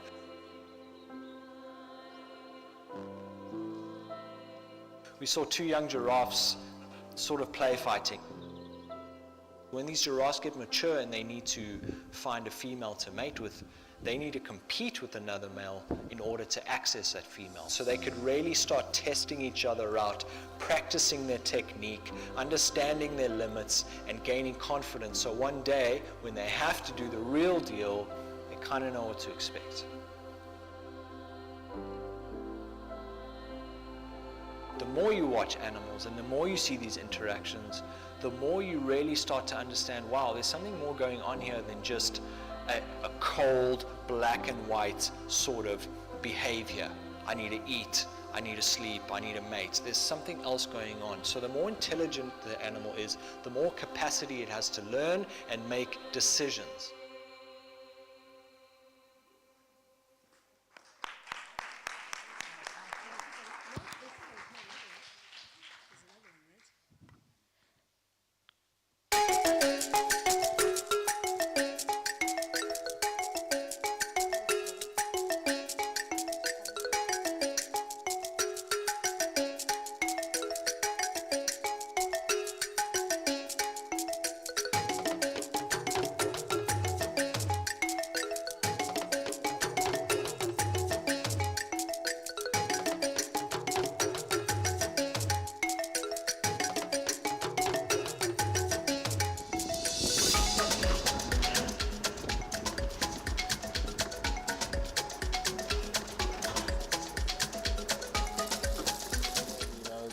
They're very intelligent, they're social, and they do enjoy company as they move through this landscape. They're also very dark, so it looks like they had a swim this afternoon. So this younger bull here would probably look at this bull as a mentor, right? So this bull's old enough to know the reserve, to know the seasons, and to know the sort of rhythms. And this young bull would potentially attach to him, follow him around as a mentor. He would teach him where to find water in the dry season, where to find food in the dry season, which areas to avoid, and just how to navigate through the bush, you know. Just like young men need mentors or else they get into trouble, so do elephants.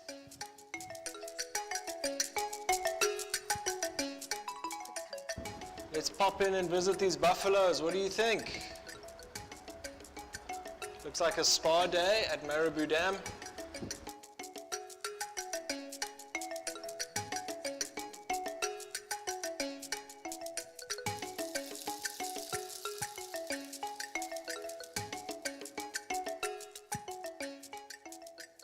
Cool, so I'm going to reverse just like I said. So whenever you see an elephant that's aggressive or in must, give it space. How do you give it space? When you're in a vehicle on a road, I find a gap either on the left or the right and I reverse in and I wait. And if he walks up towards me, guess what? What's the best weapon I have? My right foot. I'm going to drive away. I'm going to turn and drive away. If he doesn't walk past me, then I can have a good view and I can photograph, I can film and enjoy him. But what I'm doing is investing in my own escape route.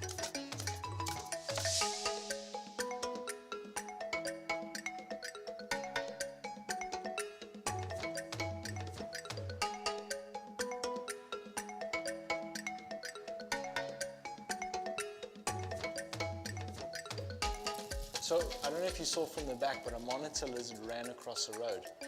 You just saw the tail. And we weren't quite sure, but now this is proof. You can see his tail as he's walking. So his tail's gonna sort of swish left to right. And you can see his foot as well. A lot of people confuse monitor tracks with crocodile tracks. So the main difference is that monitors on the front and hind foot will have 5 toes. Crocodiles on the front foot have 5 toes, and on the back foot have 4 toes. All right, lovely. You can see the direction of travels here. You can tell by the tail swishing, it pushes sand in the direction of travel. What else you can confuse this with is a vervet monkey. Very similar to a vervet monkey track.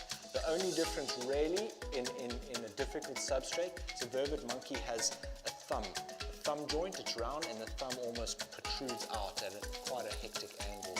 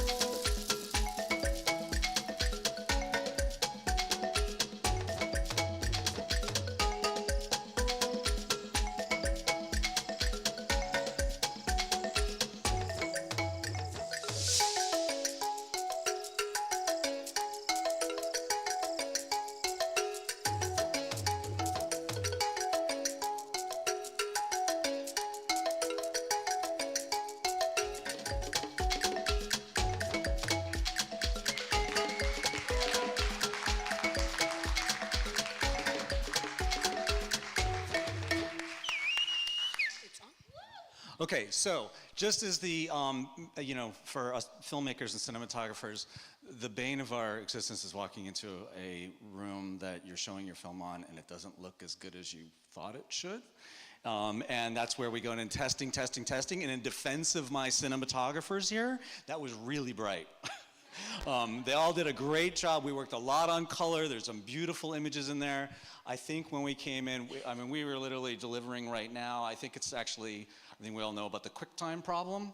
And playing on QuickTime doesn't look like what you have. And so when I saw things, and I think we're all sitting there going, oh God, but you know, we still told some stories there, and you know, I think if we post it online, you're going to see it even better. But there we go. Maybe we'll have another night, and we'll do it again. But yeah, it's much more beautiful than that. So anyway, no excuses, but that's an excuse. Good evening, everyone. Good evening, everyone. You're not. That's what's up. Just firstly, thank you for day 2. That was a success. Yes, let's clap, actually, clap. I think the first thing I'd like to address, I'm sorry to bring this up right now, could we possibly try to clean the areas that we use? This is just me saying this randomly, just so we make things easier for ourselves. I'm sorry to put it off right now. And secondly, thank you to everybody for voting. We'll be taking out the results. Thank you for following all of the instructions. Right now, I have the privilege of introducing 2 people. I'm firstly going to introduce Labdi Omez, and then Labdi Omez will introduce Erica, because we're here to obviously watch her film. Of course, yes, you can clap, guys. You're allowed to clap. So, where are you, Labdi Omez? I have the privilege of introducing you. Come and speak about the film, and then you do what you need to do. Bless you. Thank you so much. Thank you, Masha. How are you guys doing? You're fresh? Sorry, my Urutu is in the room. She's sleeping. Anyway, I'm Labdi, a singer-songwriter, composer. Should have taken that public speaking class. But anyway, I think I'll survive. Right. I want to quote Noel verbatim. He always says that in nature and wildlife films, every time a lion is chasing a buck on the African savannah, Beethoven and his 50-piece orchestra is going crazy in the background, right? That's a very interesting analogy, because we realize that that is not representative of the sounds of Africa. So you can imagine our journey as the composers, how it has been so far. It's been quite mind-blowing for all of us. We are all shocked at every time. We are always just super shocked to be able to come from a small lab in St. Lucia to award-winning composers. I don't know how it happened, but we're super excited about that.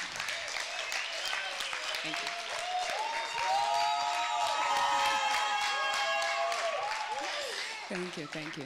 And this is only possible because of the dream that Noel and Pragna have for us. It's only possible because of the films that you have for us. It's only possible because of the collaborations that we have together within NEWF. Let's give ourselves a round of applause.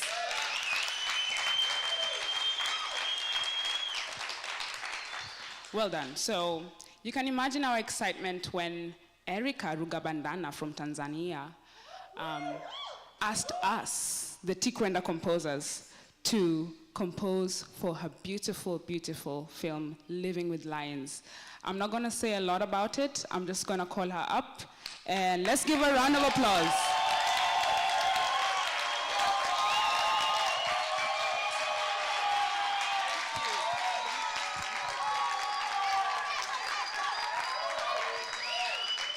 Floor is yours.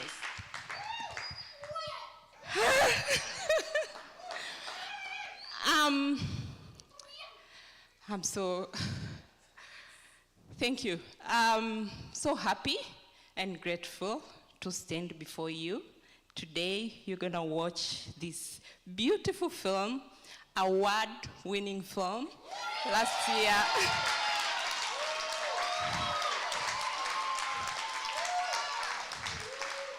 yeah, so to introduce myself, I'm Erica from Tanzania. I'm cinematographer and conservationist.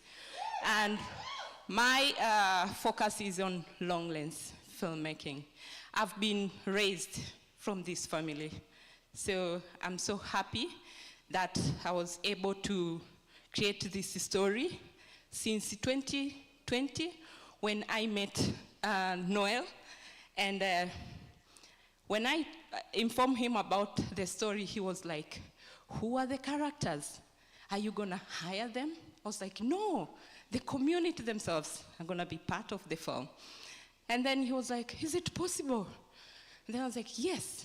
So I had a sharing of script back and forth with him. Well, also thank Curiosity Stream for accepting the first clips that I had to shoot, and the Red for giving me a support of the Red camera, filming throughout a year, going back and forth in Serengeti. But also the community, the Ikoma community who trusted me. So the people you're going to see are actually the victims. So they are telling their real story. And as you are watching this film today, they have given us authority, because once the film was done and released, I had to go back and share with them, show them the film. And then now, I'm moving with the film to other communities so that they can learn, they can see what I produced. Thank you. Welcome.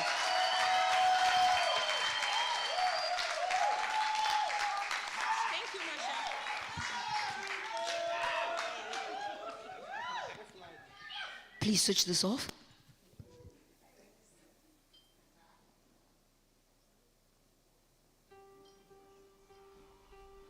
Kila mwaka, mamilioni ya nyumbu uhama kutoka eneo kubwa na tambarare la Serengeti lililoko Tanzania, Afrika Mashariki. Ni moja kati ya maajabu makubwa ya dunia. Makundi ya nyumbu husaidia kubadili nyanda za malisho na hivyo kusaidia maisha ya viumbe mbalimbali katika eneo hili.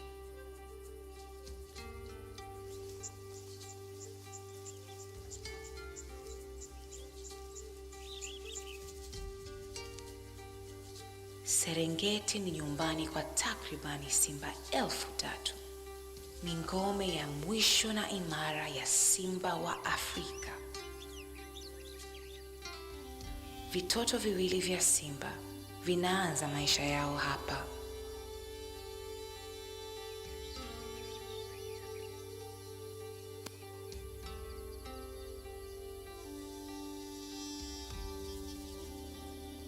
Familia yao ina umoja, na hivyo watoto hawa watathaminiwa na kupendwa. Hata hivyo, maisha yao hayatakuwa rahisi. Wakati wa kiangazi, makundi ya nyumbu huhama na maisha huwa magumu.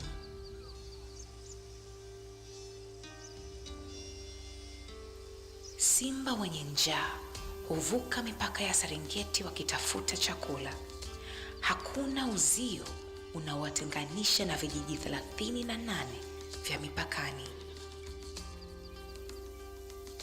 Pale dunia za simba na wanadamu zinapokutana, ndipo huzuka mapambano ya kufa na kupona.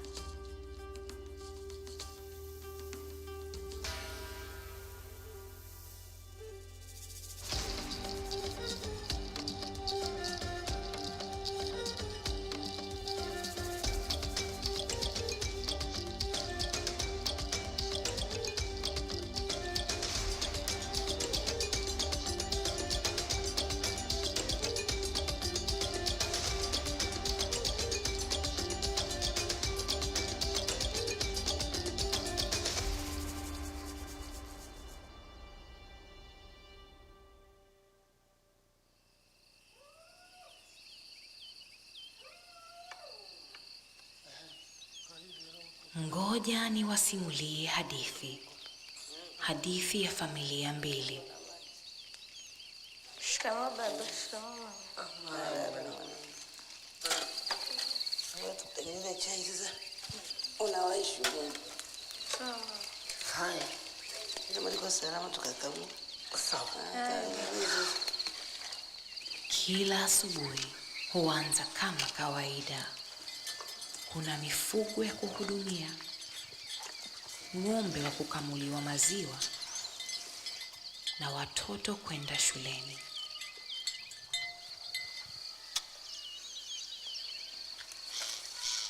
Amanyangi. Abe. Hebu njoo ukamue mke wangu.